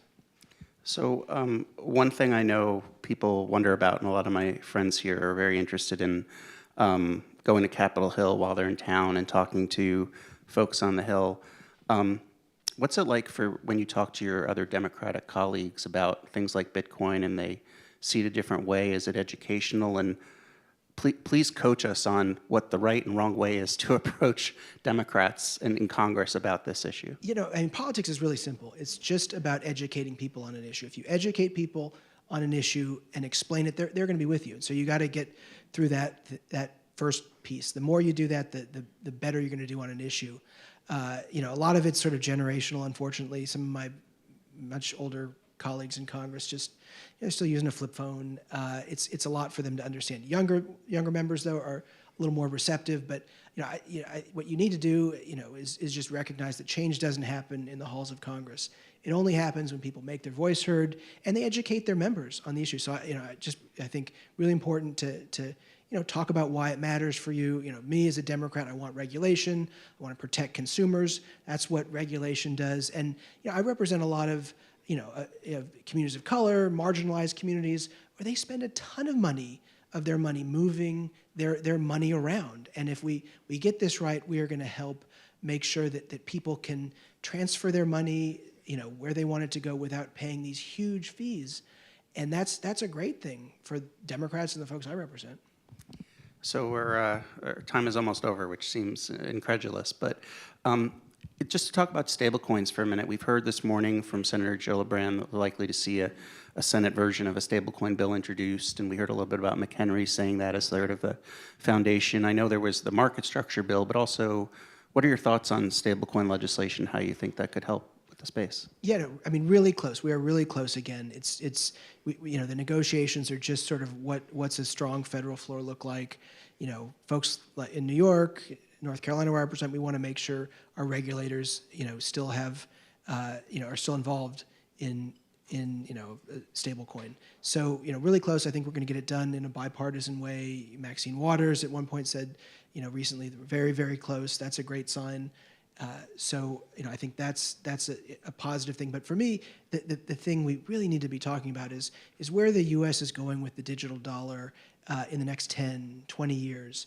And if we continue to just bury our head in the sand, other countries are going to succeed, and we're going to see the dollar lose its status as the global reserve currency. And we do so well as a country because of the status of the dollar. And as we shift into a more digital economy, we need to make sure we're keeping that status, and stablecoin legislation is a really important piece of that.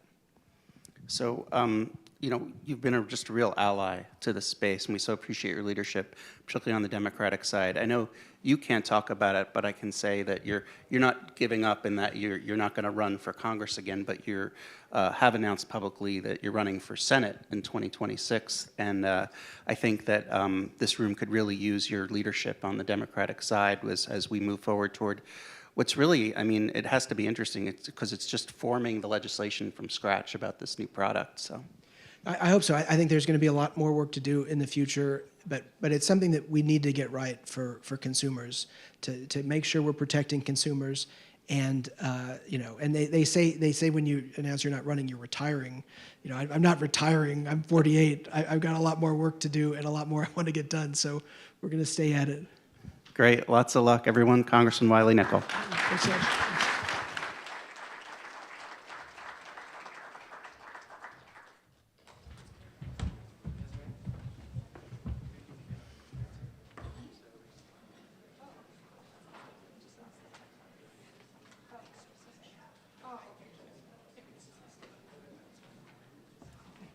Awesome. Thank you so much, Congressman. We are going to break for just a couple minutes, like literally a couple minutes, so don't go anywhere. Just stay in your seats, and we'll bring everyone onto stage.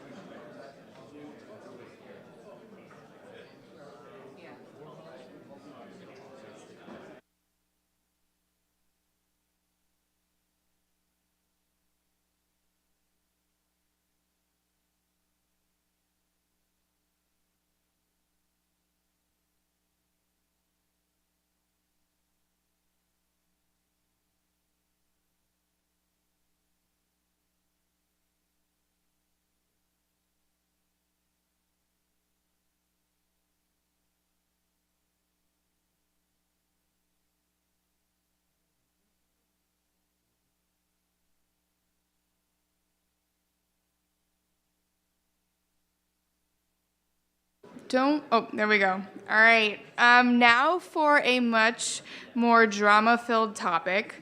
While FTX may be mostly behind us, one thing is guaranteed, that a bull market always brings out the heavy hitters when it comes to all things criminal. Today we have several great panelists here to discuss crypto and illicit finance. So please welcome to the stage Matt Pines, who will be moderating, Director of Security Advisory at Sentinel One and a BPI National Security Fellow, Ken Egan, Head of Operations at BlockTrace, and Meredith Fitzpatrick, Director of Cryptocurrency Investigations and Compliance at the Forensic Risk Alliance. So welcome to the stage.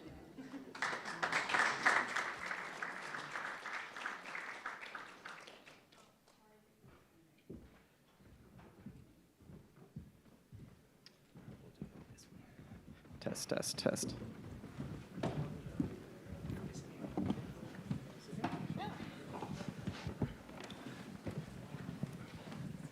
Excellent. Good afternoon, everyone. Hopefully you'll be able to get some coffee. We'll wake up, we'll talk about crime, we'll talk about all the terrible things people are saying about crypto, and we'll end on a high note. Briefly, just my background, like why I got into this. So my day job is I look at cybersecurity and geopolitical risk, advise multinationals. I've been supporting BPI for several years now, looking at the intersection of Bitcoin, geopolitics, and national security. I'd like to everyone sort of give a bit of a deeper dive on your background, because I think that'll help sort of resonate the messages you want to talk about today. Sure, nice to see you all. Just warning, you have a panel of fast talkers, so we kind of upside, promise to keep ourselves at a reasonable pace. So wave at us if we're getting too excited. My name is Ken Egan. I'm currently head of operations at BlockTrace. We do blockchain analytics for government clients, mostly federal law enforcement. Previously, I'm a retired senior operations officer at CIA. I spent most of my career overseas, but in my last 4 years, I served at CIA Center for Cyber Intelligence, which is CIA's cyber arm. Hey everyone, my name is Sam Lyman. I'm Director of Public Policy at Riot Platforms. My background, I started my career several years on the Hill as a speechwriter. Then I was at the U.S. Chamber of Commerce as a speechwriter. In both of these roles, there was a lot of overlap with crypto and illicit finance. Spent some time at a think tank, then really dived deep into crypto and Bitcoin policy when I was at grad school. began writing about digital assets for Forbes, and started with Riot about 8 months ago. Good afternoon, everybody. My name is Meredith Fitzpatrick. I am the Director of Cryptocurrency Investigations and Compliance at Forensic Risk Alliance. We are an international consulting firm that specializes in forensic accounting investigations, and I lead their cryptocurrency investigations practice. Up until last year, I was a special agent at the FBI. I spent the entirety of my career in the FBI investigating criminal and nation-state computer intrusion cases and cryptocurrency money laundering. Did the first 5 years of my career on the criminal side of the house, and then the back half, I led a very large Russian state-sponsored investigation. I was part of a small group looking at how the Russian intelligence agencies were laundering their crypto before they used it to purchase infrastructure or evade sanctions. Then I was also on the FBI's virtual currency response team, where we served as subject matter experts for the FBI's largest cryptocurrency cases. Excellent. So as you can tell, we've got exactly the right people on this panel to kind of address this question head on. And I think before we start getting into sort of the policy ramifications and the kind of the current debates in Washington that we're all familiar with, I think it's very helpful just to like level set some definitions, kind of the taxonomy of what do we mean when we say crypto, and what do we mean when we say illicit finance? Because I think you can decompose each of those things into important distinctions that have like a critical bearing on the right policy tools and the right sort of racking and stacking of the relevant threat for national security. So Ken, you want to start just by sort of unpacking, especially up from a blockchain analytics perspective, like how you think about crypto and its intersection with different types of illicit finance? Sure, I think it's helpful to sort of outline what we talk about illicit finance, but that's a very broad arc of what is illicit finance, right? You go from the baseline of people being, unfortunate people being sent to cryptocurrency ATMs to pay off, bills, all the way through the unfortunately named pig butchering, which are essentially romance scams at scale, a significant problem, and then money laundering, of course, which is sort of bigger crime. But from there, you move into what are essentially criminal activities to what at least I personally view as illicit finance that has a state angle to it, namely ransomware. And then, of course, there's North Korea, right? There's hacking at scale. And all of these, I think, require different policies. They all have different policy implications and require different policy responses. Excellent. Meredith, so from your perspective, prosecuting these cases, investigating these cases for prosecution, like what did you see up close that maybe you think policymakers weren't aware of? And like what is the racking and stacking in your mind of like the relevant dimensions of this problem that matter the most versus the ones that you think are overblown? Mm-hmm. So I think that there is traditional fraud that now has a cryptocurrency angle to it. So take FTX, for example. That is a straight up fraud case. It just happens to deal with the cryptocurrency exchange. There's also the nation state angle, as Ken mentioned. So as far as the ones that are the most economically devastating and most worrisome from a national security perspective, DPRK is certainly at the top of the list. And then there's also what is the most, everyday American citizens, like what's the most economically dangerous for that? And that like pig butchering and investment fraud scams are they're one away from them. I think when you hear people talk about people using crypto to remain anonymous and evade detection, I think at this point it's well known that Bitcoin is certainly not anonymous, that law enforcement does have very good, and investigative firms do have very good tools and expertise to investigate these crimes. But when you're thinking about like the true black belts of people that are they're using an over-the-counter trader to either on-ramp or off-ramp. They're using DeFi protocols to rapidly switch between cryptocurrencies. They're using privacy coins. They're using, a DEX aggregator such as like a 1inch, and then they're also using an over-the-counter trader to go, take all their laundered crypto and then go into fiat. Does that happen? Yes, but that is extraordinarily technically, and then also add in, self-custodial wallets. Like, does that happen? Yes, but like those are the black belts of money laundering. Like that is not the vast majority of criminals, and that's why I think the U.S. government has been able to effect these very splashy seizures, because a lot, that is very hard and not. It's a very, very small proportion of illicit actors that have the technical wherewithal to do all that in conjunction. So obviously, there's a lot of work that goes on behind the scenes that isn't visible, that isn't published on op-eds, or doesn't sort of make the news, or doesn't become the subject of kind of sort of political letters, which brings me to Sam. Obviously, probably the most salient story in this topic for the past 6-9 months has been the sort of Wall Street Journal article, the Senator Elizabeth Warren's letter, and the associated kind of debate over what was the data that went into that. Was that correct data? Is this U.S. policy being based on sort of made up numbers? Could you kind of dig into that as like a really useful case study to think about how bad data can inform either good or bad policy? For sure. They say bad intel can get halfway across the world before the truth has a chance to put its pants on. Sometimes it can find its way all the way to the Oval Office, and that's what happened last fall. So last fall, you saw this very splashy headline in the Wall Street Journal of Hamas raising over $130 million in cryptocurrency to fund its operations, specifically its terrorist attack against Israel. For all of us in the industry, we were shocked because this was huge news to us, and we started digging deeper into the data, and we realized to get that really sensational headline, a game of telephone took place, and there were 3 players involved in this game of telephone. There was one blockchain analytics firm which made very aggressive claims months prior about how much cryptocurrency Hamas had fundraised, and then that information was passed on to journalists who extrapolated that data incorrectly, and then that false data was then used by politicians to advance their own political agenda. And so it went just from party to party to party until all of a sudden you had a letter sent, penned by Elizabeth Warren, and signed by over 100 other members of Congress sent to the White House saying that crypto is a national security threat and that over $130 million had been fundraised to finance Hamas's operations in Israel. So after this had happened, I mean, the industry, we just went to an all hands on deck mode where we looked deeper into the blockchain analytics. And first of all, the source that was cited by Wall Street Journal as having been the initial source for that $130 million figure, they came out and refuted it and said, no, this is a complete misinterpretation of the data. After that, TRM Labs, Chainalysis, I mean, the leading blockchain analytics firms in the fields, they also refuted the claims that had been made. And the proof is in the pudding because this is the blockchain. Almost everything is there for people to see going back as long as Bitcoin has existed. And so that was a really important time for our industry to help lawmakers understand you can make claims against us that are sensational, but we can refute them with the facts. That's the beauty of the blockchain itself. And so thankfully the facts surfaced. It took a couple weeks after for certain publications to come out and show what really happened. And then that figure was eventually refuted by Undersecretary Nelson. He's Undersecretary at the Treasury who oversees these issues. He refuted these facts, or supposed facts, just a few weeks ago when he himself admitted, yes, those claims were sensational, they weren't true. And so an entire letter and political agenda had been based on what essentially was fake news.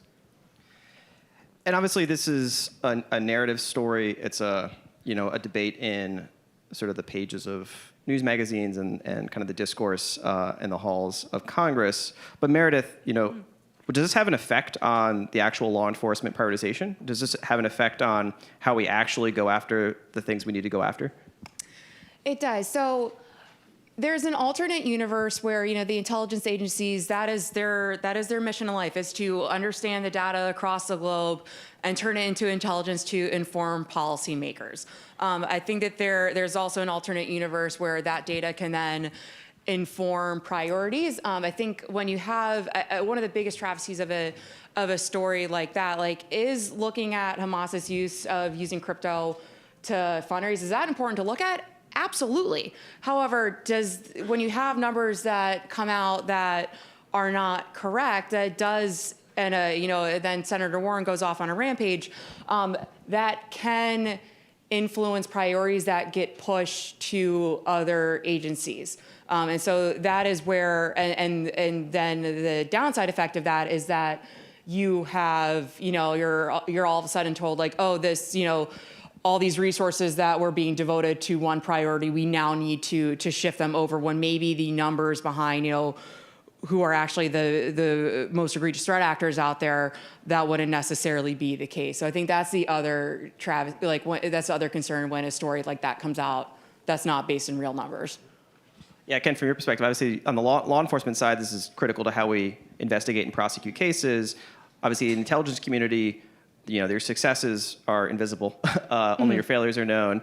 So how does this dynamic also play out when it comes to, okay, we are on the front lines, we see what different threat actors are using these tools for, And yet there's a political conversation that doesn't align with those activities, with those priorities. How do you sort of manage that friction? Do policymakers understand like where the sources of expertise on these questions lie within the federal government?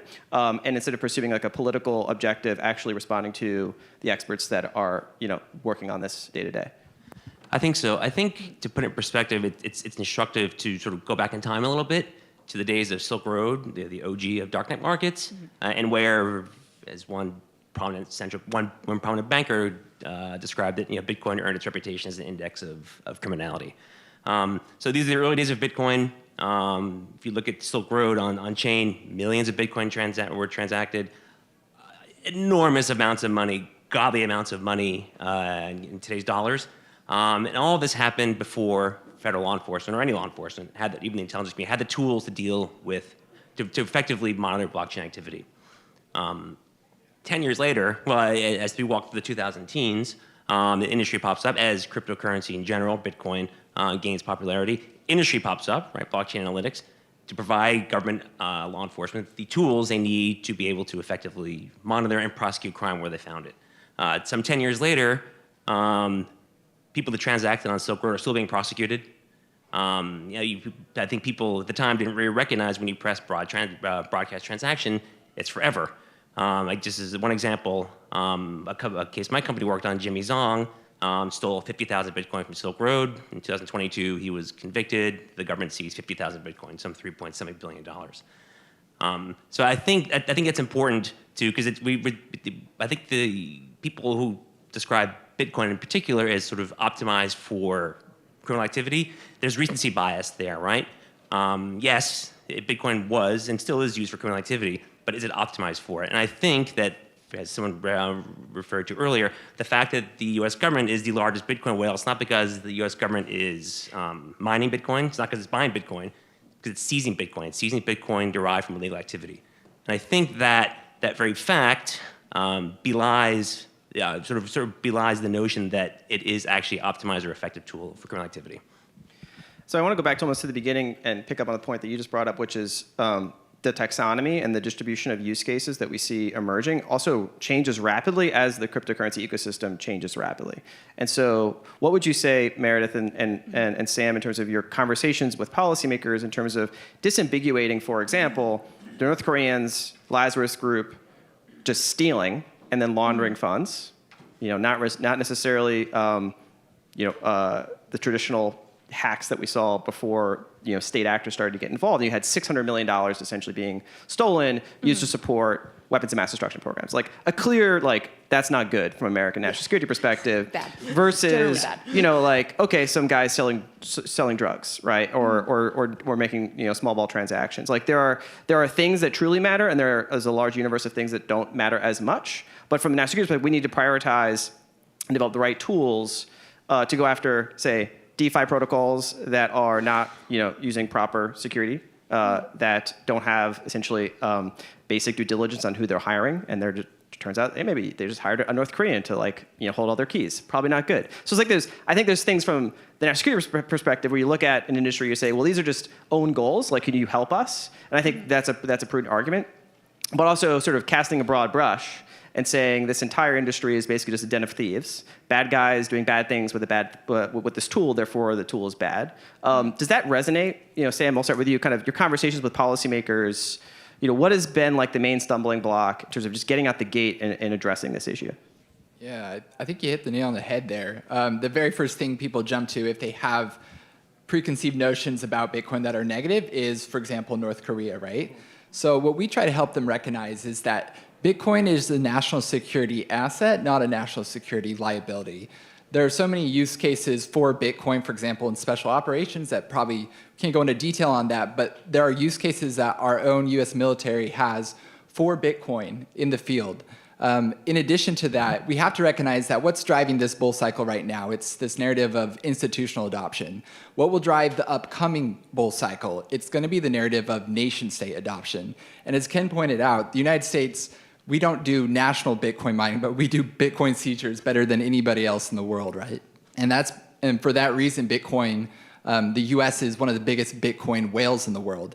And we need to recognize this is an emerging monetary network, the fastest growing monetary network in the world. And we want to be at the forefront of that. We need to continue to have a stake in the Bitcoin mining network, because if Bitcoin mining is banned from the US, where's it going to go? It's going to go to places like North Korea, Kazakhstan, places where they don't care all about using renewable energy for Bitcoin mining and keeping it clean. Whereas here in the United States, we do care about that. Over 50% of the energy that is used for Bitcoin mining actually comes from renewable sources. So it's helping people understand that, first of all, it's a national security asset and will be more and more in the future. In addition to that, there are many energy positive externalities related to energy that comes with Bitcoin mining as well. Meredith, I was going to ask you a follow-up. I wanted to end this last point to tease up stablecoins in particular, because we talked about this before. As again, the shifting dynamics in terms of the industry, and then how bad actors want to exploit the industry for their own illicit means. There seems to, and I think it's objectively true, like a shift in use of stablecoins. Right? Obviously, stablecoins have become like an increasingly powerful force in the digital asset ecosystem. And that has created, a large surface area for bad actors to exploit. Like in your experience, kind of, how does that fit in, and like, what are you seeing happen right now? Yeah, I mean, I think the data that comes out of companies like Chainalysis and TRM supports this, that criminal activity is moving away from Bitcoin. But even with that, I mean, again, to foot stomp that it is a national security asset, not a national security liability, is that with the open nature of the blockchain, there's still, as investigators, like me at a private company, or investigators in federal law enforcement agencies, or people at intelligence communities or compliance departments at banks, because you can see the entire financial transaction history of a wallet, you have so much more information to make a compliance or an investigative judgment on. And that, so like one example, like I doing an investigation into a state-sponsored actor. I had 2 servers of interest. One was purchased with a Bitcoin wallet. One was purchased with a credit card where the account went back to Ukraine. With the one we're trying to do the follow the money, who is paying for this server that is responsible for doing bad things.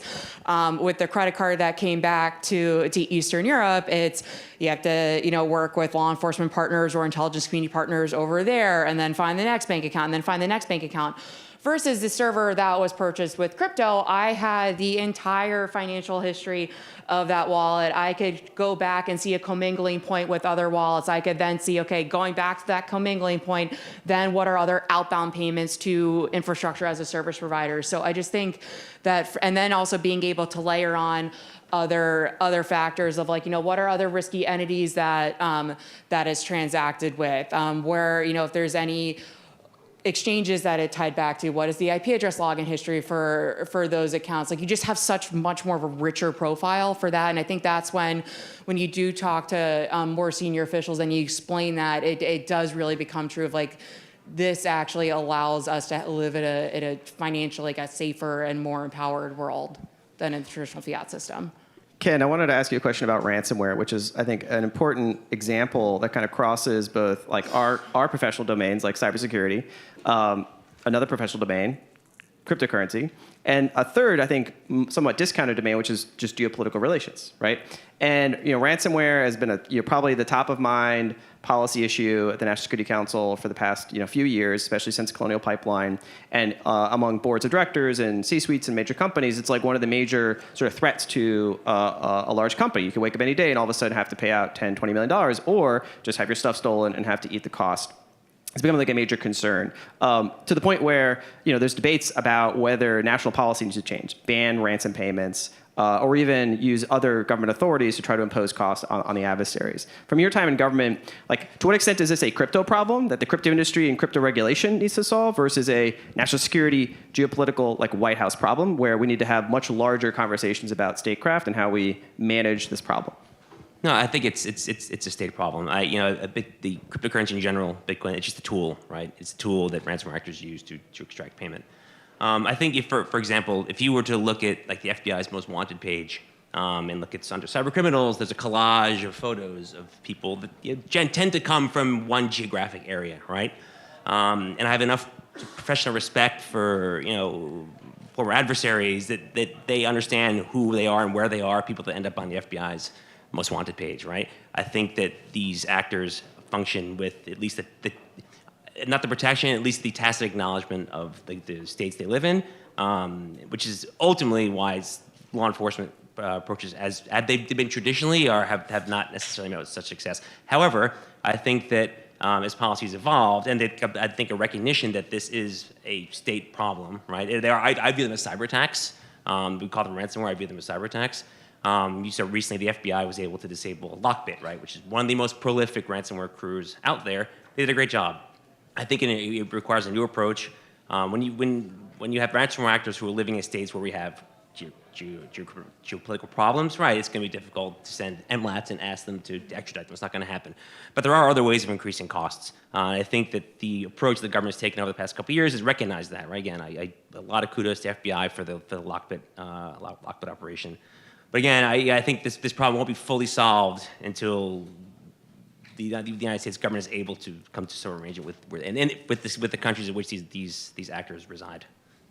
Excellent. So maybe we'll finish up talking a little bit more tactically in terms of the policy conversation, Sam. So there's been a few bills introduced, amendments discussed around this issue, right? So Senator Warren introduced DAMLA, and then I think just yesterday there was Senator Tillis introduced Enforce Act. There's been other policy discussions around how to think about, in particular, AML KYC as a means of curtailing illicit finance. What would you say is the right way to calibrate the policy response to what is a real issue, but without necessarily sort of overreacting, overreaching, and causing more harm than good?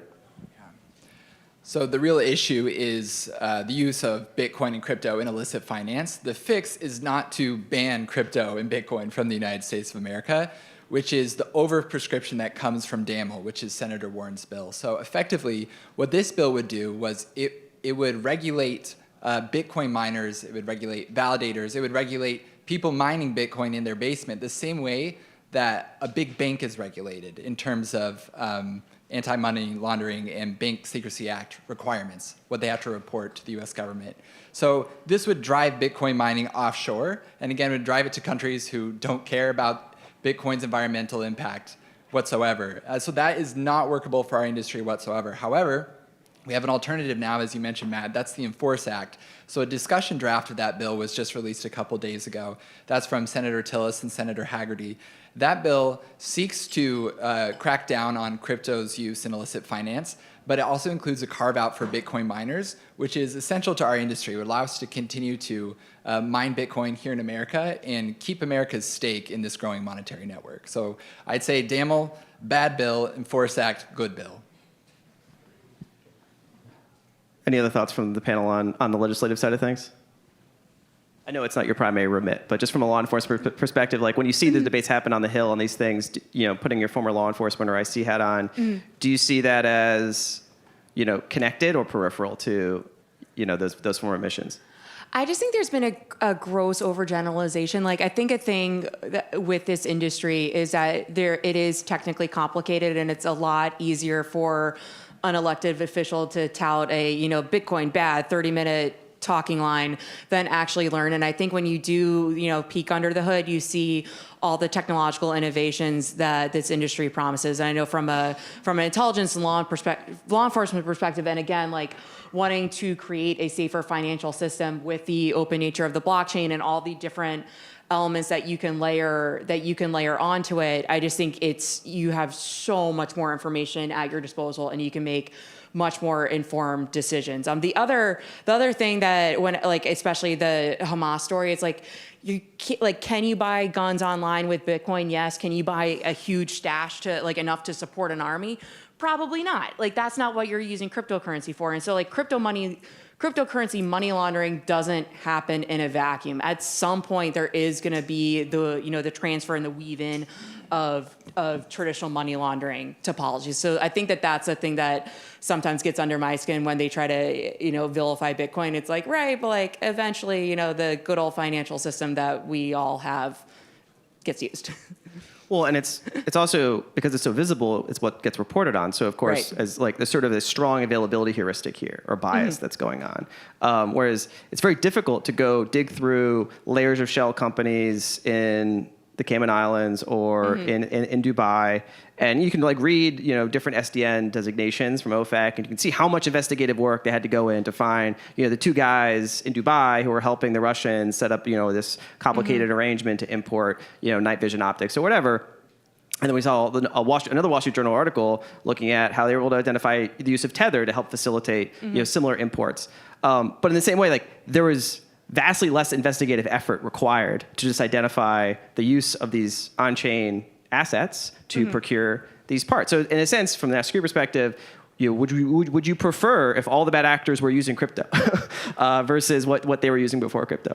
Yeah, I mean, again, going back to my earlier comment that if somebody were to use, a self-custody wallet with an over-the-counter trainer, with Monero, with a mixer, with rapidly like using a DeFi protocol to rapidly switch between assets, like that does make things very hard. But again, that's very technically complicated. But actually, like interesting. Going back to your Dubai question, like yes, it does when you hop between countries, it does make your investigations much longer. But I think I recently had for an article I wrote had to go through VARA with like a fine-tooth comb, and I think that is such an interesting case of using clear regulation and clear legislation as a competitive advantage versus I think like when you listen to traditional money laundering stories, there's jurisdictions that use low visibility as a competitive advantage. I think that's something that between Dubai and South Korea and MiCA in the EU and then legislation coming out of the UK, I think you are starting to see this wave of countries using clear and reasonable legislation as a competitive advantage. And I mean, at some point, U.S. has got to get on the boat. Excellent. I think that's a great place to end. Thank you, everyone. We'll wrap it up. You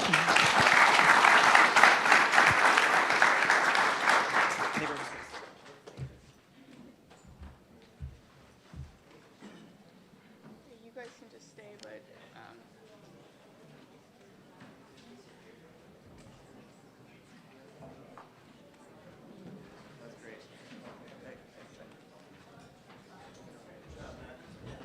Oh, thanks. Nice to see you.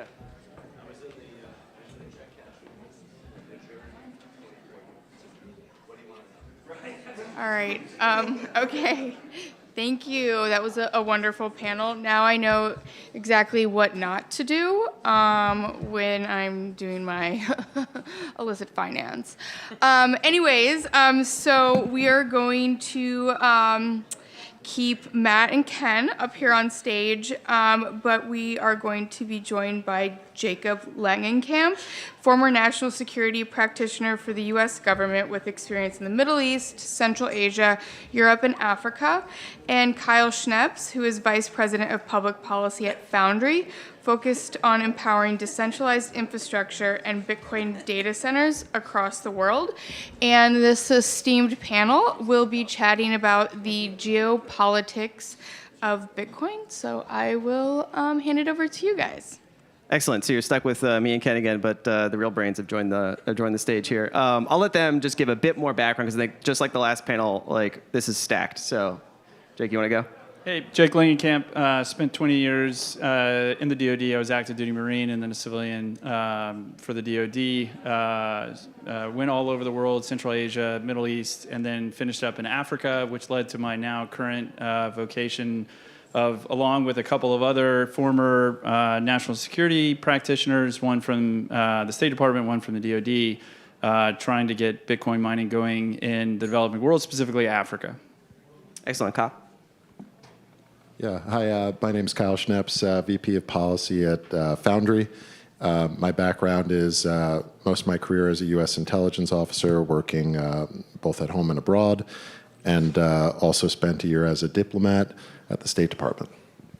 Excellent. So this is a good segue from the last panel, which I think was a bit tactical, illicit finance, kind of very much the front of mind policy question that's addressed on the minds of policymakers in DC. I think we want to step back a bit, Bitcoin and geopolitics, and importantly center on Bitcoin specifically, as opposed to the broader cryptocurrency ecosystem we were looking at in the last panel, as well as more geopolitics, which encompasses national security, but is a bit of a broader conceptual framework.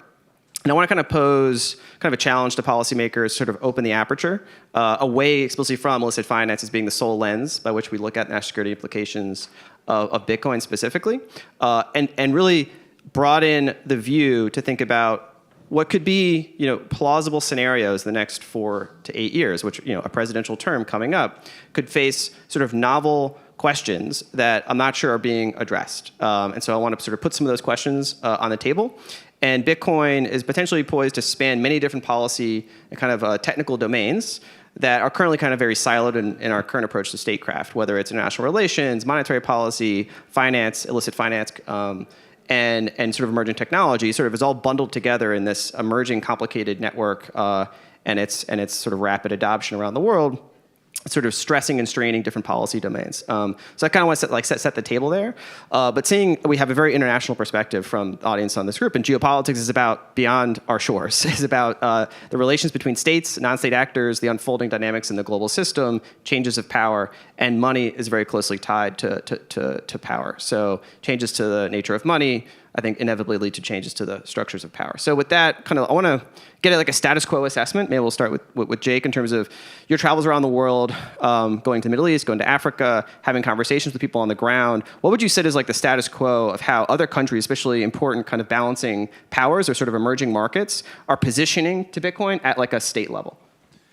Yeah, so I just came back from Africa a few weeks ago, specifically having conversations about Bitcoin mining. So there was a lot of conversation around the topic, both at the individual level, but then also the state level. And I think what you're clearly seeing is state actors are starting to realize that the technology to take trapped extant energy, which is a liability for them, and turn it into like a huge, and not only way to drive foreign direct investment and revenue, but also a way to get their hands on dollars, which is, kind of underserved part of that conversation. That's a big driver of it. And you're starting to see it kind of, not necessarily in blocks or alliances, but countries that have close relationships with each other. So an example of that is, I think everybody here is probably tracking that the UAE jumped into the deep end with Bitcoin mining and what they're doing with Marathon and stuff like that. I don't think that it's coincidence that they have such a close relationship with Ethiopia. Ethiopia also just jumped into the deep end and allowed a couple dozen Bitcoin mining companies into the country. They joined BRICS together, those two countries. The UAE has provided quite a lot of dollar liquidity to the Ethiopian central bank because they were having a dollar shortage. So I think you're going to start seeing those kind of connectivity between friendly nations, client state, or the like that. And I want to come back to this later, but since you brought it up, I want to just do a quick follow-up question, which is, where's the battleground in terms of U.S. strategic influence as a particular case study? So are we in a position where we can leverage Bitcoin to get our foot in the door and have influence and have interests on the ground, or are our adversaries there first, or are they winning? So it's a complicated question because obviously in most of these developing countries, you see way more Chinese companies, sometimes even Russian companies than American companies. That's starting to change, though, and the American companies that are going into these markets are U.S. public listed companies. So that's quite a interconnectivity between the U.S. government and some of these, state levels. I was talking to somebody earlier. They're saying, from one of these companies that they're going to have, a head of state visit on one of their upcoming trips within an African nation. And what I've found in my recent travels to Africa and talking to some of these government institutions is that they're very much leaning on the U.S. They're in terms of being in pole position for the partners that they want to work with, because they're asking us, hey, how should we think about this from a regulatory standpoint? We've heard that there's ways of doing grid stabilization and demand response. Can you share information about that? And we know that those are not questions that they're asking Chinese companies, Russian companies that are coming to do Bitcoin mining there. So I think as you look at the digital yuan and what China's trying to do on that front, nobody owns Bitcoin, but it might be better to have a neutral reserve asset than a foreign directed reserve asset. Excellent. So, Kyle, I think you were also recently coming back from the region as well. Could you give us your perspective, your readout, and kind of conversations, and kind of how that part of the world is thinking about Bitcoin? Yeah, so I just did a few speaking engagements in UAE and also in Oman. And I think there's, from the various travels I've done and looking back and forward, I see a general bifurcation developing in terms of how nations are approaching energy. And so on the one hand, we have a holistic approach to energy, like we're seeing in some of these Arabian Peninsula countries, and that is they're investing in a wide variety of different forms of energy production. And then on the other hand, we see this exclusionary approach to energy, and that's mostly being embraced in Western Europe and North America. One of the takeaways from the GCC countries is that they are looking ahead to where technology is going to flourish, and they've understood, I think like many of us have, that the future is going to be in energy production and its ability to feed data centers. And whether we're talking about Bitcoin mining or AI or data storage, whatever it is, things that we haven't even developed yet, it's going to be in energy and the ability to process and compute. And so they are getting a head start by even not only embracing their natural gifts in terms of fossil fuels, but investing in nuclear, solar, all different things. Whereas we've seen sometimes in Western nations this applying this moralistic lens to energy that may kind of get in our own way at some point in the future as we hope to achieve some sort of technological strategic advantage. So you have several sort of Gulf kingdoms with a lot of money tied up in sovereign wealth funds that are sort of led and directed, steered by a handful of elite figures that can set a strategic direction and can resource it, can execute it, and are now putting those plans into action. I guess, Ken, from your perspective, both in your former IC land and then now in kind of the private sector with kind of a global view, how do you think the United States should think about those dynamics? Like, where do we need to engage? How do we need to understand where this is going to head in 3, 5, 10 years? Yeah, just first a quick observation just about the conference. It's not necessarily the number of attendees, which is impressive, but honestly, it's the breadth of agencies represented today is really impressive. And I think that's a reflection of a realization that Bitcoin is here to stay, and it's not just because of ETFs and BlackRock, but for a lot of reasons. So I think it's great. I think it's very important. It shows me that at different levels that the government is starting to think about this as what I think is I'll be a little wistful here, an emerging reserve asset. So I think it's job of policymakers to respond to things, but also to think through. And I think we need to start considering a world, again, wistfully, in which Bitcoin emerges as a reserve asset that is separate but adjacent to the financial system, a reserve asset that does not rely on intermediaries, and a reserve asset that I think is frankly resistance money, right? It is the antidote to digital authoritarianism. And I know that the idea of another reserve asset emerging somehow that represents competition for the dollar, I don't think that's the case. I am not a dollar doomer at all. And I think that the way I envision it is what happens if Bitcoin takes 30, 50% of the gold, of the global value of gold. What's that, 16 trillion? What are the implications for U.S. policy? What does that mean?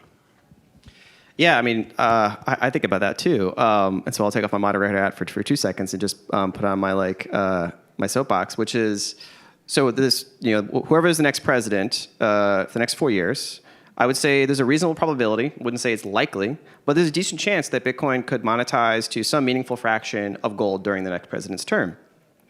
I am not aware of any policy memo or debate or even just glimmer of a discussion about what would be the policy options, what would be the strategic posture from the United States officially to that type of scenario. Have we thought about the effects on the Treasury security? Have we thought about the effects on, okay, if this is monetizing, who are the people that are gaining that monetization? Is it Emirati oligarchs? Is it folks in Singapore? Capital flight out of China? Is it American companies and American citizens, individuals? Is it sort of a distributed airdrop on emerging markets in Africa, et cetera? Like, if that were to take place, if there was going to be this monetization that occurs, there could be many different types of geopolitical and international spillovers. I'm not seeing that conversation, right? And so I'm not seeing just the basic question being posed in terms of that what if. And I think hopefully we can pose that question. And I'm not saying there are easy answers for that question, but I think it's a serious question that needs to be posed. And I think we were talking about this earlier. It's not like there's anyone around that has a master plan or that has a grand strategy. Everyone thinks there's like someone that's cooking up like the secret sauce for the next 5 or 10 years. And even the folks in the Middle East, the folks at the helm of these $1 trillion sovereign wealth funds, they don't necessarily know exactly what they're getting into, right? Kyle, maybe you can elaborate on that. Like, just because they have a lot of money and they can move fast doesn't mean they actually are seeing multiple steps ahead. And so that, I think, gives an advantage to anyone that even tries to think a few steps ahead. I guess, Kyle, from your perspective, and then go back to Jake, in terms of, like, what are you seeing in terms of the manifestation of that, and then the room for, like, smart, intentional, strategic policy? Yeah, well, one advantage that does not, that sort of monarchical structure gives you is that you can try to plan long term. You can have a plan and try to affect it over 20, 30, or 40 years. Obviously, with what many of us believe here in the U.S., it's not a trade-off we would like to make. But being in the system that we're in, we generally operate in 2 and 4 year cycles of what is going to be a favored policy versus maybe something that's antithetical to whatever administration is in place. And so when you have that limit or that short-sightedness, sometimes it prevents having those long-term strategies. But I would certainly agree there is no master plan over a long period of time. The government is mostly reactionary, but that does provide us opportunities, I would hope, to educate some of those people so that when they are usually making some sort of gut reaction to geopolitical events or to something like Bitcoin, which I think has a very long-term time horizon on its influence in the world, I think that if they are educated to a certain degree, they may be able to fall back on that to help inform potentially better decisions in the future. Jake, I want to turn to you in terms of what sorts of voices have not typically been involved in the policy process from kind of national security community on this exact question. The last panel we were on is obviously illicit finance. I think there's no shortage of people willing to jump into the waters from, say, Treasury, from state, from other folks that have in equities and sort of sanctions, illicit finance, law enforcement investigations. But there's sort of a dark matter in the national security community that's focused on great power competition, that's focused on the next 5, 10, 20 years, and what are the major changes that are going to unfold across technology, monetary, sort of geopolitical structures. And their job is to make sure U.S. comes out on top, or at least doesn't lose. And so what do you think about whose voice needs to be brought in that otherwise historically or culturally they haven't been bringing their voice into the room? Yeah, so we were having a conversation about this earlier just after lunch, and the roundtable discussion very much focused on, enforcement, illicit finance, like you were saying, but then also advocacy domestically. Hey, talk to your congressman, talk to your senators, things like that. There's very powerful organs of the U.S. government that have a completely neutral, i.e. we don't care at all, stance on Bitcoin. I think the national security apparatus largely falls under that. However, there are some major implications of things that are happening in this space. For instance, like I talked about earlier, I know that the national security apparatus has, burned some calories and put some thought process towards the digital yuan and what this means potentially spread across like Belt and Road countries. And that's a part of the conversation where you can say, okay, if the preeminence of the dollar, while still very dominant, if you put it on a chart, it's declining, not increasing. What do you want to take its place? Do you want an adversarial currency, controlled by a closed loop economy, or do you want a neutral reserve asset? So that's one conversation. And I think also as more and more of these countries figure out, that they can monetize extant energy and turn a liability into a benefit, the people that are going to be at the table for those conversations are going to have quite a bit of newfound influence in countries, throughout the Middle East and countries in Africa, Latin America, Central Asia, India, all of these places.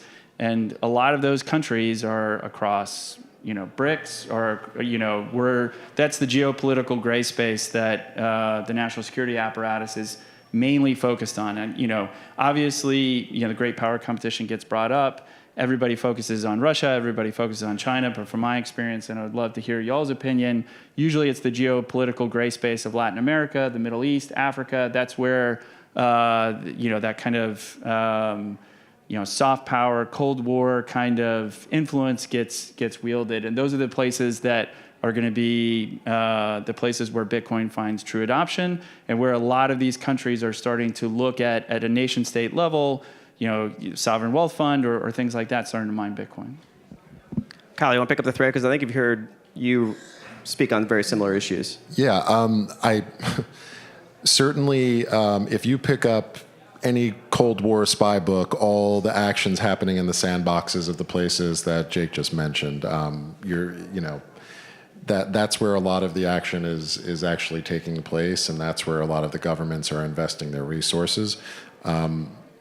I will say, I just want to piggyback on something Jake said, and this is something Matt and I have talked about many times, but regarding the Belt and Road Initiative, China's Belt and Road Initiative, they have spent decades now building the veins and arteries that they need around the world.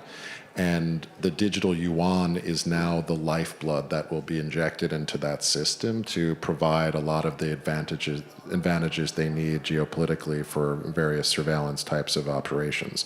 And so I think there's a tremendous opportunity here for the U.S. government. It is not going to be by building veins and arteries, through physical infrastructure like China has done, because they're so far ahead. What our opportunity is that there is already the largest global computer network in the world that you can transfer value on for virtually nothing, and that's a Bitcoin network. And so by adopting that network, by promoting it, you are promoting a wide variety of democratic ideals and an alternative system of finance to parts of the world that may have to contend with a digital yuan. Yeah, no, Ken, you picked up on this earlier, but I want to hit it harder in terms of this competition. In Cold War terms, sometimes it can be seen as zero sum, realist. It's all just hard power. We're just trying to influence kind of folks that are in the balancing states.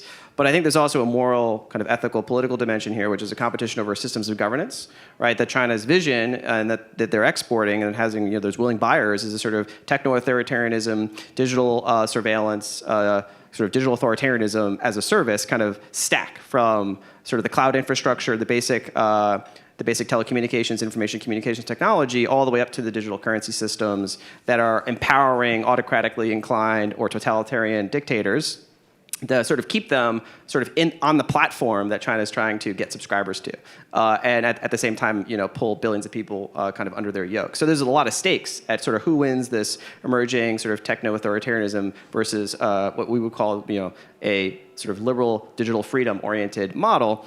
And so to that end, are we gonna win that fight by sort of competing with our own CBDC? Are we gonna win by just trying to out totalitarianize the Chinese? Sort of what is the alternative to win in that fight? On a principles basis. So what about Bitcoin as an open system kind of offers that as sort of almost an endogenous capability that doesn't require the U.S. government to direct it? It's just going to happen as long as we support it. Yeah, so as Kyle referenced before, we don't plan very well, and we're not going to outplan China, right? They have a system of government that is built to plan. I think that at least throughout the 20th century, the United States had two currencies, right? It was the dollar and it was a set of ideals. And after the post-war world, that set of ideals served us very well. Individual rights, democracy, it served us very well. It was not always in completely equal ascendance, but nonetheless, I think generally speaking, there's consensus that the post-war world was successful because we were able to export those ideals. And I think as we look at where competition specifically China is going to happen. You look at like the Vietnams of the world, India, Thailand, Indonesia, maybe even Turkey. But these are the countries with the highest level of cryptocurrency adoption among that Bitcoin. And we can't, I think one thing the Chinese have taught us is that we can't simply, there can't just be, we can't just export lessons, we have to export something. We have to encourage interaction on some level, not just with not just with platitudes and education about different things. And I think that if we are going to successfully compete, and these countries that I mentioned, they need to interact, they need to live with China, they want to trade with China, they need to interact with China, they're in China's neighborhood, as do we, by the way. We don't necessarily have to be antagonistic with China at all. But these countries will be looking for alternatives to the digital yuan, right? Is the future of their banking system the cross-border international payment system that China has deployed around the world? I don't think so. It's certainly not in our interest if that's the case. And we also have to recognize that these countries will also look to have some sort of economic reserves that aren't dollar-based for a lot of reasons. Some of the discussion about the dollar is unsatisfying. There's a lot of discussion about numbers. But ultimately, if you're a sovereign country, you need to have some kind of wealth that's not subject to the whims of another sovereign, or even if that sovereign's your best friend. And I think that we have fertile ground. Bitcoin is potentially a mechanism for building better ties in that periphery. And this might be a bit technical and historical, but I think policymakers need to look back at the 20th century, and particularly the emergence of the eurodollar market. I don't want to be too technical, but how did the dollar become the global reserve currency? How did the U.S. Treasury become the global reserve asset, which are sort of the foundations upon which our geoeconomic sort of hegemonic power has been based for the past 75 years? And part of it was policy driven, but part of it was sort of benign neglect of a global system that just wanted to find a solution to a certain pattern of commercial problems, and they settled on the dollar. And there's something called Regulation Q, which basically capped interest rates in the United States and basically allowed sort of this market to flourish for dollars overseas, so that any bank or sort of bank-like entity could essentially issue dollar liabilities, sort of stand-up operations, start doing lending and commercial finance in dollars, and sort of just like sprouted this organic dollar ecosystem that was progressively formalized through networks of hierarchical correspondent banking relationships that now, like in the last 20 years, U.S. government has been effectively able to sort of exert power through extraterritorial imposition of our sanctions regime. But it wasn't built, with that in mind. It sort of happened organically. And if we had, heavily controlled and were terrified about bad guys using these sort of offshore balance sheets to do bad things, the eurodollar wouldn't have ever grown to what it became. And so I think about this analogy with stablecoins now. This tension between, yes, bad guys are using it, but at the same time, as we heard, I think a Fed president just the other day basically say, the proliferation of dollar-based stablecoins is sort of a net good for the U.S. in the sense that these are now dollar liabilities that are proliferating in a world that creates a structural demand for more dollar assets, especially our sovereign debt. And where we're looking for more buyers of sovereign debt, if the Chinese aren't going to buy a whole lot more, if the Japanese are eventually going to be tapped out, if we're now sanctioning Russian treasury securities, and maybe the folks in the Middle East are a little bit skittish about holding too much of their marginal surpluses and reserves, we're going to need more sources of structural treasury demand, essentially demand for our debt. So I think we need to connect these different domains. And if we're thinking about this break glass scenario where, if we do get to a breakdown in geopolitical relations, which hopefully we don't, but there is an acute monetary dimension to this that I think, Jake, you were pointing at, which is, there's a competition over networks. China has a strategy to essentially enlist, wide swaths of the global south, as well as the main commodity producing countries in the world, into its geoeconomic orbit, and use essentially digital rails to connect them into its sphere of digital influence, and then export kind of a techno-governance model on top. And if they're successful, that will structurally weaken the foundations upon which U.S. sort of monetary dominance was premised. And our plan A seems to have been just double down on the treasury market, try to keep it stable as much as possible, whether it's bailouts or swap lines or repo facilities or financial repression, force banks and other institutions to hold more capital, give them sort of essentially inducements to just stuff more treasuries into the balance sheets. It's like a short-term strategy. As our debt kind of continues to climb exponentially, that's our plan. I don't see much of a plan B. And if plan B for adversaries that they're trying to address is essentially undermine the treasury market, make it a source of vulnerability, increasingly fragile for us. And then, they're acquiring gold. And so they might return towards a 19th century style economic system, a 19th century geopolitical orientation, as we've seen in Eastern Europe. So that is a bad plan from our perspective. And so I think, like, hypothetically, it sounds like fanciful 2 years ago, but I think it's increasingly less fanciful to think about the monetization of Bitcoin as a neutral reserve asset that, again, like to the extent that it relatively absorbs more of what the adversaries in Eurasia want to push into gold, it benefits us as we are the dominant holders of Bitcoin. We have the most Bitcoin companies. If we have a positive regulatory environment, then those advantages, that sort of plan B, is in our favor. Jake, I know we've talked about this, so your thoughts. Yeah, so I wanted to hit on a couple things that Ken said. China is much better at planning than us, but they took themselves out of the Bitcoin game. They officially banned it after all the jokes about, yep, China banned Bitcoin again. They actually really did it, and that's what allowed us to capture the majority of the Bitcoin mining. And the other thing that he mentioned that stuck out is that, sovereigns don't want to hold their, wealth in an asset that another sovereign, controls. So I think that means that they're not necessarily going to run from the dollar to the yuan. And I think that's why you see the increase in central banks holding gold. And I think, we sometimes don't give the developing world enough credit where if they have time to wrap their head around it, they're usually much faster at doing so. And I think that they're going to say, once they really take a look underneath the hood of Bitcoin and be like, okay, so no one actually controls this, but I can use it as a neutral reserve asset. Because, right now, if Ethiopia wants to sell electricity to Kenya, that transaction has to go from shillings to dollars to Ethiopian birr. And that's what has always kept Africa back from being able to do intercontinent trade there. So I think those ideals will shine through for them faster than they will for us. Excellent. Well, I want to say thank you to my fellow panelists, and best of luck for the rest of the day.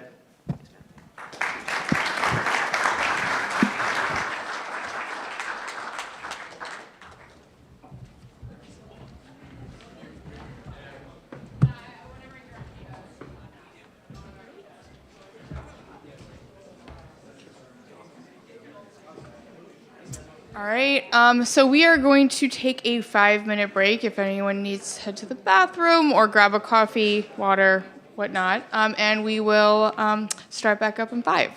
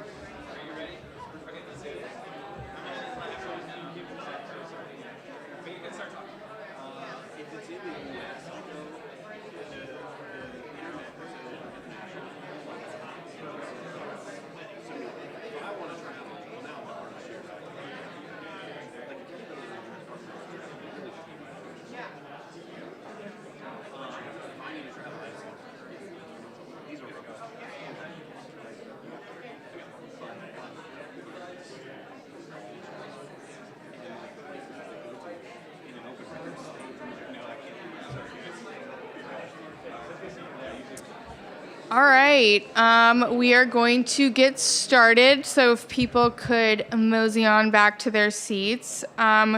We now are going to welcome Dr. Joshua R. Hendrickson, who is going to walk us through the role of Bitcoin in the dollar-based system.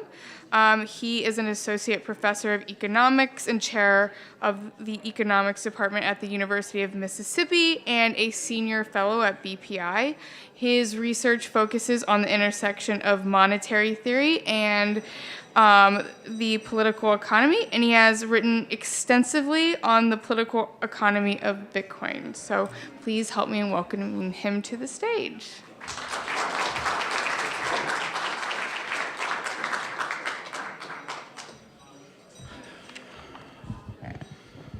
All right, that's a bright light. All right. First of all, I just want to say thank you to everybody at BPI for putting on this event. It's really impressive and giving me the opportunity to speak. So what I'm here to discuss today is the role of Bitcoin in the dollar-based system. And so for most people in my profession, for most people in the policy world, this would be like a really quick talk, right? The dollar is the global reserve currency, and the U.S. Treasury security is the global reserve asset. And so this conveys a number of benefits on the United States. And given the dollar's dominance, given the benefits that that dominance conveys, it might seem odd to consider any role for Bitcoin whatsoever. While it's true that the dollar-based system provides benefits to the U.S., it's also not without its costs. In fact, under certain circumstances, the characteristics of the system can be quite fragile. So forward-looking policymakers really need to be aware of these costs and consider ways to minimize the potential risks that are inherent in this system. And it's here that I think Bitcoin can play a role. So first, let's talk a little bit about the benefits to the U.S. of having a dollar-based system.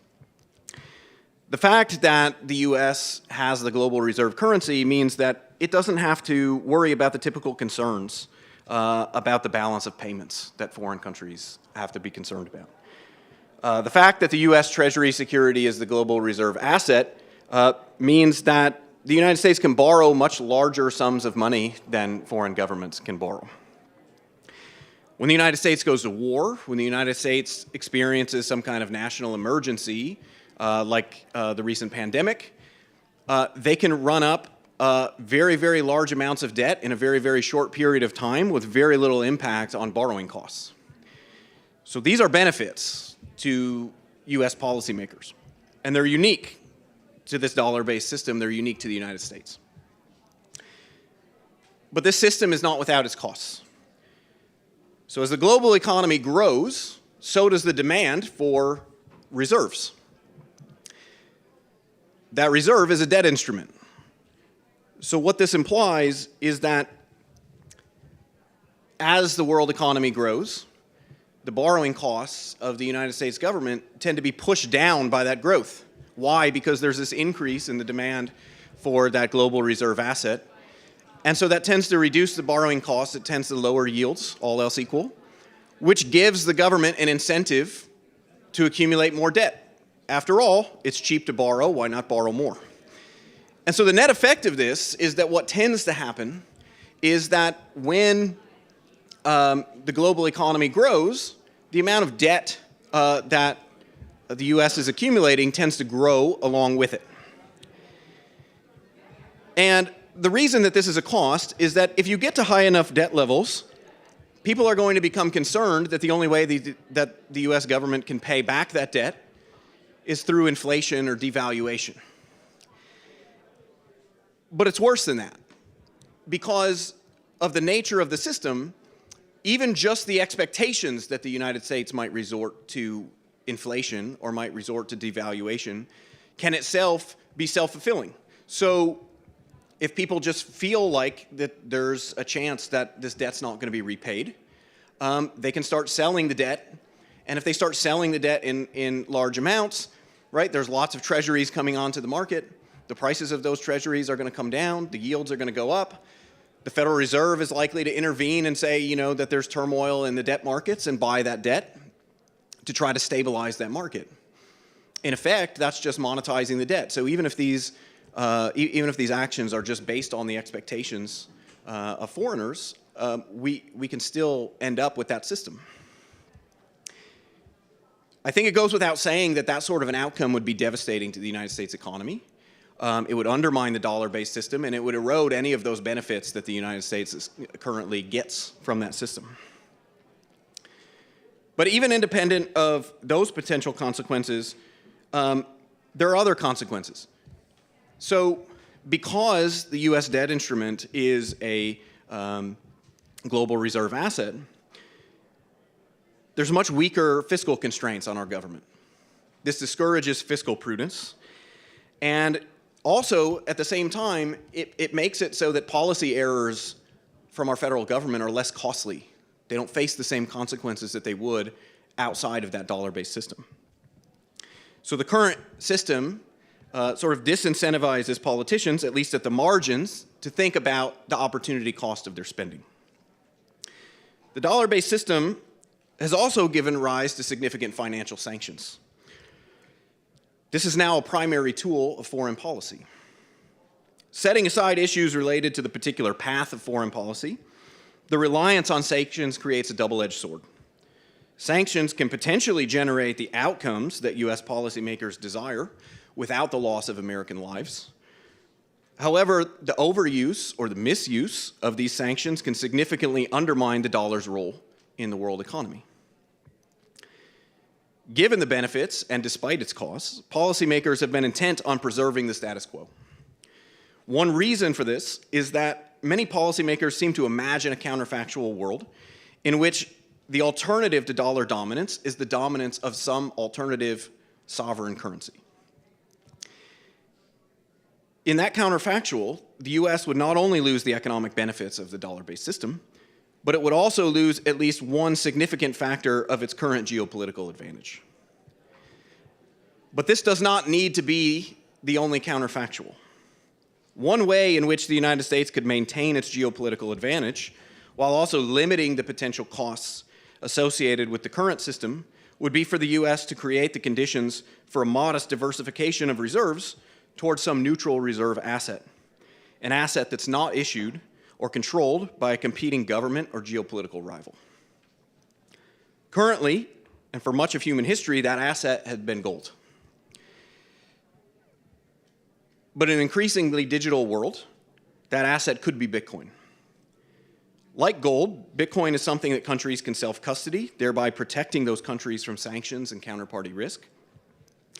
Also, given the protocol's fixed supply schedule, Bitcoin is immune from the whims of particular policymakers and central bankers. Yet in comparison to gold, Bitcoin has the advantage of being less costly to store and to transfer. As this description suggests, diversification towards something like Bitcoin might weaken the power of sanctions. However, it would do so without shifting the advantages of the dollar-based system to any of the U.S.'s rivals or potential adversaries. At the same time, such diversification would weaken the incentives of the U.S. to accumulate excessive debt and therefore help mitigate the fragility risk inherent in our current system. To encourage such an outcome would require that U.S. policymakers take a more hands-off approach to Bitcoin. By doing so, this would allow the U.S. to continue to be a hub for Bitcoin-related development and innovative mining solutions. Furthermore, by taking such an approach, the U.S. could create conditions in which countries seeking to diversify their reserves would do so by turning to neutral reserve assets like Bitcoin rather than alternative sovereign currencies. This would not only minimize geopolitical risks associated with diversification away from the dollar, but it would also make the United States economy a primary beneficiary of wider global adoption of Bitcoin. Now, I want to be clear in what I'm saying here. So the US dollar continues to be strong. In fact, global uncertainty continues to reinforce rather than undermine the strength of the dollar. Nonetheless, the rapidly rising level of US government debt is a significant concern. If the debt gets large enough, the positive feedback loops of which the United States has been the beneficiary, could turn against us. The increasing use of sanctions could also undermine the dollar's status. Even if the probability of these outcomes is low, forward-looking policymakers need to be thinking about and they need to be looking for ways to avoid these outcomes. For those forward-looking policymakers concerned about these possibilities, it's my view that Bitcoin could serve an important role. Bitcoin could be the safety valve. In the event that the dollar's status is eroded by reckless fiscal policy or by overly aggressive US sanctions, it would be in the US's interest to have countries substitute to a neutral reserve asset like Bitcoin rather than to another sovereign currency. A gradual diversification could minimize the adverse economic consequences of an erosion of the dollar's status without necessarily disrupting current geopolitical power structures. At the same time, such a shift would lead to a modest tightening of fiscal constraints on the federal government, thereby making policymakers more acutely aware of the opportunity costs of their actions. It's important to reflect a little bit on history. It's easy to focus on the status quo. It's easy to assume that what we have experienced recently will continue into the future. But since the emergence of the international gold standard in the 1870s, the international monetary system has gone through considerable changes. In each case, these changes were driven by international events.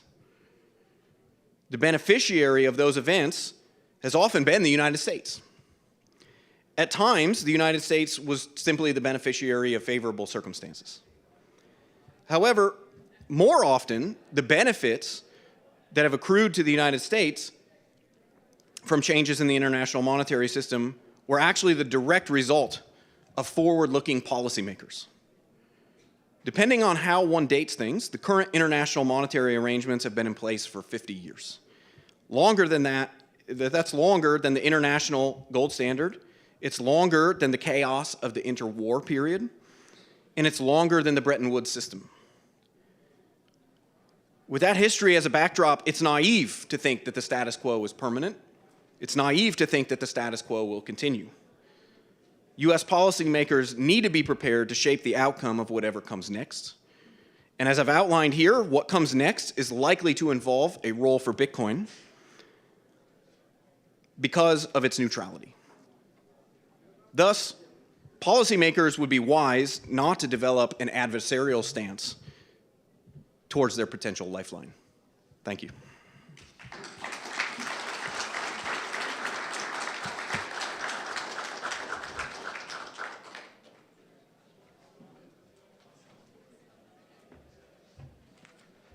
Awesome, thank you. I think we have another 5 minutes before our next panel. So if you all just want to stay put or grab a quick coffee or whatnot, we'll get started here shortly.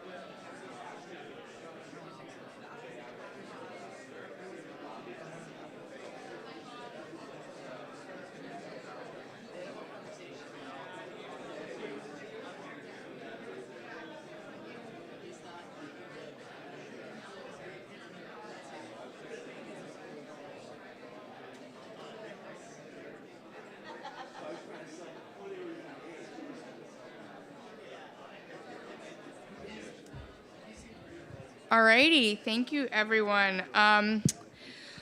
So moving on, personally, running a startup, I don't have a ton of spare time to help out on furthering policy efforts, which is kind of scary, operating a Bitcoin company, and there being so much looming regulation and lots of stuff going on there. So this is why, as an industry, we're incredibly blessed to have BPI and other policy experts, such as Coin Center, who are kind of working on all of these issues on our behalf. So we have an incredible panel of these policy experts here to discuss the state of Bitcoin policy. So let's welcome to the stage Grant McCarty, Co-Executive Director of the Bitcoin Policy Institute, Janessa Lopez, Digital Assets, AI, and Emerging Tech Policy Lead at Block, Jerry Brito, Executive Director at Coin Center, Michael Enright, SVP External Affairs at Beowulf Electricity and Data, and Seth Hertlein, I'm sorry if I'm not pronouncing it correctly, VP and Global Head of Policy at Ledger. So please help me welcome them to the stage.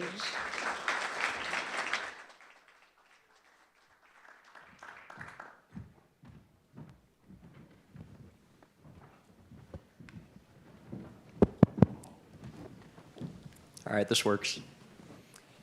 Thank you, everybody, for being here, especially near the end of the day.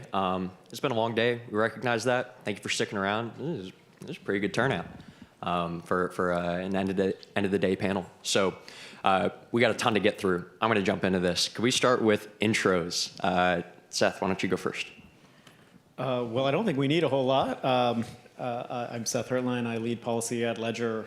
Ledger, of course, is a leading platform for self-custody through hardware digital asset wallets. My name is Michael Enright. I'm with TerraWolf, which is zero-carbon Bitcoin mining with a facility in upstate New York and one at a nuclear plant in Susquehanna, Pennsylvania. And my prior life, before coming on to the private side, was about 20 years in local, state, and federal government. I'm Jerry Brito. I'm Executive Director of Coin Center. We're focused on, we're nonprofit, and we're focused on the rights of individuals to build cryptocurrency technology, to use it, and to do so privately. I'm Janessa Lopez. I lead digital assets and AI policy for Block, which is the parent company of Square and Cash App, for those familiar. We are a Bitcoin first company, so Bitcoin is the only cryptocurrency we offer on our platform. We also have a business unit called TBD, which focuses on decentralized identity and enhancing remittances around the globe. And we also recently launched our own self-custody wallet called BitKey, which is this beautiful little design right here. And I'm Grant McCarty. I'm the co-executive director of the Bitcoin Policy Institute. We're a think tank researching Bitcoin and emerging monetary networks. Now, I want to cover a couple things on this panel. I want to cover government perspective on Bitcoin broadly.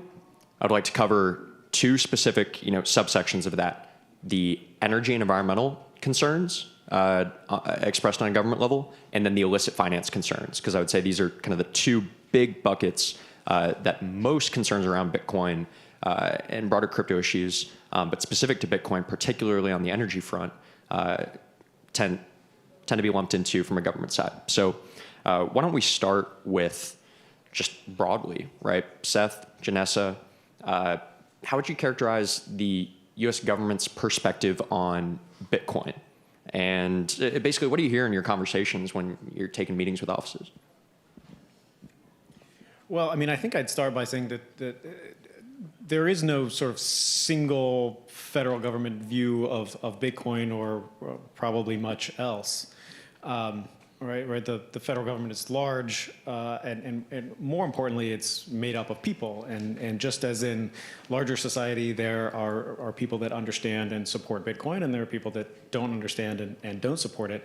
The same is true within the government. I think perhaps that perception exists that the federal government writ large, or perhaps that the current administration has a negative view toward Bitcoin, probably because of some of the actions that it's taken. Right, actions speak louder than words, and you might say that the purpose of a system is what it does, not necessarily what it's designed to do. And a lot of the actions that have been taken or proposed have been sort of negative toward the adoption or the use of Bitcoin, broadly speaking. So I don't think that there's a single position necessarily, but there is significant skepticism across the agencies and institutions of the federal government that require a lot of explanation to overcome. Right, the narratives on the con side are very easy. Right, they come very naturally. The narratives on the pro-Bitcoin side, many of which, thankfully, we've heard today around human rights and energy and other areas, require a deeper understanding to get to. And I think that's why events like this are so important. Yeah, I would agree. It depends on who you talk to, for one. But overall, if I were to put it in a word, I would say skeptical. Overall, we have had a lot of progress in educating policymakers about the positive use cases of Bitcoin. Most notably, I would say the fact that it's now kind of aligned and agreed upon by everyone that Bitcoin is a digital commodity and not a security. I think that's a major win. Took us a while to get here. And also with the approval of the spot Bitcoin ETF earlier this year. So there's been progress, but I will say the skepticism now, the biggest area of concern is around illicit finance and how Bitcoin is being used in money laundering or, financing terrorism or sanctions evasion. All of these words we do not want to have associated with the word Bitcoin, but it comes up quite often tied together. So there have been a number of bills that have been introduced on this issue. The administration has issued some proposed rulemakings on it, which I know we'll discuss later in this conversation, but that's kind of like the biggest point of contention, I would say, is illicit finance, and they are still quite skeptical. So one of the biggest differences between Bitcoin and pretty much almost every other cryptocurrency is its proof of work consensus mechanism. If you ever hear about crypto mining, what we're talking about is Bitcoin mining. It's an energy intensive process that secures the Bitcoin network. This energy is inherent to the value of Bitcoin mining, or at least I would argue that. Basically, Bitcoin is not, other cryptos will use less energy. Bitcoin is going to require significant energy to secure the network. Based on that, right, Bitcoin faces a number of unique, I would say, narrative challenges compared to the thousands of other digital assets out there that use less energy. And so, Michael, you're at a company that does zero carbon Bitcoin mining. And I'm wondering, what would you say, how would you characterize kind of the government perspective on Bitcoin mining writ large, and then maybe some other stakeholders that you interact with as well? Yeah, thanks, Grant. And first of all, having been at this policy meeting last year, I do want to say, I feel as an industry, as a collection of people with a common interest, we are in a better place than we were a year ago. Even though there's lots and lots that still needs to be done, I'm impressed at the movement. And it may be BlackRock, it may be ETF, it may be a bunch of different things. I will say we are headquartered in Maryland, in Easton, Maryland. And if you had told me a year ago that the two Democratic candidates for Senate in the blue state of Maryland were pro-crypto and open on the crypto policy front, I would have said you got the wrong year. It's 2, 4, 6 years in the future.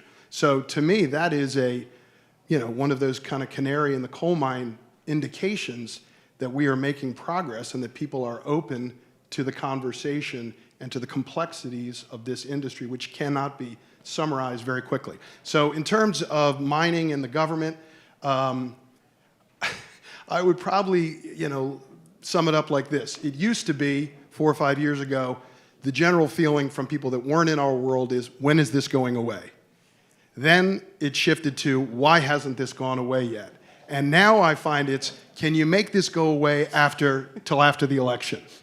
Which I would say, again, is progress. I think there is an understanding and a realization that we're going to have to deal with this on the mining side and on the financial side and the regulation side of these financial assets. But there is a growing understanding that this is not going away and that we're going to have to engage with it, and that it is a difficult topic that is not probably suited for an election year. So that's my quick summary of mining in the world of Michael Enright. Jerry, I want to throw this to you super quickly, and let me brag on you and your organization. 15 seconds. I believe one of the very first pieces that you published on CoinCenter's website was about Bitcoin mining. That was all the way back in 2014. So a decade later, I'm curious, you've been around, your organization has been around. How would you say the conversation around mining has evolved in DC? That's a good question. So I think it's evolved simply because there is now a conversation that there wasn't before. I think in 2014, if we were putting something out like that, it was probably more preemptory than anything else. I think it's funny because, and Michael, maybe you can shed some light on this. The way I see it coming in waves, right? There are little wavelets that happen when there's some narrative in the news that drives a conversation to focus on mining and its energy use. But then it tends to go away and then it comes back. And it's, and it's driven by, the vagaries of the news cycle, I think. I think one thing that I began to see recently, and that, in fact, I noticed it today in the hearing before Senate Banking, at which Assistant Secretary Adeyemo testified, was that, in particular, Elizabeth Warren, Senator Warren, was talking a lot about validators, which, by the way, validators includes miners, right? I think she's probably thinking more about Ethereum validators than others. But I'm seeing more and more the idea that miners, validators, should be the locus of controls for illicit finance regulation. And that's extremely dangerous. So that's one thing I'm seeing on the horizon. Yeah. We'll come back to the illicit finance piece. Before we do that, Michael, would you give us an brief overview of maybe 1, 2, maybe 3, of the big policy issues that miners are facing on a federal government level? Well, I think I would just give you one big one, which I think everybody in this room remembers or knows about. A few months ago, there was a flurry, a convulsion in the mining industry with the Energy Information Agency ordering an emergency collection of energy-related data to mining. I try and look at these things from all sides, and I think a lot of this is from being informed from my former life on the government side and kind of understanding the people and their missions, and the people and the missions are not our mission. So when that EIA thing came out, of course, it's very easy for me to say this. We're a publicly traded company. You can look up a lot of this information on us easy. So it was easy for us to kind of provide the information they were looking for. Yet for the industry writ large, for a lot of people, it was a difficult thing, mainly because the way in which it was promulgated was wrong. The emergency regulation, which was eventually shut down, and they had to go back to the drawing board. But when you look at what that agency is about, it's a very obscure division of the Department of Energy whose mandate is to collect, disseminate, and analyze energy information. They have, by law, they are independent. They don't have to review this information with any other body. They don't need any approval, and they've been doing it for years and years and years. So on the one hand, if we're going to have a conversation and we're going to try and educate people, I would argue that this is not a bad place for us to start, because all they're doing, and I had a chance to talk with a bunch of other miners with one of their key people for an hour or so before any of this kind of was put on paper, and they do this for every industry, every manufacturing, every kind of industry you can imagine in the United States, and have been doing it for a long time, and they'd never seen kind of the pace and the speed of our industry and how quickly it had come onto the market. And they also had outside people saying, we need to understand what this is. So I can understand, and I think it is a reasonable public policy initiative for them to say, let's collect this information, and then let other people figure out whether this is good, bad, is this a use that we appreciate or not. But that's not our job. Our job is just to collect this generation information and provide it to policymakers, to the public, to the industry, so they can, and we do this, we've been doing this for years and years. In fact, government, this is one of the basics of government for a long, long time, is collecting information to inform policymaking. So I guess, Grant, I say, to me, I think that is coming back at the industry, even though the emergency regulations were shelved. I think at some point they're going to come back. I think we are, as an industry, are going to have an opportunity to really educate, as so many people at this stage have said today. We have to educate, we have to educate. Well, if we all have accurate and timely intelligence that we agree on, that has been collected, that's a better place to start a conversation than Elizabeth Warren said this today, industry said that, who knows? So I hope that, I don't know if they're going to do that. I have no idea, I have no insight on the timing of it, but I think that is going to be a good opportunity for the industry if we can come to an agreement on what is appropriate information to provide, and if we can also make sure that things like AI, which have exploded, and data centers have exploded, are part of that conversation as well. I think we'll be in a better place next year to have this conversation. So you think the government collecting data around Bitcoin mining energy usage could actually be an opportunity rather than an issue or risk?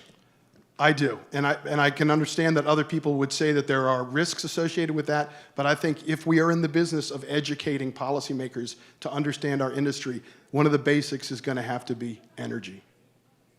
Is there any pushback? Are you sure you're not in PR for the EIA, Michael? I think you might have a job opportunity coming your way shortly. I might. You do a great job of making that sound altogether reasonable, and perhaps it is. But maybe I'll sort of offer the other perspective on that. I think you have to think about it in terms of the broader context. And right around the same time as this was happening, the Biden administration was also putting out its budget for the upcoming year, which called for a 30% excise tax on mining, which would largely kill the industry. And maybe those two things were unrelated. Maybe they weren't. Maybe one would be useful toward the other. Who knows? But I think collecting in one place, what some in the industry obviously felt was very sensitive information about what they were doing and where and how much and all that, could be very useful for sort of less than wholesome activities, and it enables a bit of a slippery slope, because ultimately, as we've heard several times already today, all energy usage is subjective, and what I mean by that is it comes down to a relative values judgment. All right, so there's always been lots of talk about, Bitcoin mining is wasteful. Well, it's only wasteful if you don't think the product of that energy use is of value, I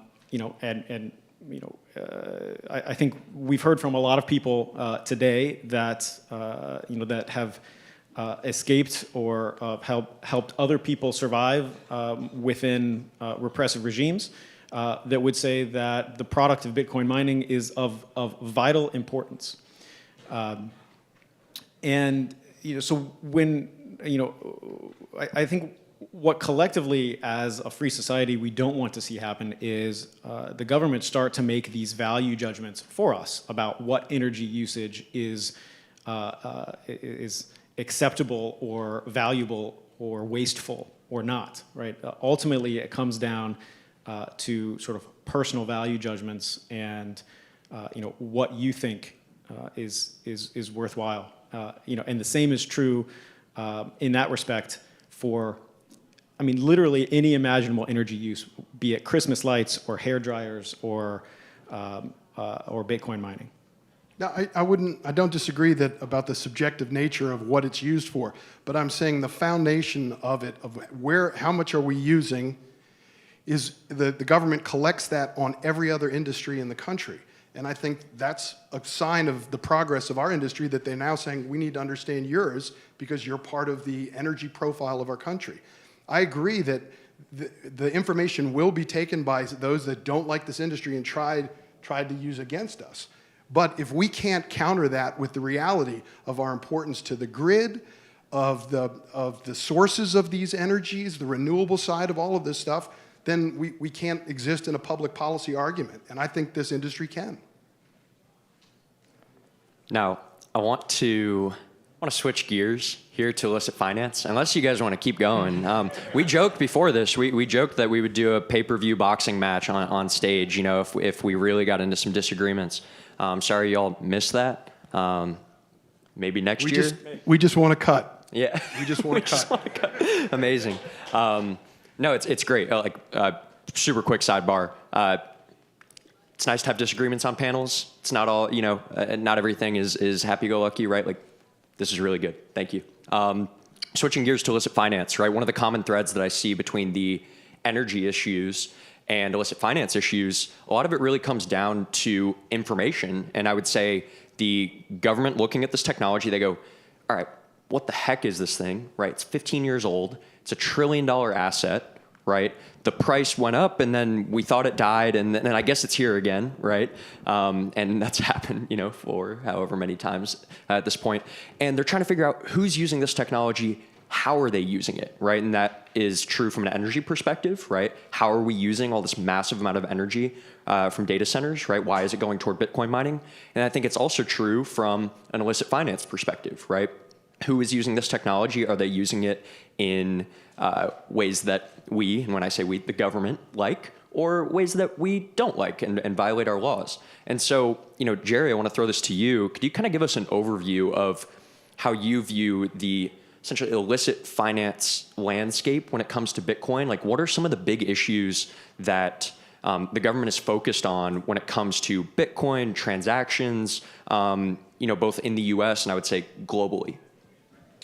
So I think there's a lot of attention, being focused now on illicit finance, and there have been several bills introduced. Today there was a draft bill that was introduced by Republicans in the Senate. You've had proposals that have come out of FinCEN, et cetera. And I think the important thing to do is to take a step back and ask ourselves, what is the problem that needs fixing, right? And I think what you will find is that there's not much of one. And I know a lot of folks are shocked to hear that, but I don't think there is. In 2014, FinCEN put out its guidance on convertible virtual currencies. And it basically said, well, look, here's the Bank Secrecy Act, and here's how it applies to Bitcoin and other cryptocurrencies. And essentially, it said, if you are a money transmitter, that is, you're in the business of accepting and transmitting funds on behalf of somebody else, you're a financial institution, and you're going to have all of the same requirements of registering with FinCEN, having an anti-money laundering program, filing suspicious activity reports, et cetera, getting audited by the IRS on behalf of FinCEN, et cetera. And that was reiterated in 2019, where they said, again, if you take custody of consumer funds, if you are in a position of accepting and transmitting, you're an FI. And so notice who that excludes, right? Minors, people who use hardware wallets for themselves, people who use software wallets, developers of these tools, decentralized applications of different kinds like exchanges, et cetera, all excluded. And that is a very good policy, right? We've had a pretty excellent anti-money laundering, illicit finance policy with respect to crypto over the past 10 plus years. And I think it's only recently that all of a sudden we are hearing that this is not good enough, that there are gaps. And when you really dig deep, or just not even dig deep, when you just scratch the surface and you ask, well, what is the gap? What is missing? There's not any really good answer. What you get is a lot of hyperbole. You have folks like Senator Warren, who I think have been pretty opportunistic about using, for example, the October 7th attacks to say, well, crypto was used, therefore we need to have these draconian expansion of the Bank Secrecy Act to apply to the miners, the software developers, et cetera, that nobody in law enforcement has ever asked for. FinCEN hasn't asked for. There's no evidence ever presented that, but for this information, we could have prevented something, or it would have, FinCEN and the folks at Treasury who work on these issues are drowning in data, okay?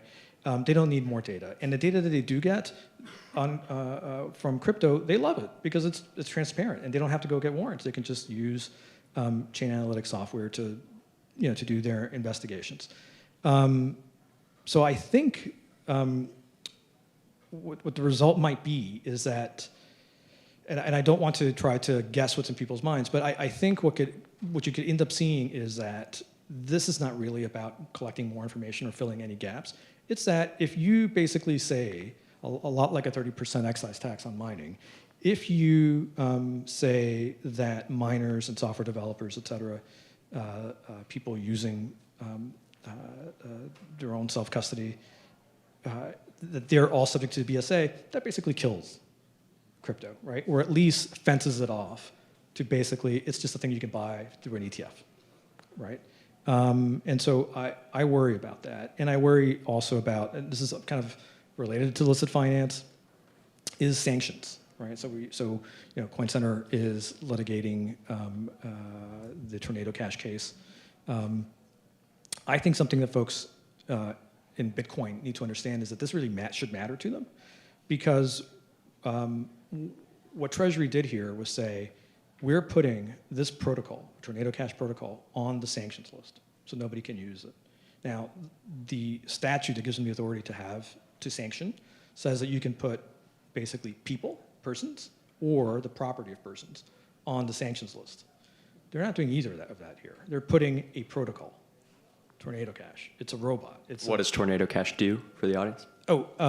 Basically what it allows you to do is to have privacy on the Ethereum network, right? So if you have funds that you want to send privately, you can send them to Tornado Cash first, and then from there you can get them back, and it'll break the link between you and your previous transactions. Well, if the government is successful in this case, or if, as Treasury has asked Congress, they pass a law saying that they can do this, well, now Treasury could add any protocol to the sanctions list. They could add the Bitcoin protocol to the sanctions list, and it would be banned, essentially. So two big issues that are coming up here. One is private transactions, right? Private usage of something like Bitcoin for transactions. And two is self-custody of Bitcoin, right? Being able to be your own bank, right? Hold your own Bitcoin keys, right? Your own Bitcoin wallet, rather than relying on a third party like an exchange to hold your Bitcoin for you, right? And so, Seth, Michael, Janessa, I'm curious, if you have any thoughts, one, on what Jerry said, and two, some of the specific issues. We have Digital Asset Anti-Money Laundering Act, right? Seems to directly relate to self-custody. This broader concept of private transactions, using Bitcoin.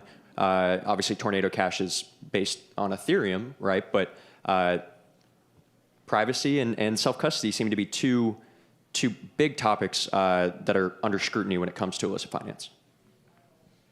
Well, I would just chime in.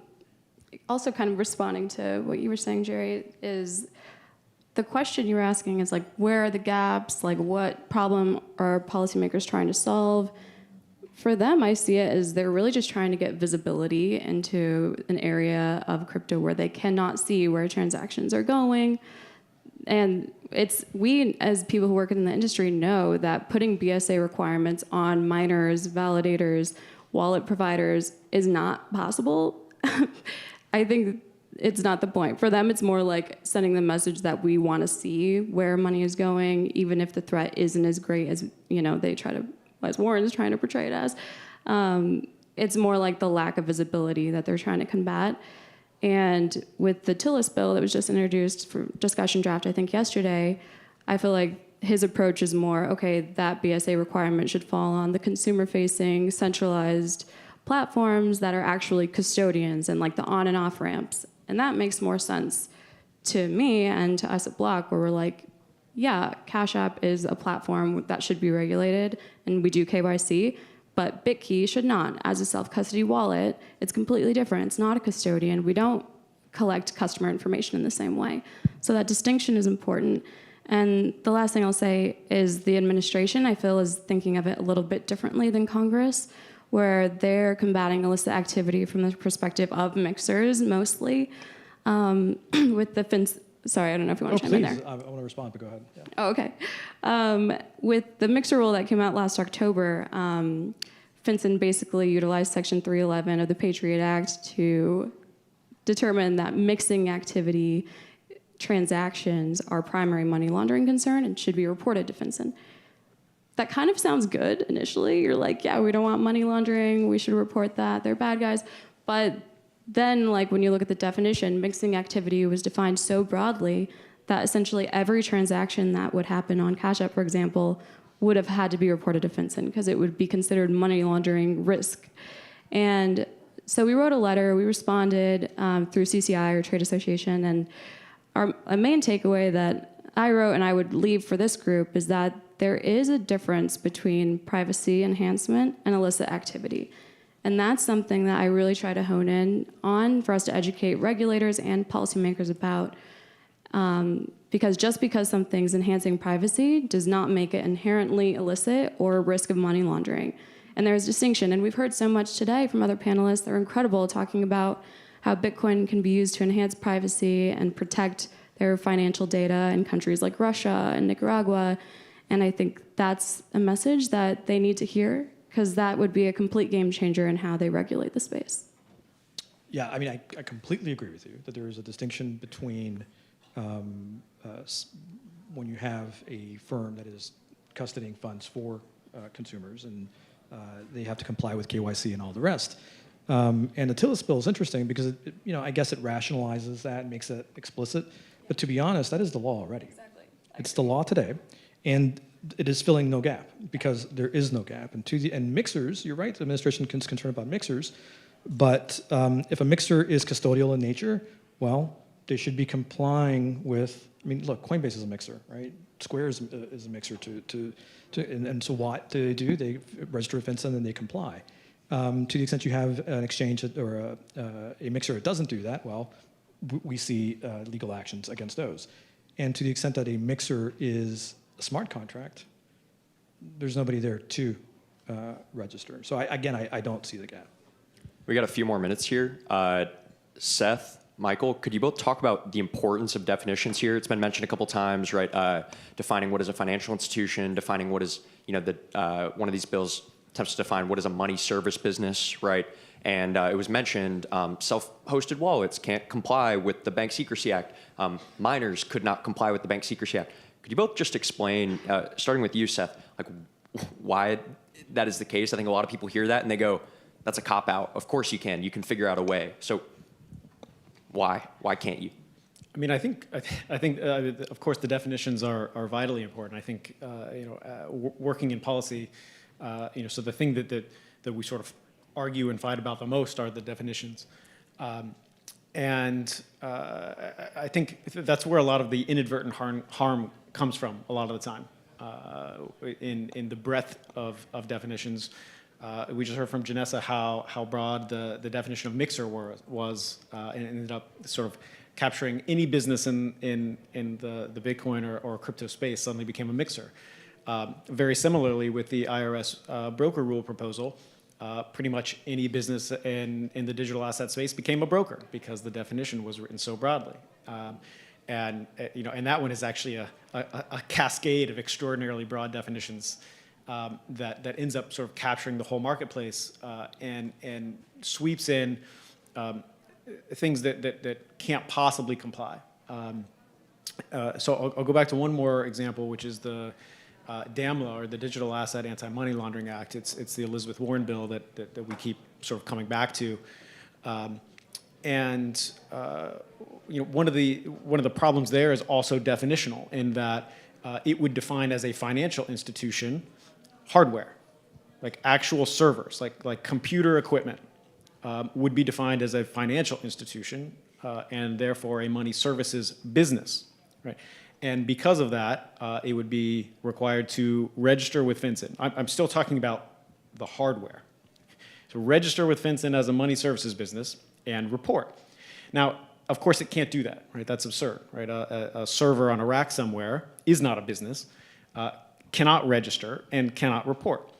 And it's actually sort of it's sort of ingenious in its in its if you treachery. can't comply with it, then maybe it can't exist. It's in, you know, we should just call it what it is, right? It's not attempting to close a gap, which we've already agreed does not exist.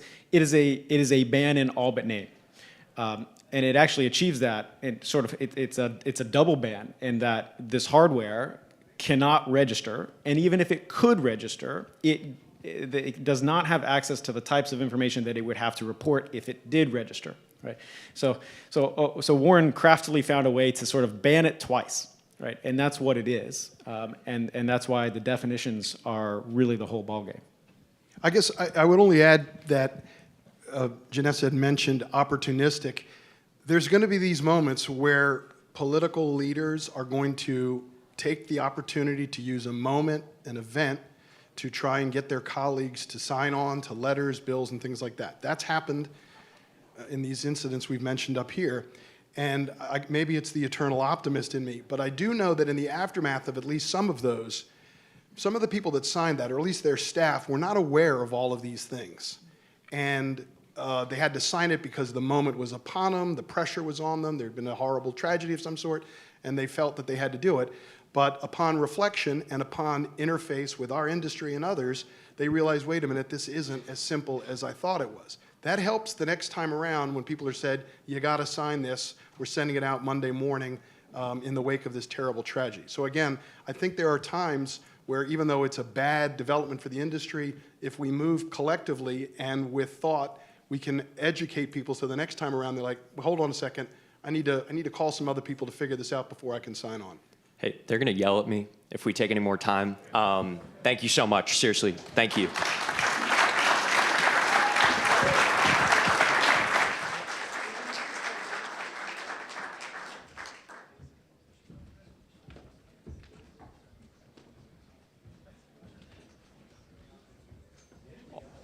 All right, everybody stick around. We're going to run right into our next conversation. It is a fireside chat between Senator Marsha Blackburn out of Tennessee and Stephen Pollack, who is the SVP of Growth and Strategy at the Bitcoin Policy Institute. So everybody, please give it up for Senator Blackburn and Stephen, and stick around.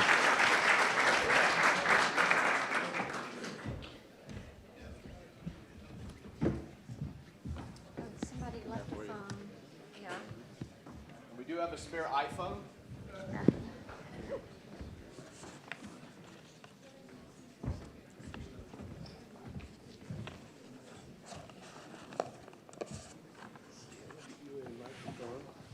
I've got one. You do? Okay. Right here. Perfect. Yeah.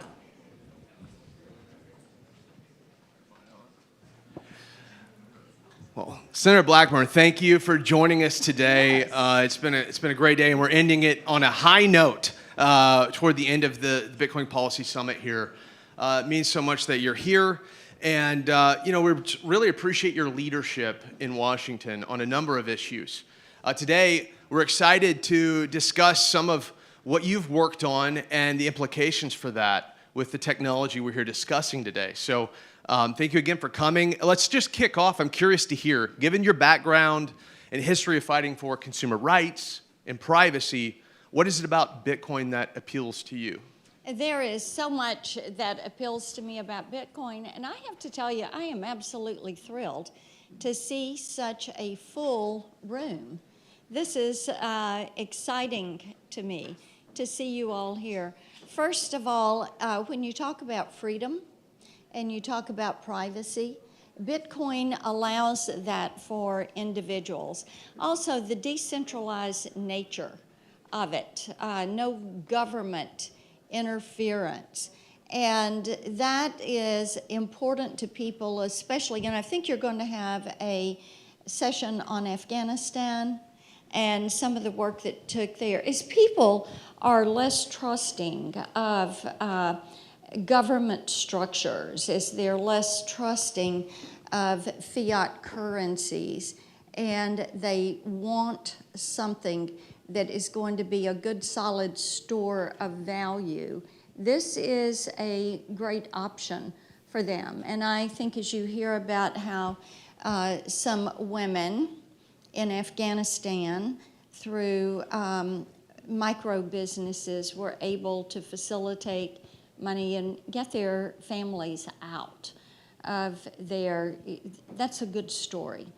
And we know that people want to be able to have that control over the use of their currency. And when you look at the fact that there is an ease of use to Bitcoin, that is something else that people like. One of the hot issues on Capitol Hill right now is increasing the processing fees for credit cards. Right. And people are beginning to look at how expensive it is to use credit cards. So this provides them another option where they're not burdened with having to pay that swipe fee. You wouldn't believe how much we hear about from people who say, well, you know, now to pay my rent or a mortgage payment or a car payment or certain transactions they do for the children for different activities, as they move to the checkout, then that prompt comes up for how much more they're going to be charged for using that credit card. And you don't have that with Bitcoin. So another thing that's in favor of the consumer, and I've worked for years on the issues of consumer rights and consumer protection. And this, I think, is a really good, solid option. And as we move forward, as people know more and are more comfortable with Bitcoin, there will be more transactions in your daily life where Bitcoin is accepted as a form of payment. Excellent. Couldn't agree more. I want to touch on something else that I know is near and dear to your heart. That's the state of Tennessee. Yes. You know, I'm a Tennessee resident, so, you know, obviously honored to have... You're a Williamson County, Tennessee resident. Don't dox So me even too better, much. even better. Yeah, it's a fantastic place to be, and we're lucky to have you representing us here in Washington. In Tennessee, it's becoming less and less of a secret that Tennessee is home to a lot of Bitcoin mining and innovation. You know, Nashville has one of the best co-working spaces in America, Bitcoin Park. Right. There's a lot of great people doing incredible work in Tennessee, not to mention the largest crypto or Bitcoin conference in the world will be in Nashville, Tennessee this summer. Y'all come. Plan to Bitcoin spend conference. a lot of money. I bet they'll take Bitcoin. They will definitely accept Bitcoin at the conference. And so, you know, what is it, in your opinion, about Tennessee that is kind of causing this swell of innovation and sort of becoming a new Silicon Valley of sorts? And what can other states learn from Tennessee? Well, first of all, Tennessee has no state income tax. And I'm telling you, that was a great fight, too. Another good story for another day, right? But not today. But we have no state income tax. That's a big one. So we have a smaller state government. And we have one of the lowest per capita tax rates in the country. The tax burden for Tennesseans is always in the top 2 or 3 and generally is number 1. So that's attractive to people, especially for people that live in high tax areas like California, Illinois, New York, and some of those locations. Now, here's another thing I think is really important on top of that. In the mid-90s, Tennessee was a leader in the analog to digital transition. And this started, of course, with what was happening in the entertainment industry.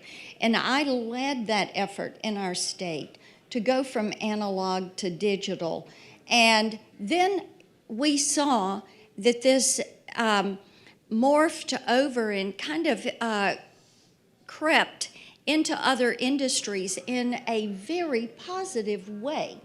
You saw it into healthcare. And look at what has happened with healthcare and some of the digital transition there. We saw it into financial services. And Tennessee became an early fintech location. Companies like FiSci Madison, companies like Comdata. You look at some of the insurance companies that are there, financial service companies. So we have been at a leadership role in these industries. And also, we have affordable energy in Tennessee. We have a workforce because we've been a fintech location now for the last 30 plus years.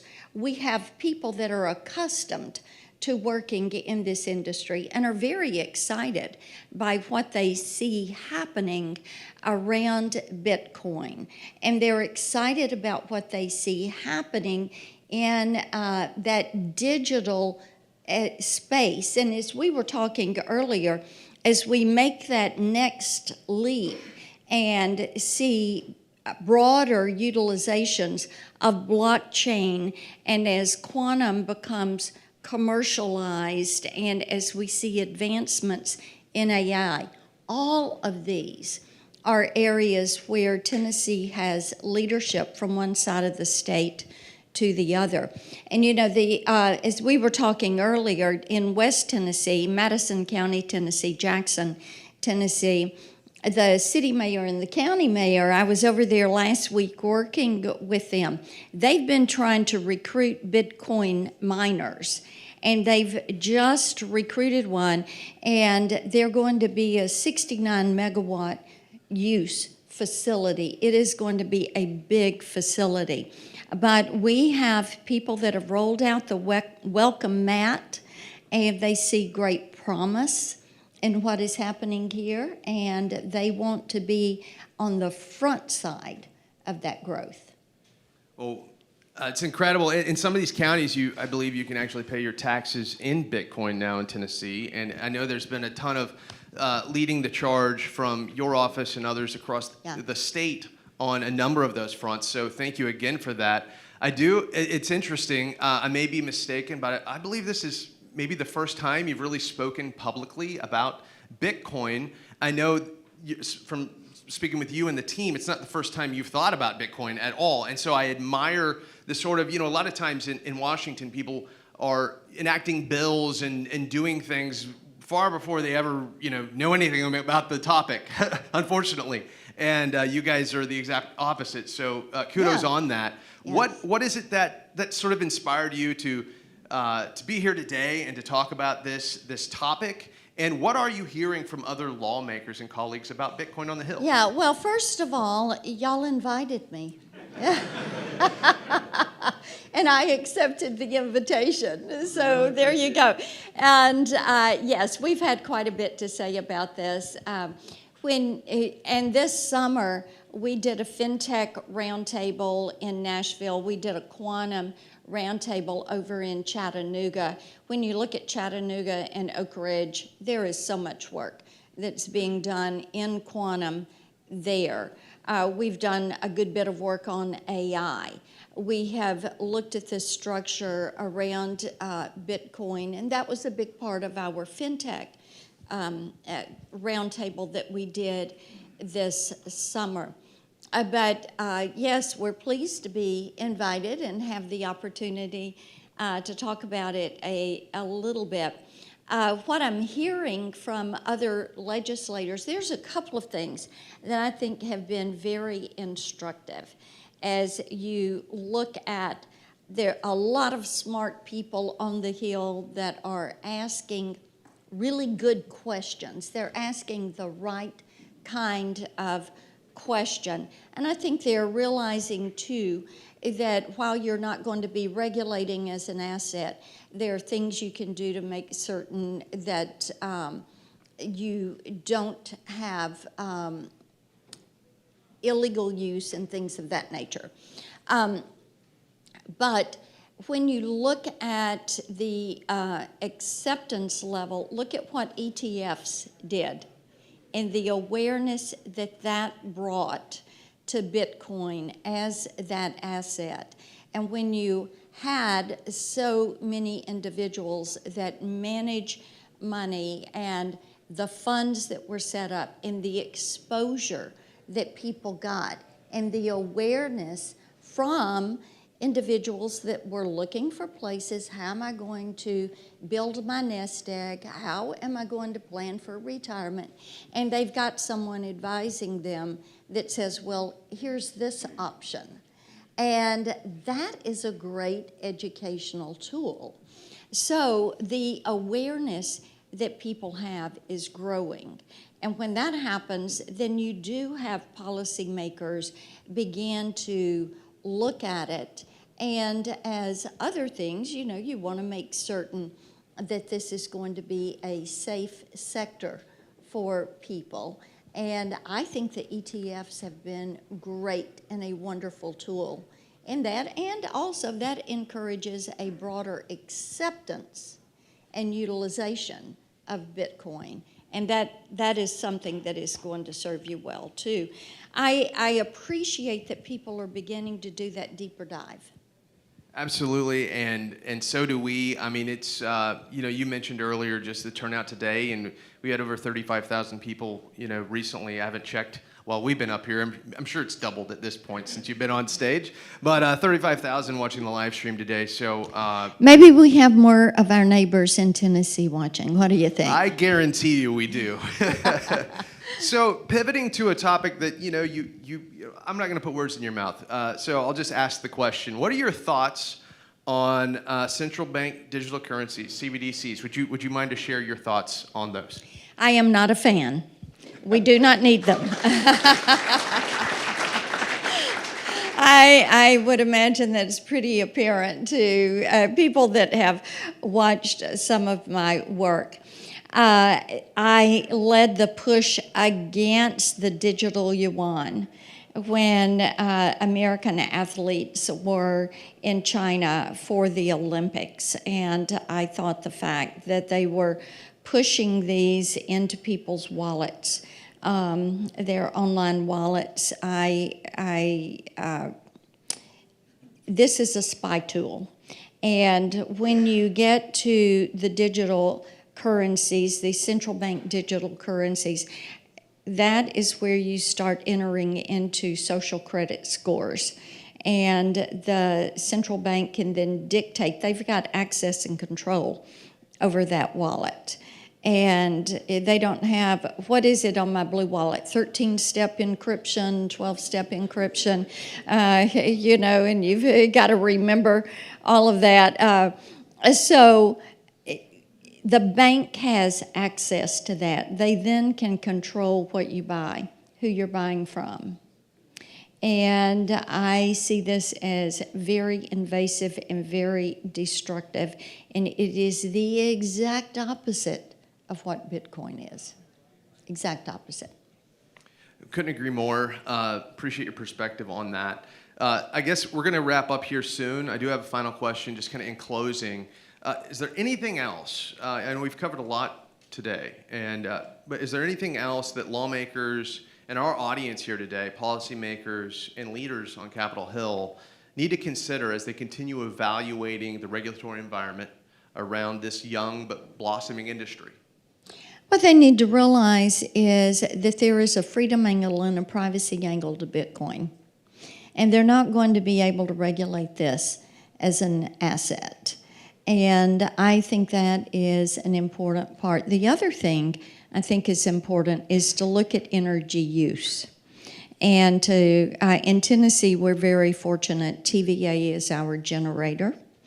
And then our distributors are there. And as you look at the increased amount of energy that is going to be necessary, you're not going to get there if you're trying to do wind and solar. And nuclear, which we have in Tennessee, that is a good option. Also, looking at your SMRs, which are your small modular reactors. And there is going to be an industrial utilization for those. And also as you have mining operations, whether it's a micro or an SMR, there is going to be a utilization for that. We're very pleased that a lot of the research on these SMRs and this push to commercialization on these so that they can be widely used, much of that effort is taking place in Tennessee. So the energy usage is something that we need to think very carefully about, because you have the component of that that is the generator, and another component of that that is the distributor. And in order to have that consistency, you've got to have those working together. Excellent. Well, Senator, thank you again for your time today. Thanks for joining us, and thanks for your leadership of Tennessee and up here on Capitol Hill. Thank you.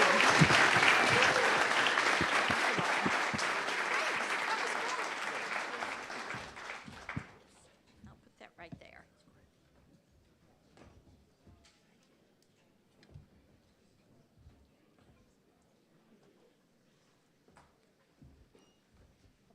All right. We are almost done. We're near the end of the day. I've already thanked you multiple times. I'm going to do it again. Thank you for sticking around, truly. It's very rare. I understand people showed up early and you stayed till the end. Truly, truly appreciate it.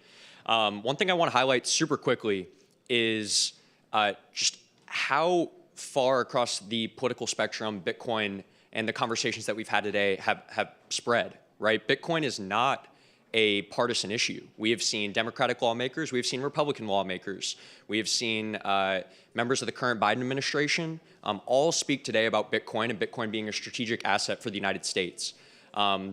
This is something that is fundamentally different than even where the industry was a few years ago, where this technology was a few years ago. I think there's a preconception, a misconception that Bitcoin is this technology that only works in a libertarian utopia and that only libertarians are going to get this technology. I hope that the conversations that we've had today show you that that is just empirically not true.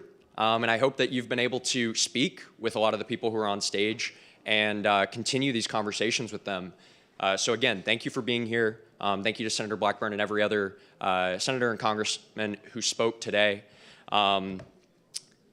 We have two more talks before we're out of here. Yes, yeah, give it up. And I'm incredibly excited about this talk, right? I'm not just blowing smoke here. You got to save really good stuff for the end of the day, because otherwise you all leave, right? That's how it works.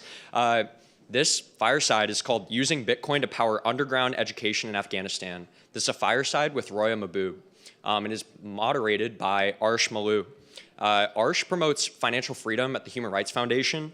This is an organization focused on defending human rights in authoritarian regimes. The Human Rights Foundation uses Bitcoin as a tool to promote financial freedom globally. So you hear the term, Bitcoin is resistance money, Bitcoin is monetary freedom, right? Their organization puts that into action and uses Bitcoin every day to help people around the world who live under oppressive regimes where their financial system, their financial services, their government is not working for them. Now, Roya is an Afghan tech entrepreneur, and she's the founder of Citadel Software. They're a software development company based in Herat. She was one of Afghanistan's first female tech CEOs, and she founded the Digital Citizen Fund, which is a nonprofit that aims to increase women's technological literacy and provide employment and educational opportunities for girls.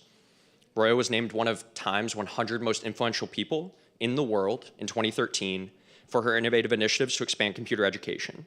She's done so many more things. Like the bio is long. All right, I'm going to pause here because I think Roya and Arsh can speak to this much better than I can. So Roya, Arsh, please join us on stage.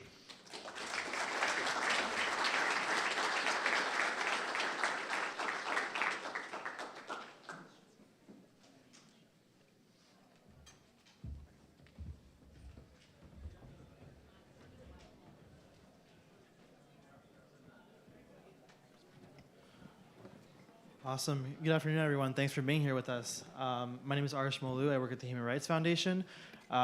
This morning, you've heard from a lot of our friends and colleagues about topics on Bitcoin and activism, using Bitcoin and their everyday lives to power their movements, power their activism. You heard from people in Ukraine. You heard from people in Russia, in Nicaragua, and even recently, our friend Fadi talking about Bitcoin in Palestine. So today, I'm pleased to welcome Roya. It's an honor to call her a friend. So yeah, give us an introduction. Thank you, Ash. Good afternoon, ladies and gentlemen. It's absolutely a pleasure to be here. Thank you for having me. Why don't you tell us a little bit about your background and your upbringing? Sure. I'm Roya Mahbub. I am the CEO and founder of Digital Sam Fund. It's a nonprofit organization based in New York, and what we are doing is trying to empowering young women in developing countries like Afghanistan. We are building the IT centers inside of the public schools and providing training for the young girls to learn from how to work with the computer to level that they can know about robotics. They learn about blockchain, Bitcoin, and also they learn about financial literacy. So far, our organization helped more than 20,000 of the young girls to learn about technology. We built 13 technology centers, and we helped more than hundreds of them to start their own startups, young women. So how did you discover the internet, and when was this? I always say that I am lucky to be part of the golden era of Afghanistan. In 2003, there was an internet cafe that was opened up in my hometown, Herat, and people call that there is a magic box that connects you with the outside world, and you can find any information that you're looking for. So I was insisted to go there, and that was at that time only boys could go there. My brother, my cousin, but a good girl wouldn't walk in. But I was insisted to go there, and I think that that was a great thing that I did in my life. And after seeing computer, I decided to make technology to be the center of my career. I was lucky enough to go to the university and graduate from computer science. And I started my first company right after the university, and in tech to create a job opportunity for young women that they are graduate from computer science. And the name of this company was? Afghan Citizen Software. Afghan Citizen Software. And what year was this in? In 2010. 2010, okay. So this slowly digressed into the Women's Annex. Do you want to tell us a little bit more about where that story is and where Bitcoin comes into play in that initiative? Sure. We're building in a platform called, we had a business partner in New York, which they had a film distribution company. And we worked based on his technology, created a Women Annex, was a platform that allowed the women that they can write the blogs and upload the films and get paid based on the content that they created. Like what things that right now doing with the TikTok and Instagrams today or YouTube, but we did it like long time ago, which we allowing the writers to get paid based on the content that they created. That's how the Women Annex is created, and soon enough we had thousands of the users across Afghanistan. We extended our work in Pakistan at the time, and several other countries like Egypt and Mexico as well. And one problem that we face with it is that our contributor, when we wanted to pay them, they didn't have bank account. And usually we have to pay money to deposit in the bank account of the men's, which usually they take the money. And whole idea to empowering the women, you couldn't do anything when men takes the money. And it wasn't something that we want to do it, and that's we decided to providing cash for women. But when you're sending cash across the country, is not transparent, and also that if the women really receive, especially if there is a middleman, and you have to use the Hawala system to send across the country. And Hawala also is a 8 centuries of way of transferring the money, especially in the Muslim communities. But still, it's very, very male dominated. And again, the women should send their brothers or husband or father to receive the money. And it's similar, like you deposit the money in the bank account of the men. And then we decided to use mobile, which was a very M-Pesa at the time, which was a very successful project in Kenya. But it wasn't really working in Afghanistan at the time. So that was also not a way that we could send paying these women. And another issue is that when you go to the bank and receiving a large amount of money, and you want to go out, if people knows that you have this amount of the money, there was also risk of thief and being kidnapped, and that was also another issue that we couldn't taking that amount of the money. And so those are all the issues that we faced, and then PayPal didn't work in Afghanistan at the time, and also not working in Pakistan. I think was banned, and still I think is banned. So we heard about Bitcoin, and my business partner talked about that, and I was skeptical because it was a digital money at the time. And then we didn't have any other choices. We said, okay, let's do that, and we implemented the Bitcoin, and then we created a digital wallet.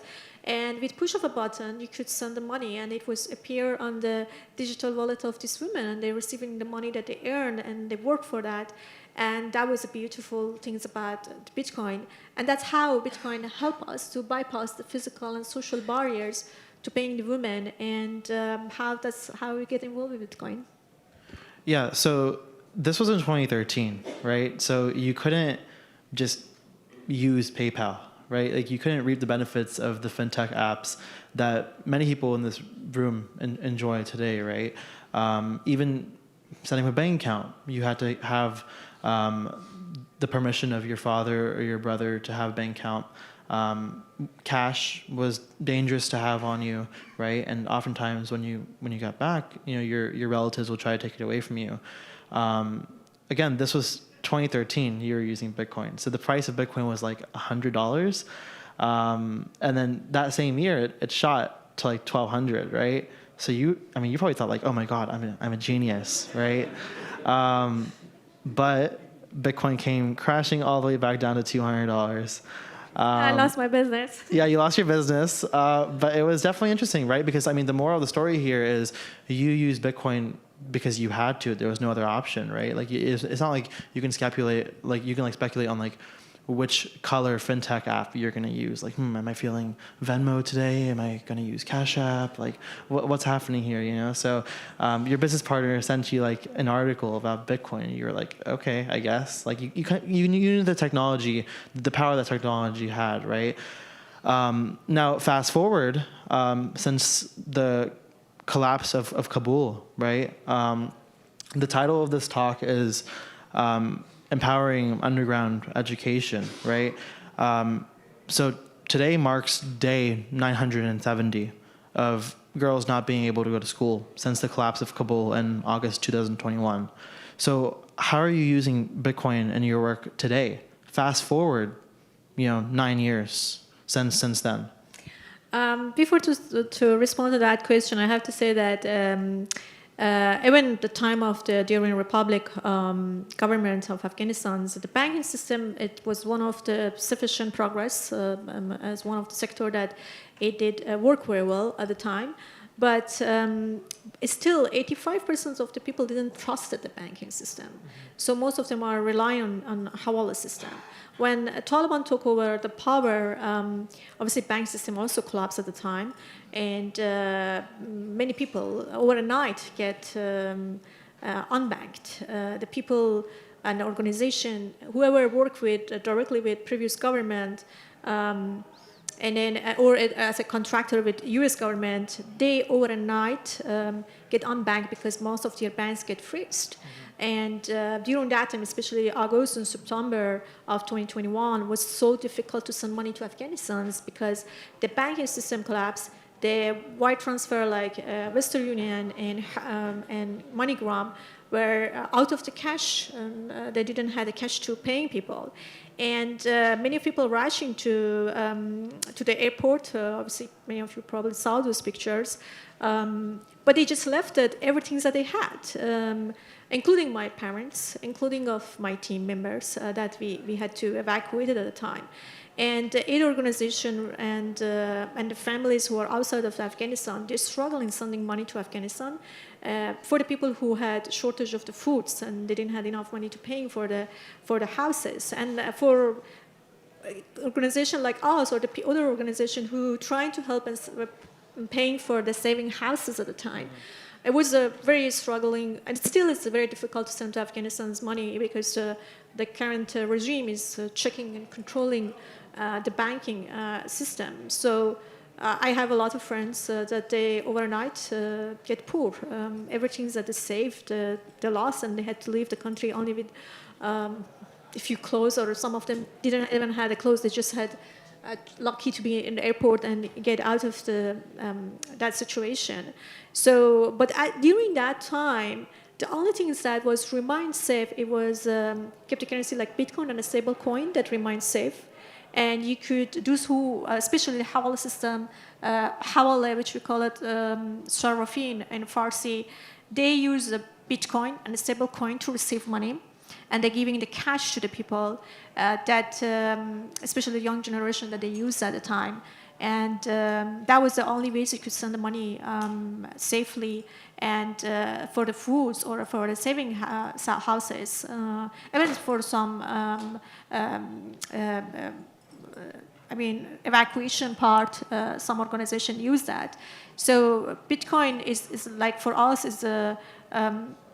is a safeguard of the human rights, and also is the Catholics of the freedom at the time. And still it is. And what we did after that, obviously, for a while, we had to evacuate our staff, evacuated our students that they are part of robotic team.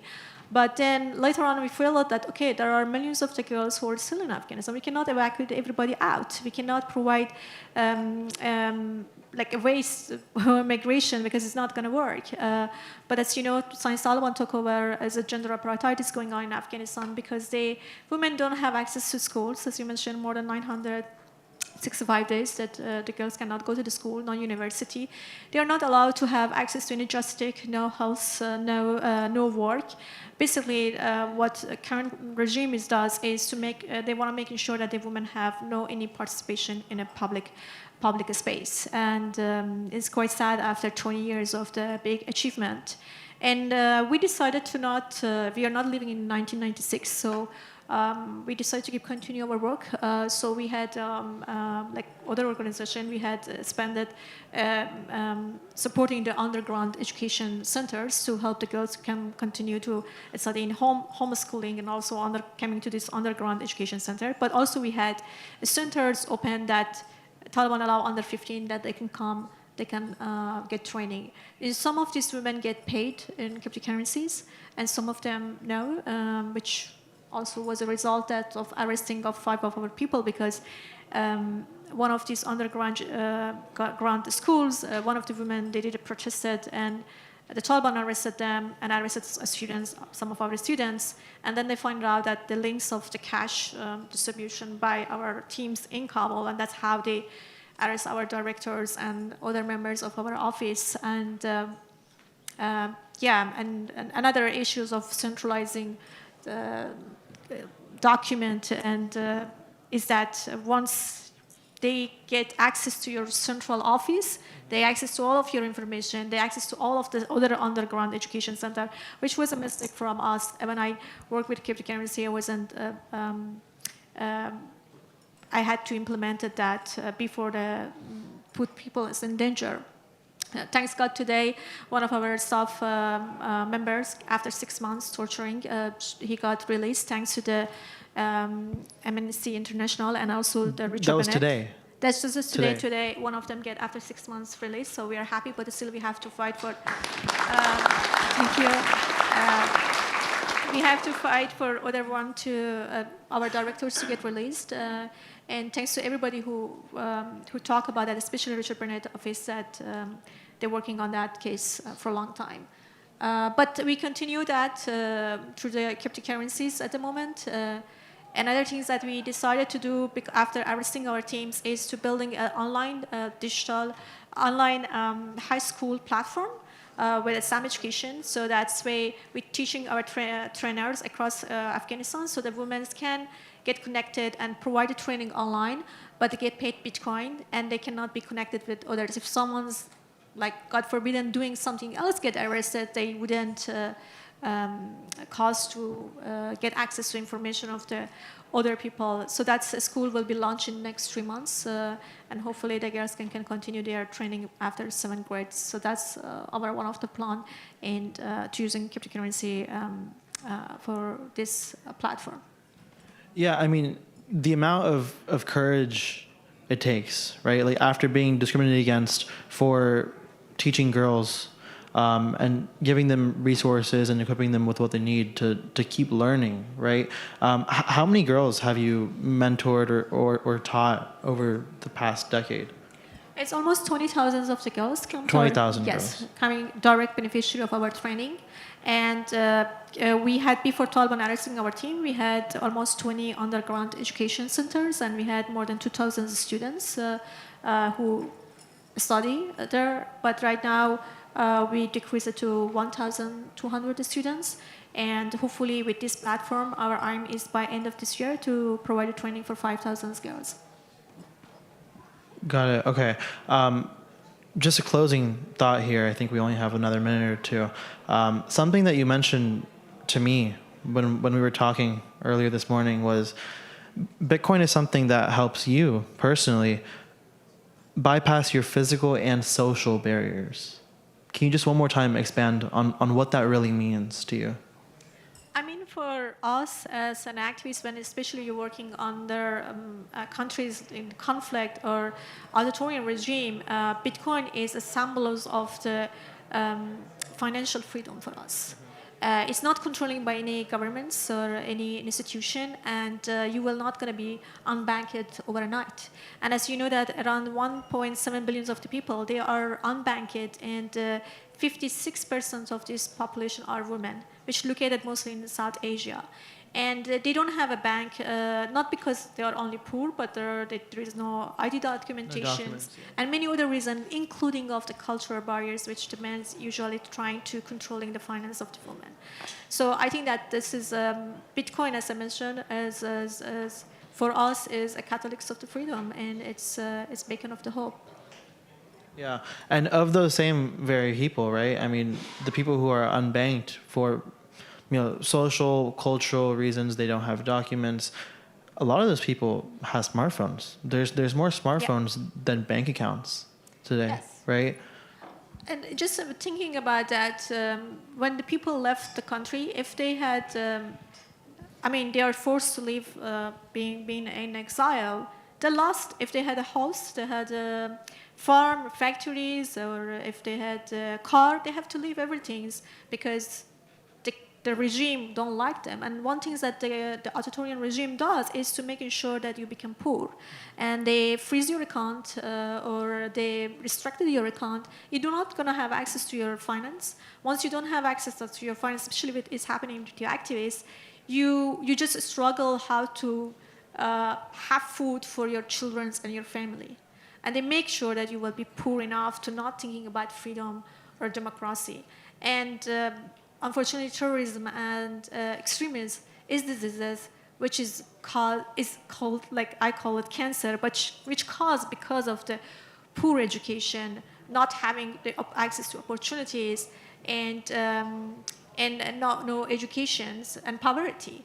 And they keep you in a darkness that it will be easy for them to brainwash you. And I think that Bitcoin can bring lights to this darkness because you will have control of your own finance, which is very important.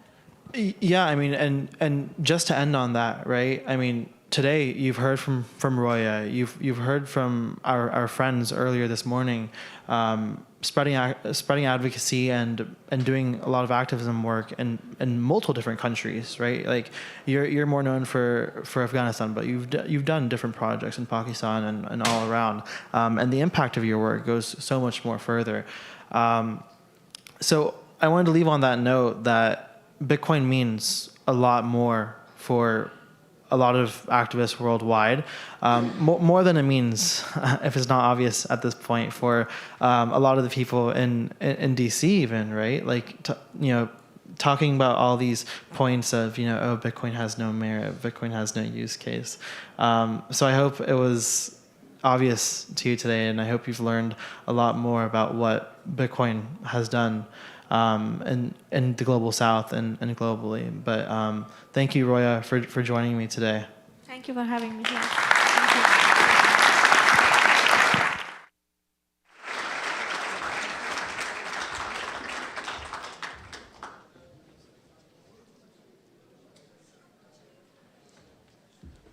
Okay, we've got one more speaker left.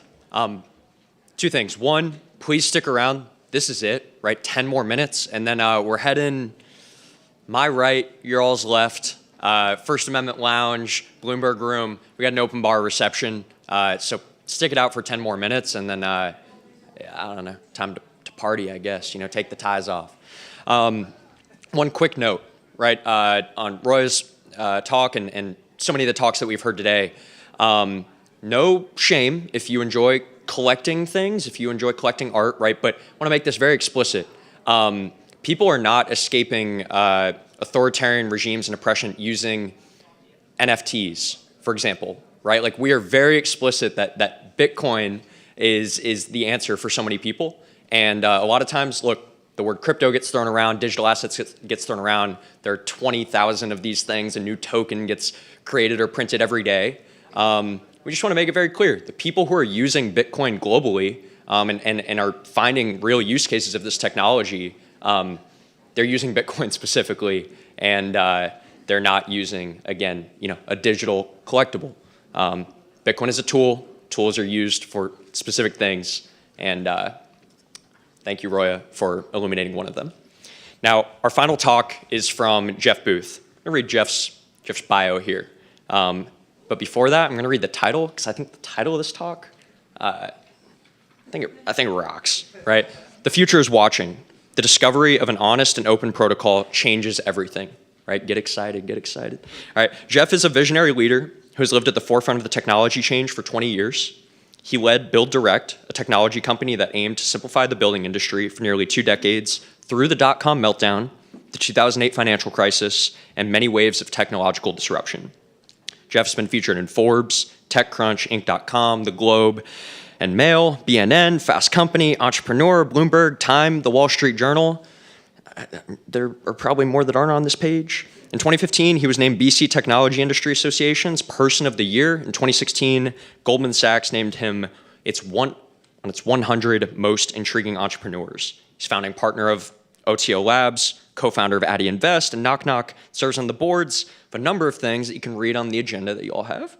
And he's been a Young Presidents organization member since 2004, and contributes time as a founding fellow on the Creative Destruction Lab. Thank you for sticking it out. Thank you for being here at the Bitcoin Policy Summit. Without further ado, Jeff Booth, please join us on stage.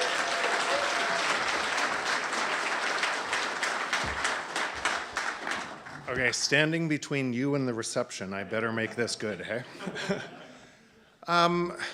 So what we're going through is kind of the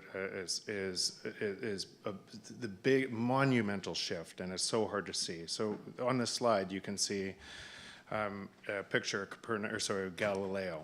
And when Galileo invented the telescope, he looked outside. He invented something to look outside the system that everybody was looking through. And he discovered 3 fundamental truths by looking outside that system. First, Copernicus was right.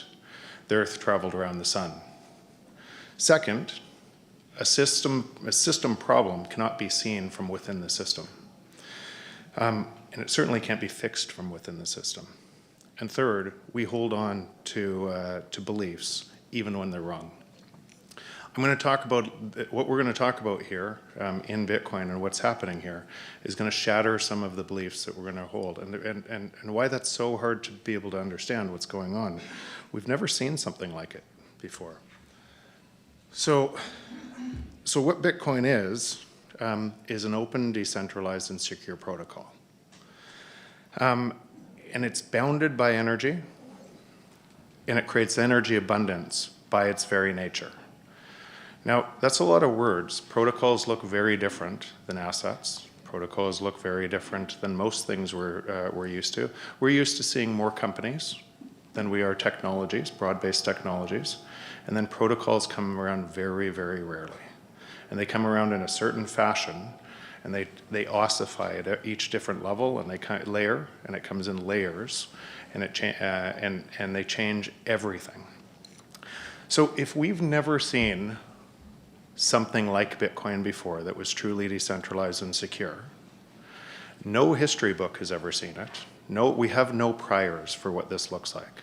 It would be completely normal for people to underestimate mistreat what it looks like. And so I'm going to kind of walk through my thesis and what happened in the book I wrote, The Price of Tomorrow, and how it relates into Bitcoin and what's happening. So the natural state of the market, the natural state of a free market is deflation. And I see a lot of heads nodding, like we should know that, right? We use things that give us more value, and entrepreneurs solve problems for us. As a byproduct of that, if Google tomorrow increased their each click to $5, we wouldn't use it. We would use something else. So it's obvious we're incented, we're part of that economic equation to drive more value. And so the free market must be deflationary.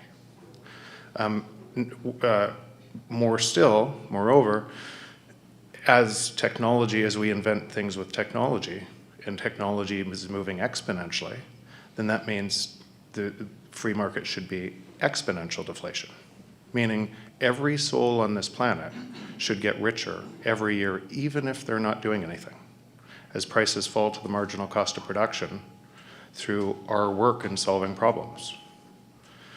It doesn't feel like the world we live in, right? It doesn't feel like the world we live in. And we can all sense this is happening, and we know what I just said is true. Yet everybody nods and goes straight back to the world we live in. And the world we live in is a credit-based system that must steal that productivity, because if you allow deflation from a credit-based system, the credit-based system collapses. And so, because the debt gets more expensive.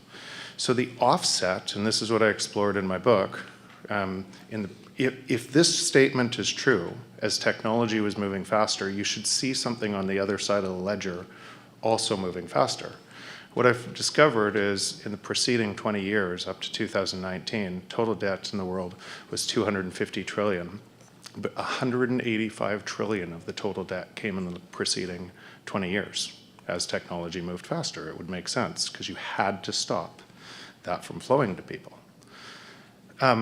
But if technology is moving faster and we're moving into a world with AI and productivity, growth in that world is faster deflation. It means the debt must be more insolvent faster. And when you look at around how fast we've increased the debt globally, you can see exactly that this statement is true, and we are measuring, everybody in the world is measuring from the other system. What does it mean? What does that mean? Because if our democracies that we think are free markets are actually based on stealing money from us, it's manipulating money, then, and we don't have a vote in the manipulation, then are they really free markets anymore? Are they really, because we can look at other places in the world with really broken money, and we know laws are superordinate to money, because with really broken money, you would think, if that wasn't true, you would think that those people would have the best laws protecting them. And we can see it looks opposite. And then from there, we can see where are we now on this transition. And if that's true, and if Bitcoin is truly something that we've never seen before, that's decentralized and secure, and cannot be gamed, then it's also true it should be showing us something, but most people are measuring it wrong. What is it showing us? It's showing us what most people are doing with Bitcoin is, well, it's imposing a free market discipline around the world. Most people are measuring Bitcoin from their own fiat instrument. They're mismeasuring Bitcoin, and they think price is going up. When it is not, it's resolving the conflict, and all prices against Bitcoin are falling forever and will fall forever, as long as it stays decentralized and secure. And so this is relative to the US dollar. Where I am in Canada, if I measure in one system, if I measure in Canadian dollars, you can see the rate of theft is higher than the US dollar. And from that rate of theft, my house went from $1.4 million to $2.1 million. And I think it's a really great asset because it stores money better than the bank. And so other people do the same thing, and they try to store in assets as the money is losing value, those assets are going up. But measured in Bitcoin, in the same 4-year period, my house fell from 300 Bitcoin to 22 Bitcoin. And in 4 years, my house will be worth 2 Bitcoin. If I measure in other currencies, you can see the rate of theft is higher. And the rate of theft is higher. And the rate of theft is higher. And the rate of theft is higher. And in every one of these regions, you have a whole bunch of people believing that their pieces of paper that are losing value are still worth something. And voting for more and more people and creating more problems because they're all trying to solve this problem from within the system creating the problem. And the only thing outside that system measuring the truth that all prices fall to the marginal cost of production globally, because what we do is we trade with people globally for more value, is Bitcoin because it's outside the system. And that's just on the asset layer. So if that's true, and and this is a protocol, and it's really rare to understand protocols because they come in layers and they ossify. What does layer 2 look like? What does layer 3 look like? What's happening? And I'm fortunate enough to have moved my time. And I'm going to, before I say this, I was a hypocrite in Bitcoin for a long time. I knew this. I wrote a book on it. I understood Bitcoin. I tried to determine how could you kill Bitcoin, and I took everything possible that I could think of. And at that time, I assigned a 5% probability rate to Bitcoin failing. And I realized through that work, it wasn't going to fail. There was no way. It was because once that insight is seen, how important decentralization and security are together, and people understand that insight, that truth moves forward and people build to it. So Bitcoin is us, and there's too many people that now know how important that is. Can you imagine living in a society where it has to steal more of your control as AI and robotics merge and it all gets consolidated because of broken money? Well, that's the opposite side of what I'm talking about.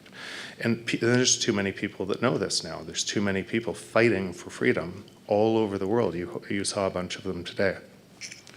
And so I realized for myself, being a hypocrite, I was on all these boards, technology broadly. I understand the process. I wrote a book on this. And 90% of my time was in the existing system, making it stronger. And 10% of my time was in Bitcoin, almost as a hedge against that system that I was making stronger through my actions. So I moved, created a venture fund to invest in Bitcoin-only companies building freedom tech and all of the rails that are coming around the world. And from that insight, I can tell you what is coming is so profound, it's hard to measure from where most people are today. It's so profound. Imagine inviting 8 billion people into a world in service of 8 billion people. You don't have to invite them. It's an open protocol. They're creating value here right now on the second and third layer. And if regulation tries to stop it, it just moves. The free market is more productive. In fact, the thing that built the US was the free market. And the free market is more, we solve problems, and solving problems flows to other people through that work. So you would have to believe, for this to be able to stop, you could increase wealth all around the world by centralizing and controlling everything. It's just simply not true, and I can see this from what we're investing in. So that leaves us kind of pretty simple choice, and every single person, not just policymaker, every single person on this planet has the same choice. Are you voting with your time for a system of increasing scarcity, control, and coercion? Or are you voting with your time for a system of truth, hope, and abundance? Thank you.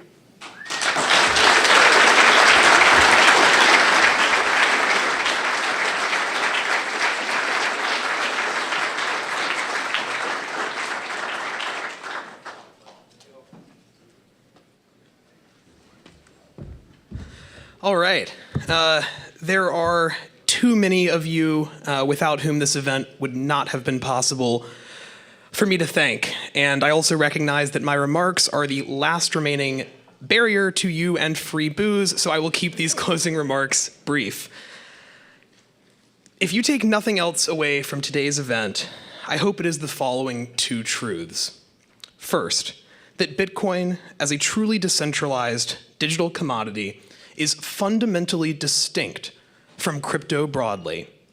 And second, as leading human rights activists attested to today, that Bitcoin is not only a net benefit for humanity, but a necessary technology for the preservation of human dignity and civil liberties here domestically and for everyone living on this entire planet. Thank you so much for each of you who came today to share your perspective, to listen to others, and to build this Bitcoin Policy Institute community with us. I'll see you next year.